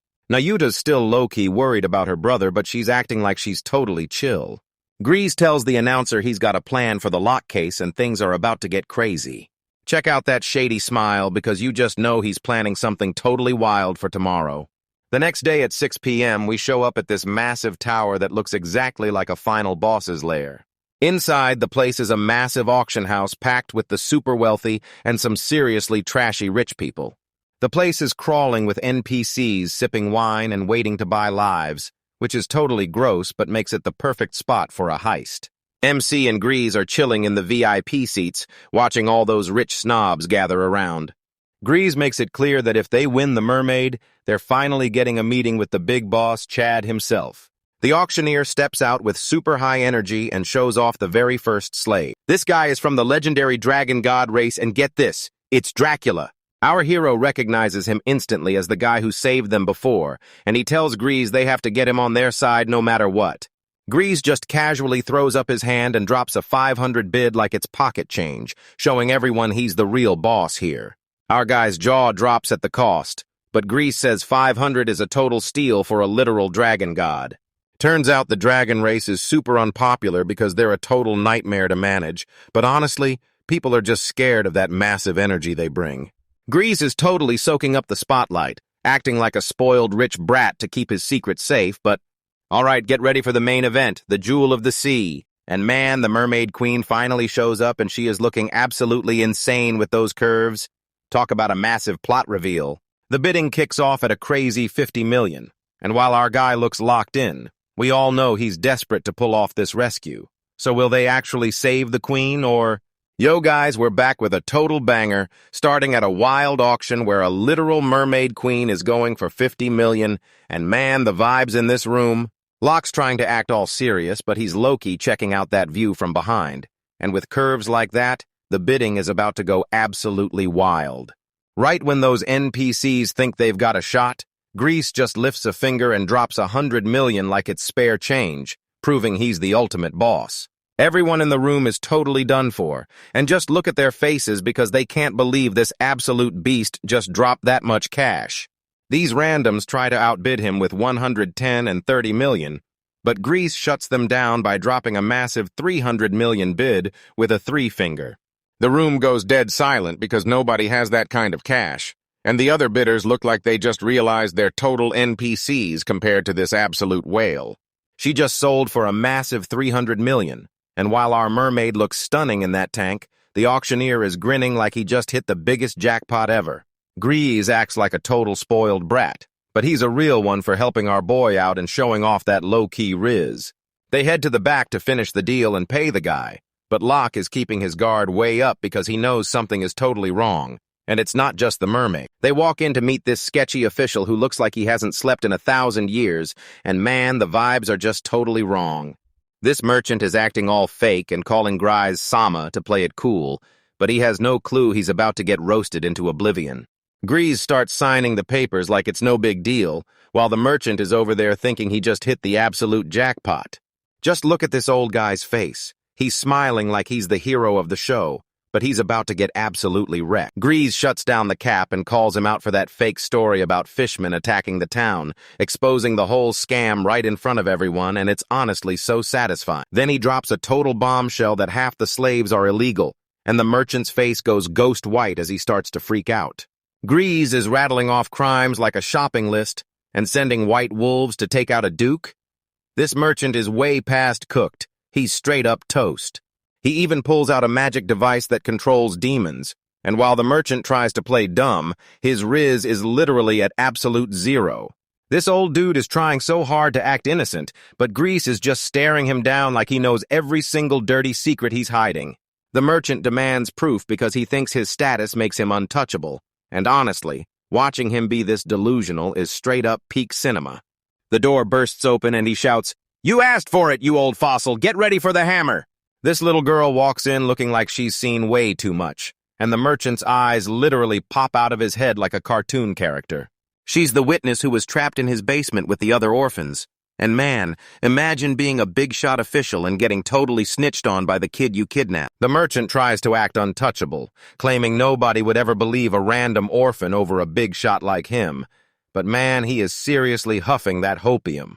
Grease gives him the ultimate "are you stupid" look and tells him he totally missed it, so he better buckle up for the biggest twist yet. She's not just some random orphan, she's Nayuta Lewis from a duke's family, and since she's top-tier nobility, you're officially cooked. She steps up and confirms he really did kidnap her and lock her in the basement, and now the merchant knows his entire life is officially over. She's exposing his crimes to the whole nation and proving he tried to take out her dad, and honestly, I am totally here for this revenge. The merchant is screaming for proof and the girl is like, "Bet," so she starts lifting her shirt. But chill out, guys, and stay cultured because this is strictly for the plot. That family crest on her stomach is permanent magic proof of her bloodline, and this moment is so peak that there's no way he can deny it. Grays reveals that nobles use secret stamps for these marks that slave traders have no clue about. And now the merchant is totally cornered with 0 options left. And get this, her brother is already at the capital snitching to the king, so it's officially game over and you're headed straight for the deepest dungeon they've got. Grease drops the ultimate reality check, asking if the kingdom would really trust a gross slave trader over a duke's daughter. Honestly, the roast of the century. This merchant is sweating buckets and totally cornered, looking like he's seconds away from a massive meltdown. He starts laughing like a classic villain who knows his base is about to blow, and man, this guy has officially lost his mind.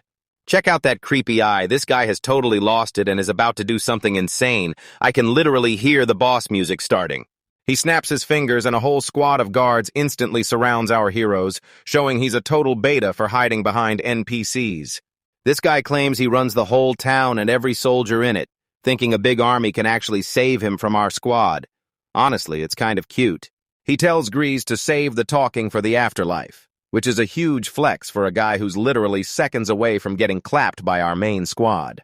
The guards aim their spears and charge, and things are looking sketchy for the nobles, but just wait until you see who steps up to take out the trash.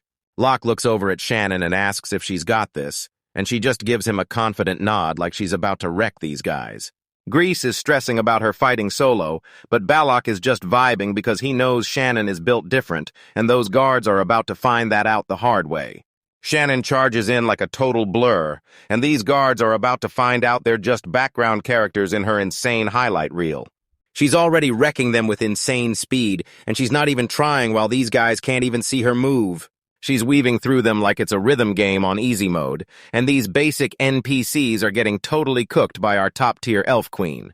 Look at how locked in she is. She's gorgeous, dangerous, and totally carrying this whole fight, so 10 out of 10, I'd let her protect me any day. She's kicking and slashing through the room, totally wrecking the merchant's pride and his hired guards like an absolute beast. She stands there victorious while the leftover guards are literally questioning their entire lives after she totally dominated them. Locke reveals she's been training with Fenrir, so these guards are basically babies to her. She's definitely not just a pretty face. But the moment Locke calls her more than just a cute girl, her boss energy totally vanishes, and she starts blushing like crazy because she's got it bad for him.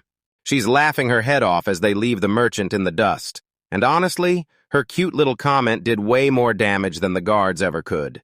They finally link up with this guy Dob to grab the goods they actually came for. But man, he looks like he's been through it. There she is, the mermaid queen tank, standing right next to this massive dragon guy named Drackle. And man, her design is straight-up culture. Locke snaps Drackle's chains, and man, this guy is a total beast you definitely don't want to mess with if you want to stay alive. Drackle is super salty because that mermaid is worth 300 million while he's only worth a measly 500 gold, and his ego is basically in the trash. This guy is actually sobbing because he's cheap, but dude, you're literally free, so stop complaining about being a budget dragon and just take the W.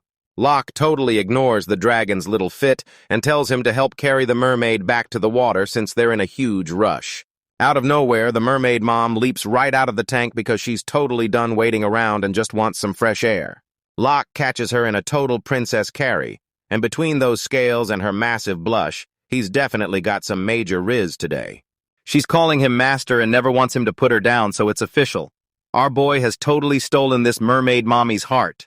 Turns out she's actually May's mom, so now we've got a thick mermaid mommy joining the squad. This is absolute cinema, boys, and I'll see you in the next one. Yo, what's up, guys? We're back with a total banger where the plot is crazy and the girls are even crazier, starting with this absolute Chad trying to escape on his. This loser really thinks he's the main character, acting all tough with his stolen loot and telling our MC not to bother running, but we all know who's actually about to get. He even dragged out a witness to frame our boy and is acting like a total mastermind. But I'll bet you anything this whole plan is about to blow up in his face way faster than he thinks. Check out this guy's face. He's actually laughing because he thinks deleting the witness means he wins, but he's a total NPC acting like he's the star of some sad movie. Suddenly, the ocean starts boiling like a hot pot and a massive army of shark men pops out, and man, you can tell the studio spent the whole budget making these guys look absolutely terrifying. Locke is dead serious, but Chad is totally tripping, thinking these fishmen are his personal army. He's got that smug look like he's already won, but he has no idea he's the one about to get wrecked. He starts acting like a total alpha, telling the fishermen to go ham on the humans, but it's honestly just cringe watching this guy think he has any real riz over the ocean dwellers. He screams for them to wipe everyone out, and sharks start flying out of the water like a crazy nature show while Locke just chills with a mermaid in his arms like a total boss. These shark dudes are totally swarming the deck, and it looks like our MC might actually have to try, but wait, check out their positioning because something is definitely weird. The sharks land and swarm Chad instead, and his shocked face is honestly absolute cinema. He's just standing there saying, like a total clown, finally realizing he's totally freaking out and screaming for his boy Pedro, but the sharks are just staring him down with those creepy dead eyes. You love to see it, guys, because this villain is, out of nowhere, a bunch of mermaids pop up to tell him Pedro is already rotting in a cell, and the vibe shifts so fast that Chad looks like his soul just left his body. Check it out. The mermaid princess finally shows up looking absolutely top tier, and Chad is totally freaking out because he just realized his own fishmen were secretly teaming up with the girls this whole time. She points her finger and blasts his trashy plan to use the fishermen for greed, and you tell her that nobody messes with your squad and gets away with it. This coward starts booking it, screaming that he won't let it end here like some basic anime hero, and it's honestly just sad watching a grown man try to parkour away from a literal sea dragon. He trips over his own feet like a total scrub and face plants while everyone just watches. And honestly, seeing this karma hit him is peak comedy and so satisfying. The chaos isn't over yet because a giant sea monster suddenly pops up right in front of him looking totally starving.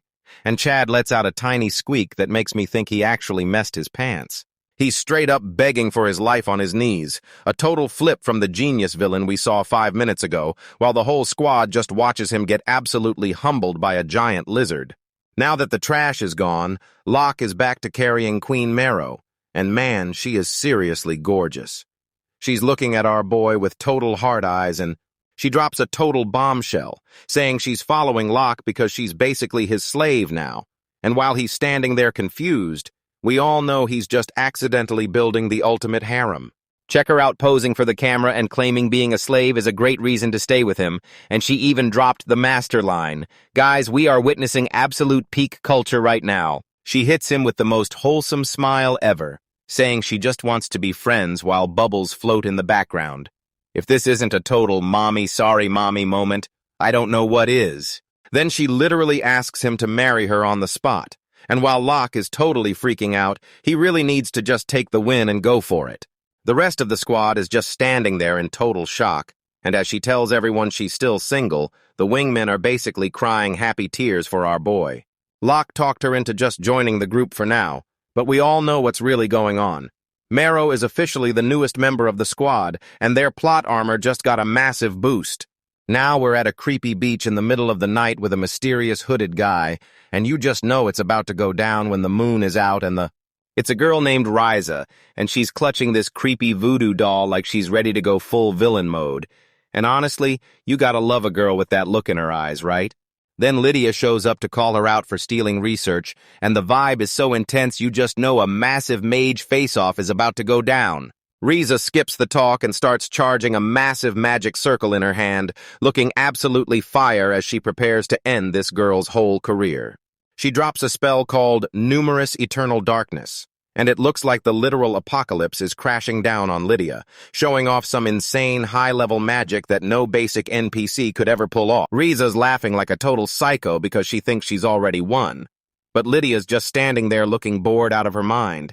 And you know you're totally cooked when Lydia dodges every single hit like it's a total joke, leaving Risa completely stunned as her smug face finally starts to crumble.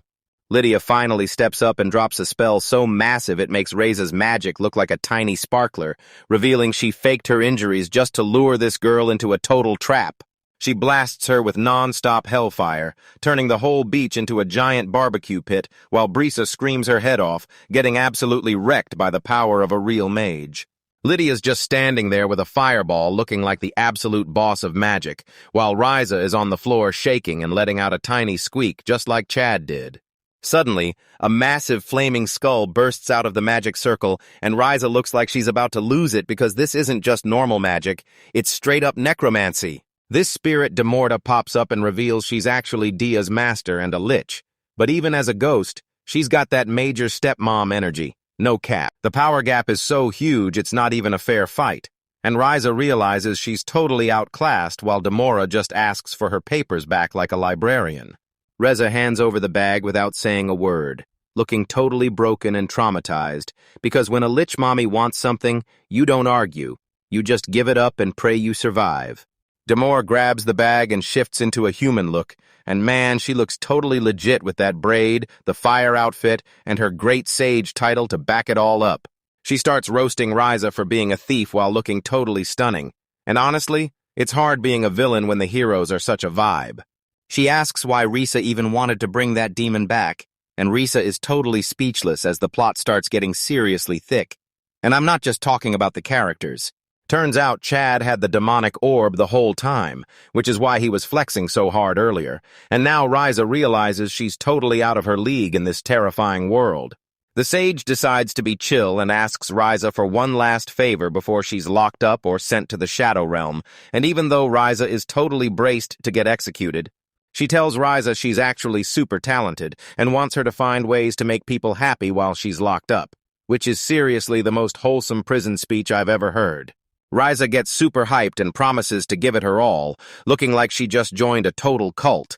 And honestly, if a girl tricked me into researching happiness in a prison cell, I'd probably follow her too. A few days later, Chad is rotting in a dark cell, finally paying for his crimes against the world and his trash fashion sense, going from the king of the ocean to just some guy eating. Ryza is also stuck in a cell, but she's acting like a total weirdo, smiling and chanting "I can do it" to herself.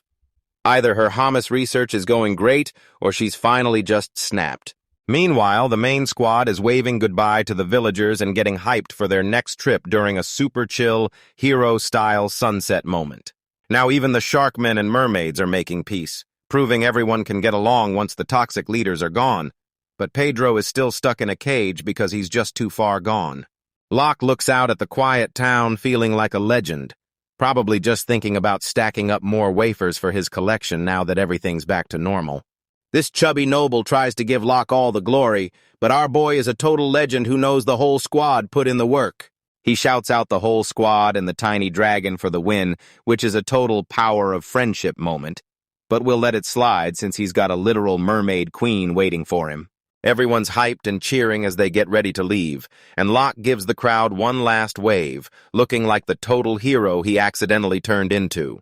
This noble dude is totally hyped on Locke. And honestly, he's right because our boy has that accidental riz and the combat skills to back it up, but just when you think it's finally over, we cut to a super creepy cave with someone breathing heavy, and you just know the piece is done for once those dark shadows and sharp rocks. This mysterious guy is sweating bullets trying to hold back a massive seal, and he knows for a fact that whatever's behind that magic circle is definitely not here to play nice. The seal starts to shatter, revealing these giant crystals that are holding back something ancient and crazy powerful. This is exactly the kind of hype that gets 1 million views, guys. Inside those crystals is a legendary dragon so massive it makes the last one look like a tiny goldfish. And it looks like it's finally about to wake up. He knows there's no stopping this, and as the dragon's eye starts glowing, you can tell everyone is totally cooked, which has me so hyped for the next arc. The dragon finally busts loose and drops a final "I'm sorry" to the whole world, leaving us on a massive cliffhanger where Locke and his crew are about to have the worst day ever. Yo, everyone! We're back with another banger where Locke is living his best life while pretending to be a regular guy, and we're starting off at the beach right after that massive fight. Check out this massive feast, guys. With monster girls in the kitchen and the vibes on point, the whole squad is eating like kings because that's just what happens when you've got an S-rank team and the best waifus around. Then the mermaid queen Marrow drops a total nuke on everyone, looks Locke in the eye and says she's basically his slave now and is joining the squad. Just look at that smile, she is absolutely down bad for our boy. The other girls are totally finished because they weren't ready for a literal queen to join the race. And honestly, This mommy's confidence is just legendary. Mero is getting super intense and passionate, and man, she is looking top tier. Shannon is totally losing her mind in the back because she knows the competition just got 10 times harder. Locke is acting like a total beta, claiming he only said yes because she was polite. But bro, a literal mermaid queen wants to serve you, so just take the W and stop overthinking everything. Mero isn't backing down one bit since she's ready to give him her entire life, and I'll literally give you $10 if you can look at her for 5 seconds without noticing all that plot she's bringing to the team. Locke is blushing like a total NPC while she holds his hands and tells him he can have literally anything he wants. And yeah, we all know exactly what you guys are thinking in the comments right now. Shannon suddenly jumps in and demands to join because she's not letting the queen take all the credit, and now they're just holding hands. Talk about some seriously lewd behavior. Now they're all teaming up to back Locke, and he's just standing there wondering how his life turned into a crazy dating sim right in the middle of a beach episode. Little princesses May and Madeline are totally over it, telling their mom she can't just ditch the throne to chase some human riz. And honestly, Madeline is the only one actually using her brain. Then Mero drops a total bombshell, saying Locke forced her to do all kinds of stuff, and the princess is absolutely losing it over what that implies. Mero pulls her daughter in for a hug, and while it's a super wholesome moment, let's be real. The character design in this panel is absolutely top tier. She tells her daughter she did an awesome job, which is super wholesome until you remember she's literally ditching her kingdom for a boy. Shout out to the real MVPs, the giant dragon and the ant girls, because this squad is so stacked they could literally level a whole continent. Mero is totally killing it as the ultimate mom right now, and the art style is making this whole scene feel super emotional. She's showing the princess why friendship matters, and even though it's a total cliché, you definitely listen when a mermaid queen is the one saying. The whole gang is surrounding the wolf, the elf, and the ants, making it look like a total zoo of top-tier waifus and monsters. These battle flashbacks are straight-up peak, and just look at Locke go. He might act like a simp normally, but once the swords come out, he's a total beast. Mero is totally convinced that Locke is the best teacher for the princess, but she's really just using school as an excuse to be near her crush. Honestly, you gotta respect the grind. She really wants her daughter to grow up and be an amazing queen, and this character growth is just peak, showing that even a Man of Culture series can have a ton of heart. Mero admits she'd totally spoil the kid, so she's hitting the road as an adventurer just to see what crazy things Locke can really do. She officially dumps the whole job on Madeline, and Madeline is just staring at her like, wait, are you actually serious right now? Madeline is a total legend with a heart of gold, and she's the only one who can actually keep the princess in check with that major gigachad energy. This goodbye is getting super emotional, but Mero promises to watch over them from the shadows, or more like right next to Locke while rocking her bikini. Hold on, the girls are actually laughing because they aren't falling for his fake hero act for even a second. Mero hits them with that insane aura face, and you just know she's completely broken once she pulls out that classic one-eye closed look. Madeline starts roasting her on the spot, calling her a lazy queen who only cares about getting married and having fun, and man, she is screaming on the inside. The hunt is officially on as Mero tries to ditch her princess chores while Luck just stands there freaking out. And honestly, this whole situation is pure comedy gold. Grease, that chubby noble, is watching all this go down and realizes Locke's crew is basically a bunch of world-ending monsters and total babes, and he is absolutely freaking out. Locke is still trying to act like a total nice guy, but seriously, you've got a mermaid queen and a giant Fenrir wolf, so no one's buying that regular dude act anymore. Shannon is looking totally jacked from all that juice, and she's blushing so hard her face is literally about to pop. She's somehow drunk on grape juice, which is such a classic anime move, and now she's totally glazing Locke and calling him the best guy in the world. She's getting all deep, saying they could literally do anything if they just used their full power, and man, the vibes under the moonlight are getting way too intense. She's telling everyone that Locke is a total saint who'd never hurt a fly, and even though she's totally glazing him, our boy honestly deserves the hype. She gets right in his face looking super cute, and I know exactly what you're thinking. Is this finally the big moment? The tension is totally crazy with them standing face to face, and the sound effects make it feel like their hearts are literally thumping off the page. But nope, a massive splash of water ruins the whole vibe, and I'm honestly losing my mind because the writers are totally trolling us right now. Turns out Mara was just practicing her water magic and accidentally wrecked the vibe, making this mermaid a total nightmare for Locke's love life. She's just laughing it off and telling the others they're not even close to her level, which was definitely a move to show everyone who's boss. Shannon totally gives up and crashes against a barrel, losing her shot at glory just because a salty queen decided to ruin everything. Locke is being a total sweetheart by tucking her in, and Grease finally admits he brought the real deal by mistake, which is why everyone is acting so insane. Grease realizes Locke could totally crush anyone he wants, but he chooses to be kind instead, which is some serious Chad energy right there. Locke just wants his friends to be happy, and that wholesome vibe is exactly why every top-tier girl is chasing him. Check out that innocent smile. It's no wonder he's got infinite riz when he doesn't even realize he's doing it. Grease finally gives him some respect, realizing that even though this guy is totally cracked, he's way too chill to ever become a villain. Marrow's watching them with that, "I definitely picked the right guy" look, and there's no way she's heading back to the ocean anytime soon. The next morning, Marrow tells Locke she's got a surprise for him, and when she points out to the ocean, he sees a ship that is absolutely massive. Locke's face is literally all of us because you save one mermaid and she just hands you a massive pirate ship, which is the ultimate gotcha win. This ship sank forever ago, but the mermaids actually dragged it up and fixed it as the ultimate thank you gift. They head inside to check it out, and man, this place is massive. It's basically a giant flying mansion for Locke and his whole harem. The water totally trashed everything inside, so they cleared it all out to give Locke way more space for his projects. But then they spot the only thing that stayed dry, a mysterious painting of a girl in the woods. And you just know this is a massive plot hook, guys. Locke is totally hooked on this thing, staring at it like he just saw a ghost, and he's wondering if it's a memory from a past life or just some insane high. Marrow snaps him back to reality and tells him to focus on the party, because there's no way she's letting a piece of art steal her man. Night hits again and the ship looks totally epic under the moon, like the artist really blew the whole budget on this one scene.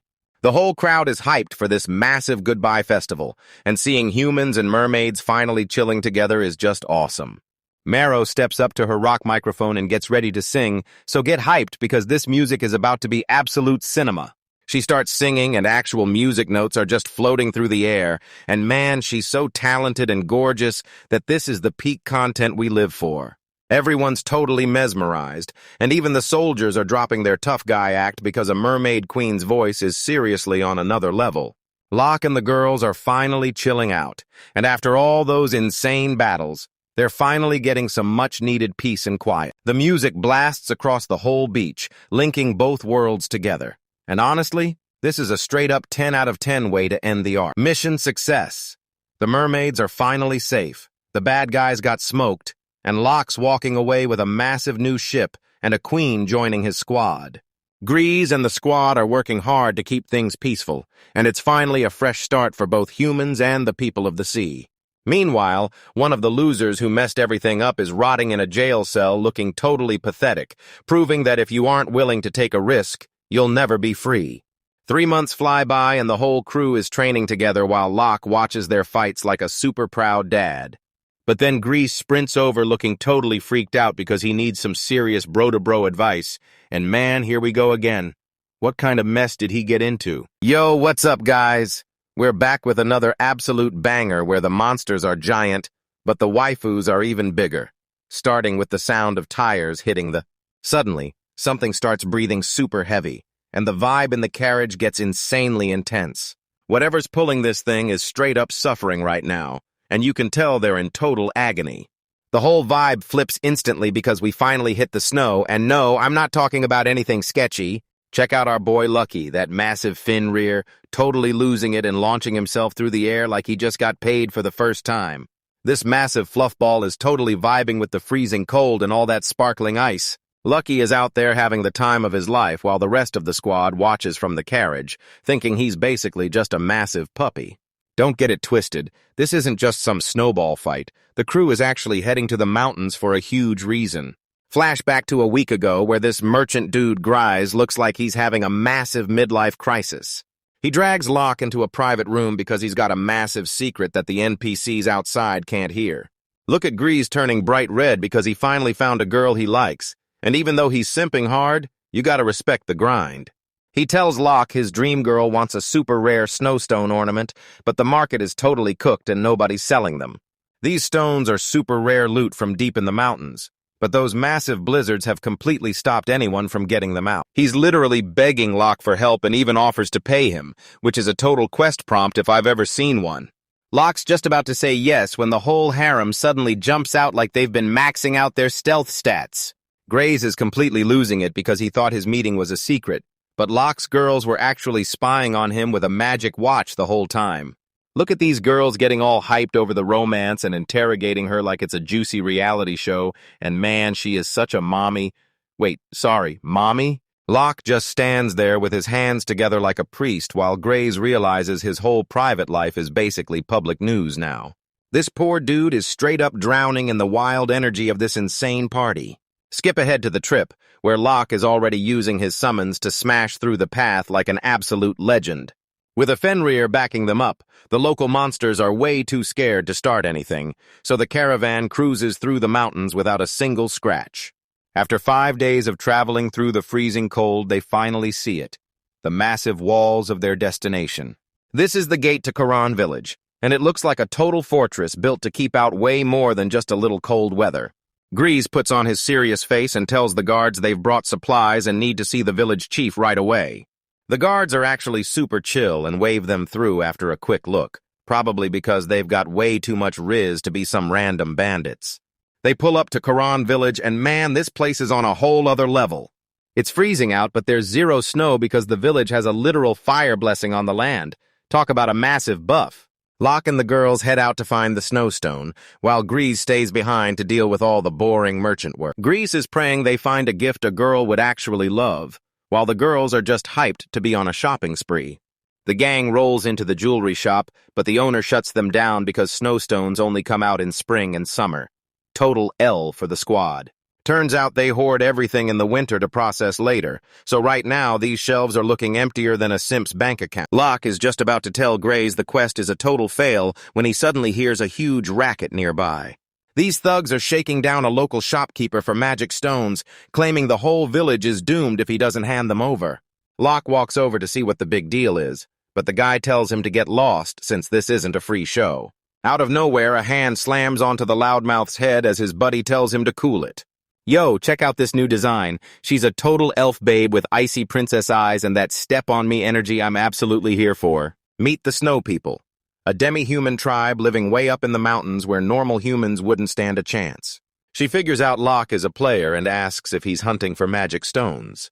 Her brother is totally losing it, but Locke stays chill and just asks why they're so obsessed with those stones anyway. The Snow People start acting super sketchy and refuse to tell him why, which is a massive red flag. Suddenly, they invite Locke back to their village so their chief can break down what's really going on. These guys are so desperate they'll trade literally anything for those stones, and seriously, stop being gross because I know exactly what you're thinking. Locke finally realizes these are the guys who actually supply the village with those snowstones. The brother is totally second-guessing things, but the sister shuts him down because they need those magic stones way more than some random rocks, and she's officially calling the shots.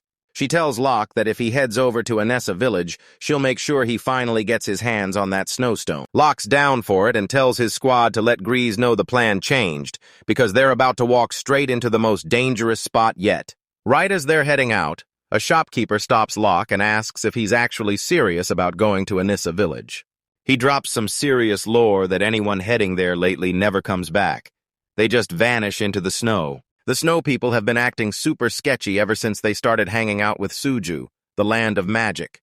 Look at this super dark nation that's basically a massive villain base where they're building an army to take over the world with total edgy vibes. The shopkeeper tells Locke to watch his back because the Snow People suddenly acting desperate for magic stones is super sketchy. He says he'd lose sleep if a solid guy like Locke just vanished, and honestly, that is a total bro move. Locke gets the message loud and clear, realizing his easy little errand just turned into a total fight for his life. The squad meets up with the Snow People at the gate, all set to charge straight into the crazy blizzard. Right as they're heading out, this creepy hooded guy is lurking in the dark, and you just know someone is about to get wrecked. Yo guys, we're back, And our boy is out here on his skis trekking through a total frozen wasteland because he clearly hasn't had enough of the cold yet. They're finally reaching Anessa village, but bro is freezing solid and needs to find some heat fast before he turns into a total popsicle. Out of nowhere, he spots this random NPC kid just standing in the snow like a total creep, probably waiting to drop a side quest on him. The squad finally reaches the village gates, and man, it's freezing cold and the vibes are totally off. Welcome to Anessa village. A place that's supposedly blessed by fire, but honestly, the whole thing sounds like a total scam. The village chief starts hyping up the fire blessing, claiming it's the only reason they haven't all turned into human popsicles yet. But hold up. The locals are totally judging our guy because humans have zero riz in this part of town. The chief tells him to just ignore the haters and brings him to the main hut, which actually looks pretty chill inside. We're finally face-to-face with the big boss Krogo, an old elf dude who looks like he hasn't had a haircut in 300 years. They sit down for a tea party to talk about the magic stones, and you just know things are getting real the second that tea hits the table. Krogo is acting all polite for now, but I'm keeping a close eye on this old guy because he's definitely hiding something huge. Our host takes one sip of the tea, and his soul straight up leaves his body, because it's so good he totally forgets he's stuck in a frozen wasteland. This rare snow tea is basically a legal drug for these mountain people, and bro is already totally hooked. Once tea is over, Krogo gets right back to the magic stones, and the whole vibe gets super heavy. Out of nowhere, the whole place starts shaking like a massive earthquake, and everyone's tea goes flying right off the tables. Our MC isn't just a pretty face. He triggers his search skill and spots a massive power level hiding right under their feet. This isn't just some random shaking. You can actually feel a monster nearby, and whatever's lurking down there is absolutely massive. The shaking stops for a second, but just look at his face. He knows they're basically sitting on a massive bomb. He calls the old man out on that underground monster, and Krogo realizes he just can't hide the truth anymore. The secret is finally out. There's a baby dragon sleeping right under the village, and it's definitely not the friendly kind you'd see in a movie. This fire dragon is the source of the fire blessing, basically acting like a massive scaly heater for the whole region. The dragon's heat flows right through the caves to keep the villages warm, and honestly, the ancestors were total geniuses for thinking of that. But here's the catch. This dragon's been out cold for thousands of years, and he's finally waking up. They're using magic on the ceiling to keep that thing asleep while totally blinding everyone with a thick smog. This mysterious person from the Ice and Snow tribe is a total magic powerhouse, and they're the only one keeping the seal from breaking. Turns out this tribe actually mixed with ice fairies way back in the day, and that's easily the coolest bit of lore I've heard all week. The sealer is running on empty, and they need those magic stones ASAP to keep that dragon locked away. Our guy is a total boss and agrees to hand over the stones, but he's making one big demand before he helps them out. He's got to see that dragon for himself, probably to check for rare loot or to see if he can actually tame the thing. If that dragon wakes up, the whole kingdom is toast, so our guy knows he's got to step up and do his job as an adventurer. Krogo's nervous, but he knows he's totally toast if the MC doesn't help him out with those stones. To speed things up, the host summons Demort, and man, this great sage is a total knockout. Mommy? Demorty is a total fan favorite, and she's stepping up to make sure this dragon stays fast asleep. She hits the old man with her legendary riz, calling him Oji-sama and grabbing his hands until he basically turns into a puddle. The old guy folds immediately and leads them straight to the hidden cave, showing that even elves are totally down for a massive siege. Our MC is just standing there roasting the old man for being a total simp, and honestly, it's absolute peak. The vibe gets super tense when Krogo warns them that the sealer is a total powerhouse freak who's impossible to deal with. He warns them to back off if they want to live, because this lady is basically always in a bad mood. They hit the bottom of the cave and you can already feel the crazy heat blasting up from the deep. Check it out. A massive dragon frozen solid looking like a total nightmare boss straight out of a super hard video game. This monster is freaking huge, and that magic on the ceiling is the only thing stopping it from roasting the whole village. Krogo tells everyone to hang tight while he runs those magic stones over to the cranky sealer lady. Demort and the MC are just hanging back, waiting to see what kind of insane magic is actually keeping this beast pinned down. Demortic says she can feel the romance in this magic seal, and even though that's a weird way to put it, we love a queen with taste. Suddenly, this weak little lich pops out of the shadows looking like she's totally starving. Before our guy can even pull his sword, this crazy grandma starts dropping high-level gravity magic without saying a single word. The gravity slams him into the floor and pins him down, making him look totally weak for a second. This lady is totally fuming that Krogo brought randoms into her secret hideout, and she is definitely not messing around. She screams at them to get lost and powers up to blast them into oblivion, and that's the massive cliffhanger we're stuck with. What's up, guys? We're back with a total banger where the girls are top tier, and it all kicks off with some hooded weirdo trying to jump our main. This guy is straight up acting like a final boss, telling everyone they're about to be deleted, while our boy Locke is lying there looking totally wrecked as the edgelord flexes his crazy magic. Hold up, plot twist. That creepy hooded figure was totally faking it and is actually just a wild grandma having a laugh, and man, she really had us thinking she was the final boss. She's just standing there with a totally blank face, realizing an old guy just played her, and she definitely thinks the MC is a massive simp for falling for that act. Check out this granny's face. She's calling them a bunch of brats like she didn't just try to end them over a prank, and I'll give you $10 if you can guess why she's so salty. This is Margaret, the strongest survivor of the Snow and Ice tribe, and even though she's older now, you just know she was a total baddie back in her prime, while then this other old dude shows up and starts screaming at her for chatting with the guests. And honestly, watching them bicker like they're in a nursing home is way more hype than most shonen fights. Margaret is hunting for magic stones like a total beast, and even though the village head is sick of her, she's got that main character energy that nobody can stop. She goes full demon mode for a second. She tells the old man that as long as the dragon is around, she's the one calling the shots. Her power is so intense that even the bee.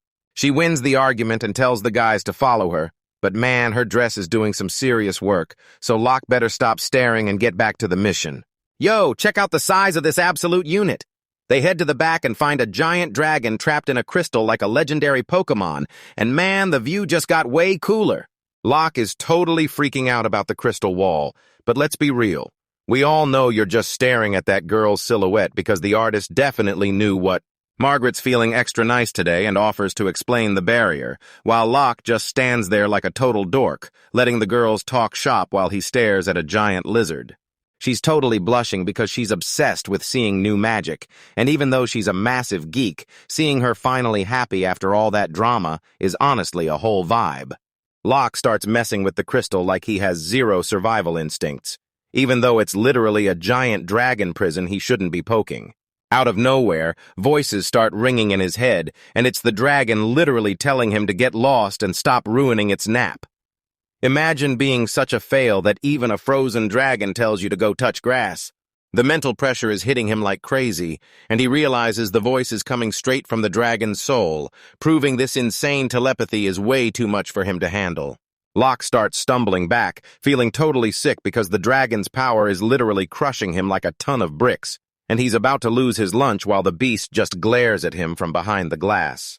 Out of nowhere, the whole room starts shaking like a massive earthquake as a giant magic circle glows on the ceiling, and it's clear the security system just kicked in. Things are about to get wild.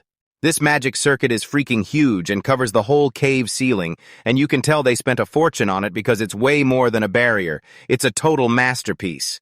Things chill out fast, and Margaret is totally losing it, laughing because she's so hyped about what she just did and flexing her magic power like she just hit the jackpot. Just as Locke's trying to get his cool back, a new challenger steps up. It's a tiny kid who looks like he literally just woke up. Locke thinks the old lady has a "everything changed when we met Ivan, the shyest kid ever," and Margaret starts roasting him for whispering right away because she has zero chill even with her own family. So this kid is Margaret's grandson, and you can tell he's been through the ringer just by looking at Liz's face, because being related to that lady must be. Margaret calls him delicate and shy, which is basically her calling him a total simp, and Locke is just standing there sweating because he knows exactly what it's like to get roasted by her. Then she goes straight for the kill, telling him he's got zero magic talent and should just give up, which is totally brutal for a grandma since she's basically calling him an NPC in his own story. Ivan totally snaps and runs out of the room crying, leaving the girls standing there looking awkward as heck, while the guests watch this poor kid's dreams get absolutely wrecked in 4K. Locke tries to speak up, but Margaret shuts him down instantly, telling the outsider to stay in his lane with that "I've lived longer than your whole family tree" energy. The vibe in this room is actually insane right now, but Locke looks totally locked in, and you can finally see that main character energy sparking in his eyes because he's definitely about to make. The village chief is rushing to wrap things up and get them moving before sunset, probably just so he can bail before Margaret starts roasting everyone too. Margaret shuts them down with a massive no and claims the village needs them, but she's basically just kidnapping them because they're too useful, and now the village head is totally freaking out. She says they can make the dragon seal way stronger together, but she's really just using them for free labor, and the village chief is so stressed he looks like he's about to pop a blood vessel. Suddenly, another guy rushes in to say the neighboring merchants are leaving, and the village head is just happy he finally has an excuse to get away from this crazy lady. Margaret is totally playing puppet master, ordering OK to go with the village head to see the merchants off just so he can secretly scout the whole situation. The village head scampers off while Margaret shoots Locke a look that says, "Don't screw this up," warning him to watch them closely because something about this whole situation feels super sketchy. Check out that look. Margaret might act like a total troll, but she's actually super sharp and knows these visitors are acting sus, so she's sending our boy in to lock in and check the vibes. They meet the merchants and things get sketchy fast, with the leader grinning like a creep and the hooded kids clearly packing some serious heat under their cloaks. Locke spots the merchant decked out in a sword and armor like he's ready to raid a dungeon. And honestly, no salesman carries that much gear unless they're doing business in a... Check out those guards. The way they move proves they're elite soldiers, not just hired muscle. And Locke finally realizes they aren't here to trade spices. They're here for a... Locke keeps it totally chill and introduces himself as a basic adventurer, acting like a total NPC just to blend in. This guy calls himself Carl Felt, a merchant from Suju, and even though he looks like a total Chad, you just know he's the type to backstab you the second you turn around. Locke's face goes totally serious when he hears the name Suju because he knows where they're from and there's no way they should be carrying heavy gear through this crazy terrain. Something just isn't adding up. They're playing nice and trading fake goddess blessings, but the vibe is super sketchy since everyone's just waiting for someone to make the first move. The second they're gone, Locke jumps into action and sends his bird CL to tail them, proving he's finally using his head and playing the long game. He remembers those rumors about Suju messing with dark magic, and it all clicks. These guys are definitely here for the dragon and they're ready to get violent. The chapter wraps up with the merchants heading out as Locke realizes this village is hiding way more than just a lizard in a crystal, and I'm calling it now. A massive betrayal is definitely coming. Yo guys, we're back with Locke, who's living the total isekai dream while we're just stuck at home, and he just arrived at this massive guest house that's way too fancy. His elf bro points out a hot spring in the back, and you already know what time it is. The plot is finally about to get real juicy. This is usually their go-to spot for drinks and acting cool. But Locke is just standing there looking like a total NPC. The elf feels super guilty for not packing any snacks, but Locke is used to going hungry, so he tells them it's all good. Then they get that classic "don't go out at night" warning because some villagers hate humans, which is basically a huge sign that a plot twist is coming. This elf is just rambling about trade and snowstones, but I'm honestly just waiting for the waifus to show up so the real fun can start. Locke finally gets a moment to himself and ducks into his pocket dimension, probably because he's totally stressed out being the only human in a village full of elves. The second he shows up, a bunch of weak spirits start screaming "Papa" at him. And honestly, if he wasn't the host, this guy would totally be on a watch list. His whole family is right there to welcome him home. And honestly, the insane amount of riz this basic main character has is a total slap in the face to all us hardworking Chads. They've got a massive feast waiting and the food looks fire, but let's be real, we didn't come here for some digital steak. They're literally geeking out over crops and fish like it's a farming game, but at least the demon mommy is on screen. Lucky the wolf is looking totally wrecked in the corner, and he's honestly more depressed than me after a 10 pull with 0 SSRs. The poor doggo just wanted to plow the fields, but he's so insanely OP that he accidentally nuked the place instead, which is honestly such a mood. Locke plays the nice guy and cheers up the wolf, saying it's totally fine to be a trash farmer as long as he's still out there biting things. The wolf is actually sobbing because he's so moved, and even though it's a lot for a giant monster, I guess even the biggest Chads have feelings too.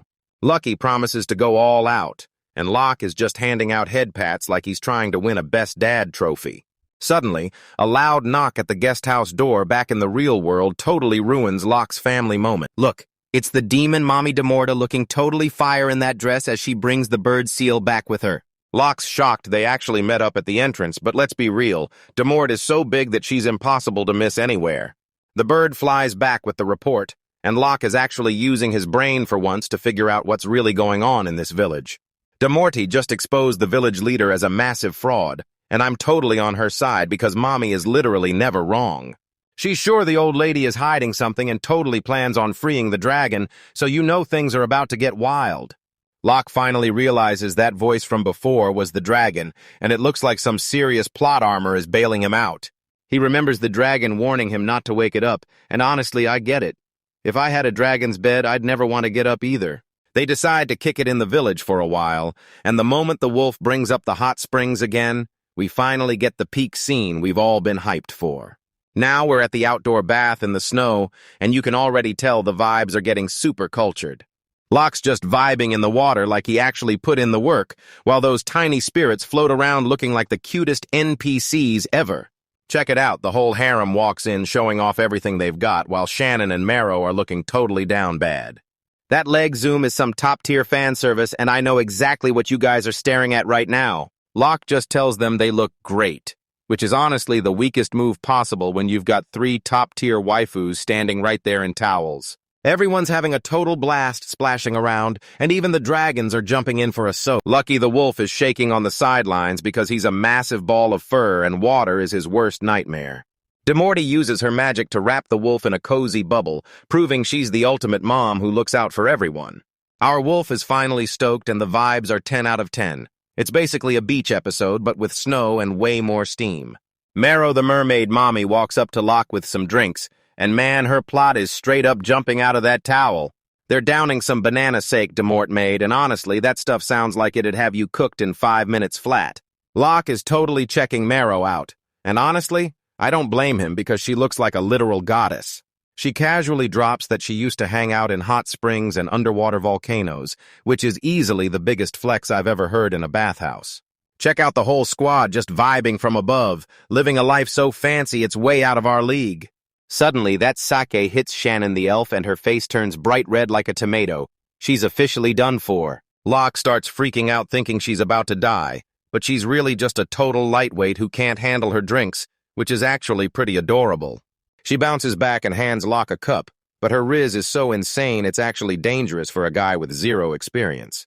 She leans forward for a total man of culture moment, and Locke is sweating way more from the nerves than the actual hot water. Her heart is racing and Locke is just staring at her totally frozen, so you know the romance vibes are hitting hard right now. Demore kicks off some magic music and the whole place flips into a total dream sequence. Music notes are straight up floating in the air while everyone catches a vibe, and man, the animation for this bath scene is on another level. The music is blasting so loud the whole village can hear it, which is a total flex on those no humans allowed guys. The sun rises over the mountains the next morning, but I've got a bad feeling things are about to get really messy. The whole squad is totally wrecked with the most brutal hangovers ever, and Locke looks like he's literally seen the light after drinking way too much sake. We're kicking things off with Locke and this stunning elf girl heading straight into the mines because they need some glowing crystals to keep the energy up. She tells him the village head has no clue this place exists, giving him the ultimate VIP tour while she shows off some crazy ancient magic writing. Locke is still feeling totally wrecked from last night, but his friend hooked him up with some meds so he isn't barfing his brains out just yet. Suddenly, they're stopped dead by a massive magical wind hole that's spinning way faster than a hurricane. Word is only this elite mage named Margaret can fix the mess, but she's way too busy fighting dragons to care about some random hole in the wall. This salty elf NPC marches up and starts trash-talking outsiders, totally clueless that he's picking a fight with the literal star of the show. Locke isn't even breaking a sweat as he lets his massive white wolf Lucky loose to show these locals how a real boss gets things done. Lucky is looking totally jacked and ready for action, and honestly, the look on this wolf's face says he's about to end this guy's whole career with just one paw. This wolf starts charging up a magic circle that looks absolutely insane, and the local people are just standing there shocked, wondering where this beast even came from. Locke tells him to chill, but Lucky goes full beast mode and nukes that cave wall like it's made of wet paper. That wind hole is totally gone, but so is the whole side of the mountain, and now everyone's just frozen, praying they don't get buried alive. I'll bet you $10 you can't guess the repair bill for that massive hole they just blasted into the scenery. Lucky's just standing there looking totally confused, wondering if he actually held back enough, while the grumpy elf is literally speechless at how wild this dog is. Wait, going totally overboard actually paid off because they just found a stash of snowstones that are glowing brighter than a brand new iPhone. The miners are losing it because they're set for the whole year, while Locke just stands there looking like a total boss. Lucky's acting like this was all part of his big plan, but we all know he just wanted to blow stuff up for the fun of it. The villagers are treating this dog like a total god, and honestly, after what he just pulled off, I'm ready to start worshipping him too.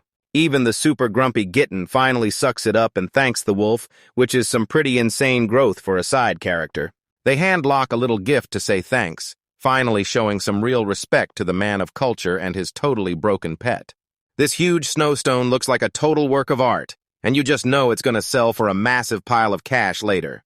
Gitten actually says sorry for being such a hater earlier, proving that blowing up a whole mountain is the best way to make friends in this world. With the job finally done, the guys are ready to feast like they hit the jackpot, and man, they totally earned this win. Locke and the crew get invited to the party, and you just know the food and drinks are going to be straight up fire for our heroes. Lucky is straight up begging for clout, asking Locke for some hype since he's such a good boy for blowing up entire mountains.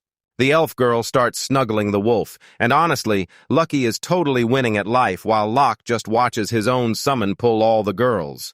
She starts getting all emotional about her dream to see the world, and Locke hits her with that smooth main character energy that's pure riz. Just look at that smile. She's totally down bad for our guy, or maybe she just really wants to see that wolf again. This little gargoyle messenger pops in to tell them they're going to be late because things are moving way faster than we expected. Locke flexes about his gargoyle buddy, and the elf girl finally realizes his whole team is packed with high-level summons. The gargoyle spills the beans about a massive barrier hiding the village from the rest of the world, basically making it a low-budget Wakanda. The elf girl is totally shocked since she had no clue, and now she's convinced Margaret is doing some really sketchy stuff behind their backs. The group is arguing about whether to smash it, but you already know Locke is totally down to cause some absolute chaos. She steps up to take the blame, proving she's a total boss who's ready to handle whatever mess comes her way.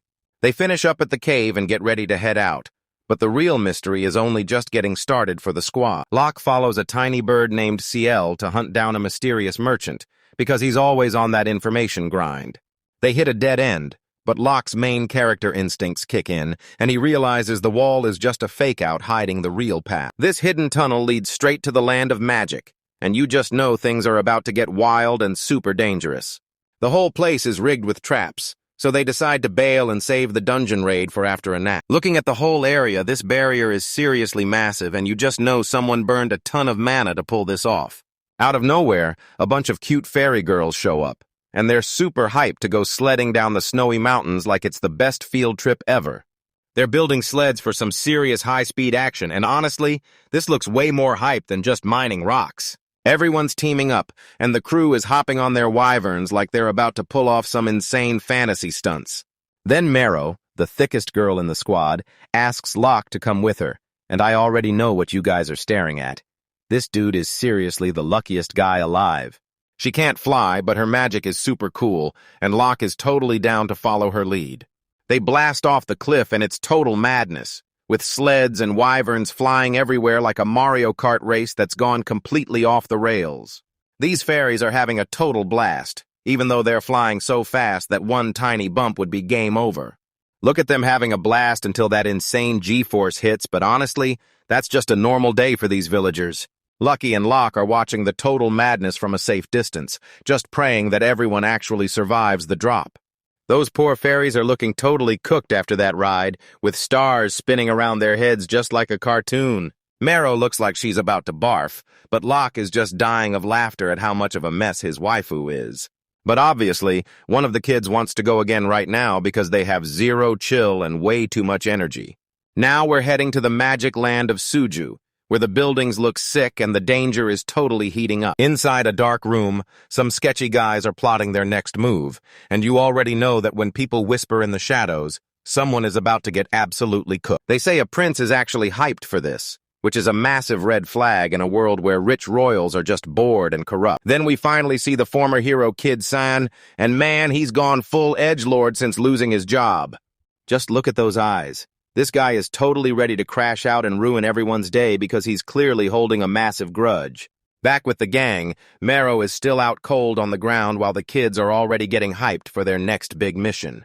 What's up, guys? We're back with some absolute peak fiction where our boy has a pet that's a total cheat code, starting with Lucky getting a custom sled and looking so fluffy it's literally breaking the scale. Locke and his girl are just chilling, thinking they're finally getting a break while the whole town cheers them on. Lucky's not about that slow life, so he just rips Locke and the girl off the sled before they even have a second to pray. Before they even notice there aren't any seatbelts, Lucky just sends it right off the cliff, and I'm telling you, I'd give anything to see the look on their faces.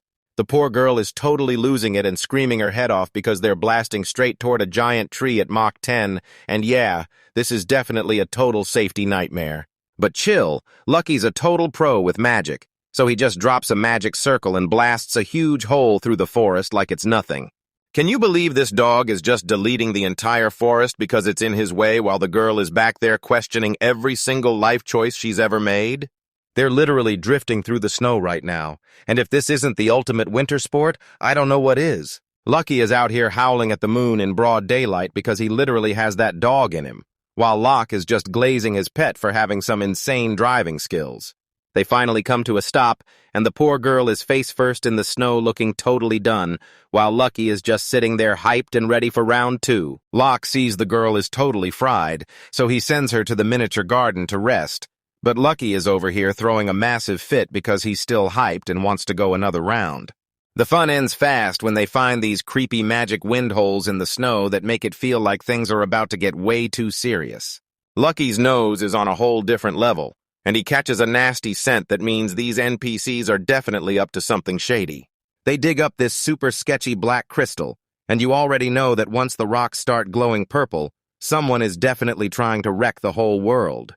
Out of nowhere, a new challenger steps in, and man, look at Ivan with his hood up, giving off some seriously mysterious vibes. She tells them to pack their bags and get lost because the dragon seal is finally snapping, and let's be real, a dragon fight means the animation budget is about to go totally insane. She starts getting all emotional about her grandma, but before they can even dive into the backstory, Lucky realizes a bunch of hooded creeps have them totally surrounded. These dudes really think they're the main characters, jumping out of the bushes and spamming fireballs like they're grinding some low-level raid. Lucky just stands there like a total boss, taking the fire head-on and then casually slapping the magic away with his tail like he's playing tennis. The villains realize they're getting totally wrecked, so they try a big team-up move like they're actually starring in an Avengers movie. They summon this massive firebird that looks straight-up legendary, but they totally forgot their opponent literally eats gods for breakfast.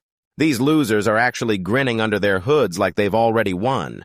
But Locke is just standing there like he doesn't even care. Lucky finally stops messing around and blasts them with a counterspell that turns their bird into a literal roasted chicken.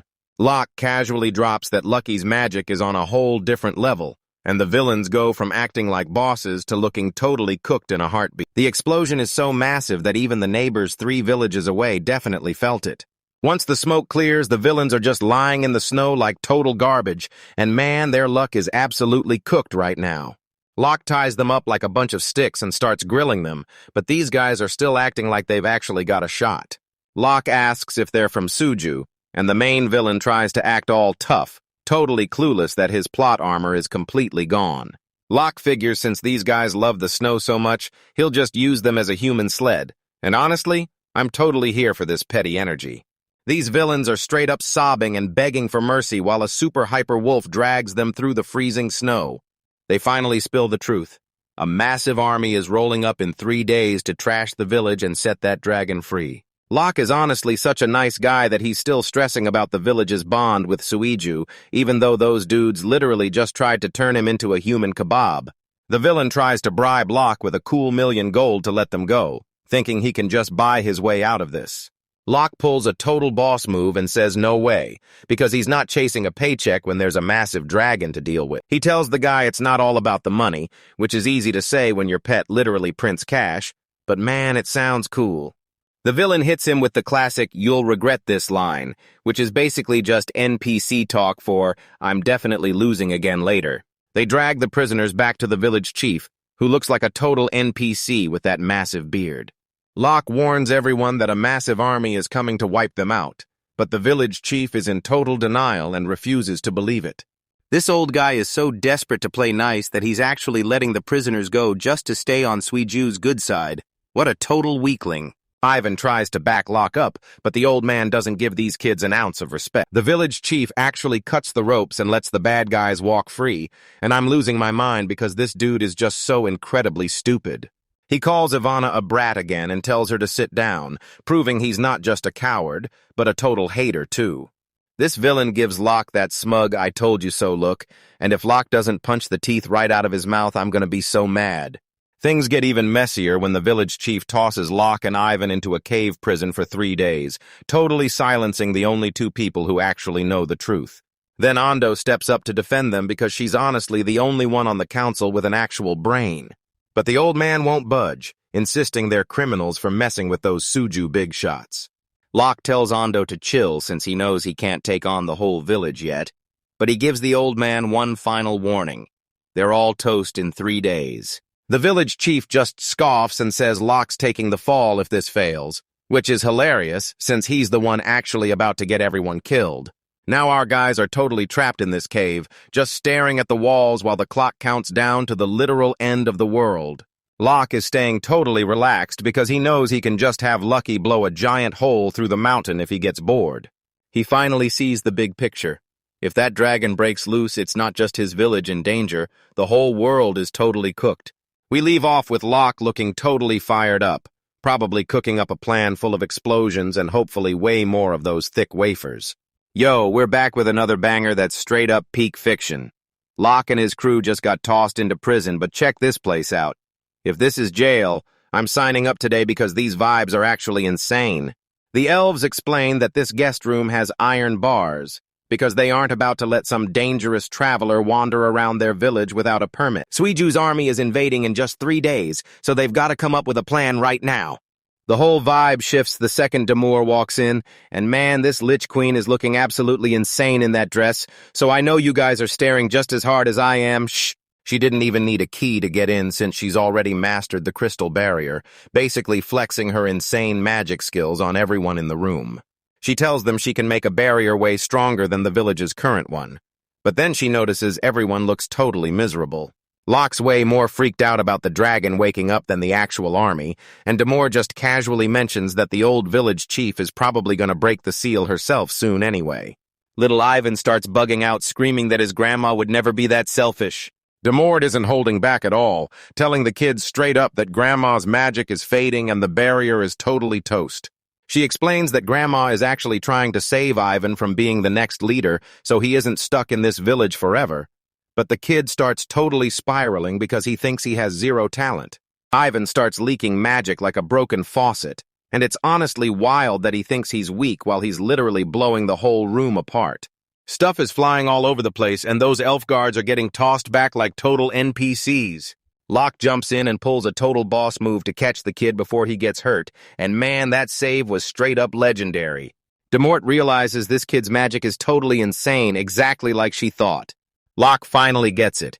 Grandma wants Ivan to live a normal life because if the world sees how insanely strong he is, people will definitely try to use him. They take a quick break to talk about the dragon, and Locke is being way too hopeful, thinking the beast might actually be nice. But dude, it's a legendary monster, not a puppy you can just be besties with. Tamer calls him out for being a total simp for the dragon, but Locke just brushes it off like it's nothing. Out of nowhere, a bunch of jacked elves pull up ready for a fight because they heard Locke jumped their messenger. Locke just owns it like a total legend, and you can feel the tension hitting the roof. But get this, it turns out these guys actually hated those messengers for acting so stuck up, and they aren't even here to fight. They just want a party. The squad gets invited to a huge feast because the village's smartest guy actually trusts Locke, which is a total win for the team. The elf leader is a total legend and tells Locke that since he's a man of culture, he's officially invited to join their table. The massive feast kicks off and the whole energy is just awesome. Look at this insane art, guys. There's a massive fox just vibing and dancing with wafers everywhere, and I bet you $10 you won't find a wilder party in any other manga this week. While everyone is busy stuffing their faces, they start getting serious about how Suju is totally trying to screw over the village. This elf guy is losing his mind because the village chief is getting played like a total fool. Suddenly, Grandma Margaret rolls into the party looking like a total boss. Most elves are actually chill with her since only the big bosses hate her tribe, and it's hilarious when she starts roasting the elf leader's face. Being a lich is a total struggle since she can't taste anything, but then Grandma hooks her up with some special banana sake. As it keeps drinking, her eyes look like they're about to pop right out of her head. She can actually taste it. Grandma just gave a dead girl her taste buds back, and that magic is straight up God tier. Grandma explains the food turns straight into magic, and Demort is so hyped she refuses to die as long as this tech is around. Once the party wraps up, the elf leader pulls Locke aside to talk about that super sketchy barrier around the village. Turns out those Suju merchants have been planting magic windholes all over the forest. Then Locke pulls out this black crystal he found, and man, things are starting to look really sketchy. Demortiana spots the crystal and realizes it's a magic sucker, meaning the enemy is straight up draining the village dry like a parasite. They figured out the scouts were about to drop a massive barrier and trap everyone inside. We get one last look at the party vibes with that massive fox being a total good boy. The waifus are still out there singing and dancing, but the party is officially done. The elf bros tell Locke they've got to head back and start prepping for the big invasion. They show Locke a secret shortcut hidden behind a cloth in the cave that leads right to Quran village. This is the emergency escape route, and they're trusting Locke to handle it because he's the absolute GOAT. Ivan finally snaps awake, only to see Grandma looming over him with a super serious look on her face. The kid is totally lost, but Grandma's got that look like she's ready to risk it all. She tells Ivan to grab Locke and ditch the village so they can head straight to Corin. Ivan is totally stunned because she always told him to never leave. But then she just pulls him into a hug, and man, I'm not crying, you're crying. She tells him he better listen to Locke and stop acting so reckless. She flashes him one last smile and tells him to look after himself. She spins around and heads out, telling the kid to lock up, but that look in her eyes says she's about to do something totally insane to keep them safe. Ivan is still totally lost on why she changed her mind so fast. Locke tells him she wants him to get out there and see the world so he can find his own path instead of just being a mage. Ivan's totally hyped and tells her she's the best mage alive, so now he's ready to train his heart out until he can seal dragons just like her. He's aiming to become the sealer so his grandma can finally rest, proving this kid is a total Chad in the making. Locke gives him a head pat because the kid is officially part of the squad now. They finally make it back to Quran village and tell Mayor Grizz exactly what went down. The mayor's face is literally glowing with pure hype. He's struggling big time to keep up with all the madness Locke drags back with him. First it was mermaids, now it's dragons and invasions, and honestly, the dude just wants a nap. He dropped a huge bombshell, revealing that the magic kingdom of Suju is actually teamed up with the Fourth Prince's crew. These guys are the absolute worst, and they'll do whatever dirty tricks it takes just to win. Locke realizes that if the Fourth Prince is actually behind this, they're 100% cooked. Suddenly, a guard kicks the door open and screams that everything is falling apart. Locke looks out the window and sees smoke rising from Anissa village, realizing the invasion didn't wait 3 days. It's happening right now. The war has officially started, and guys,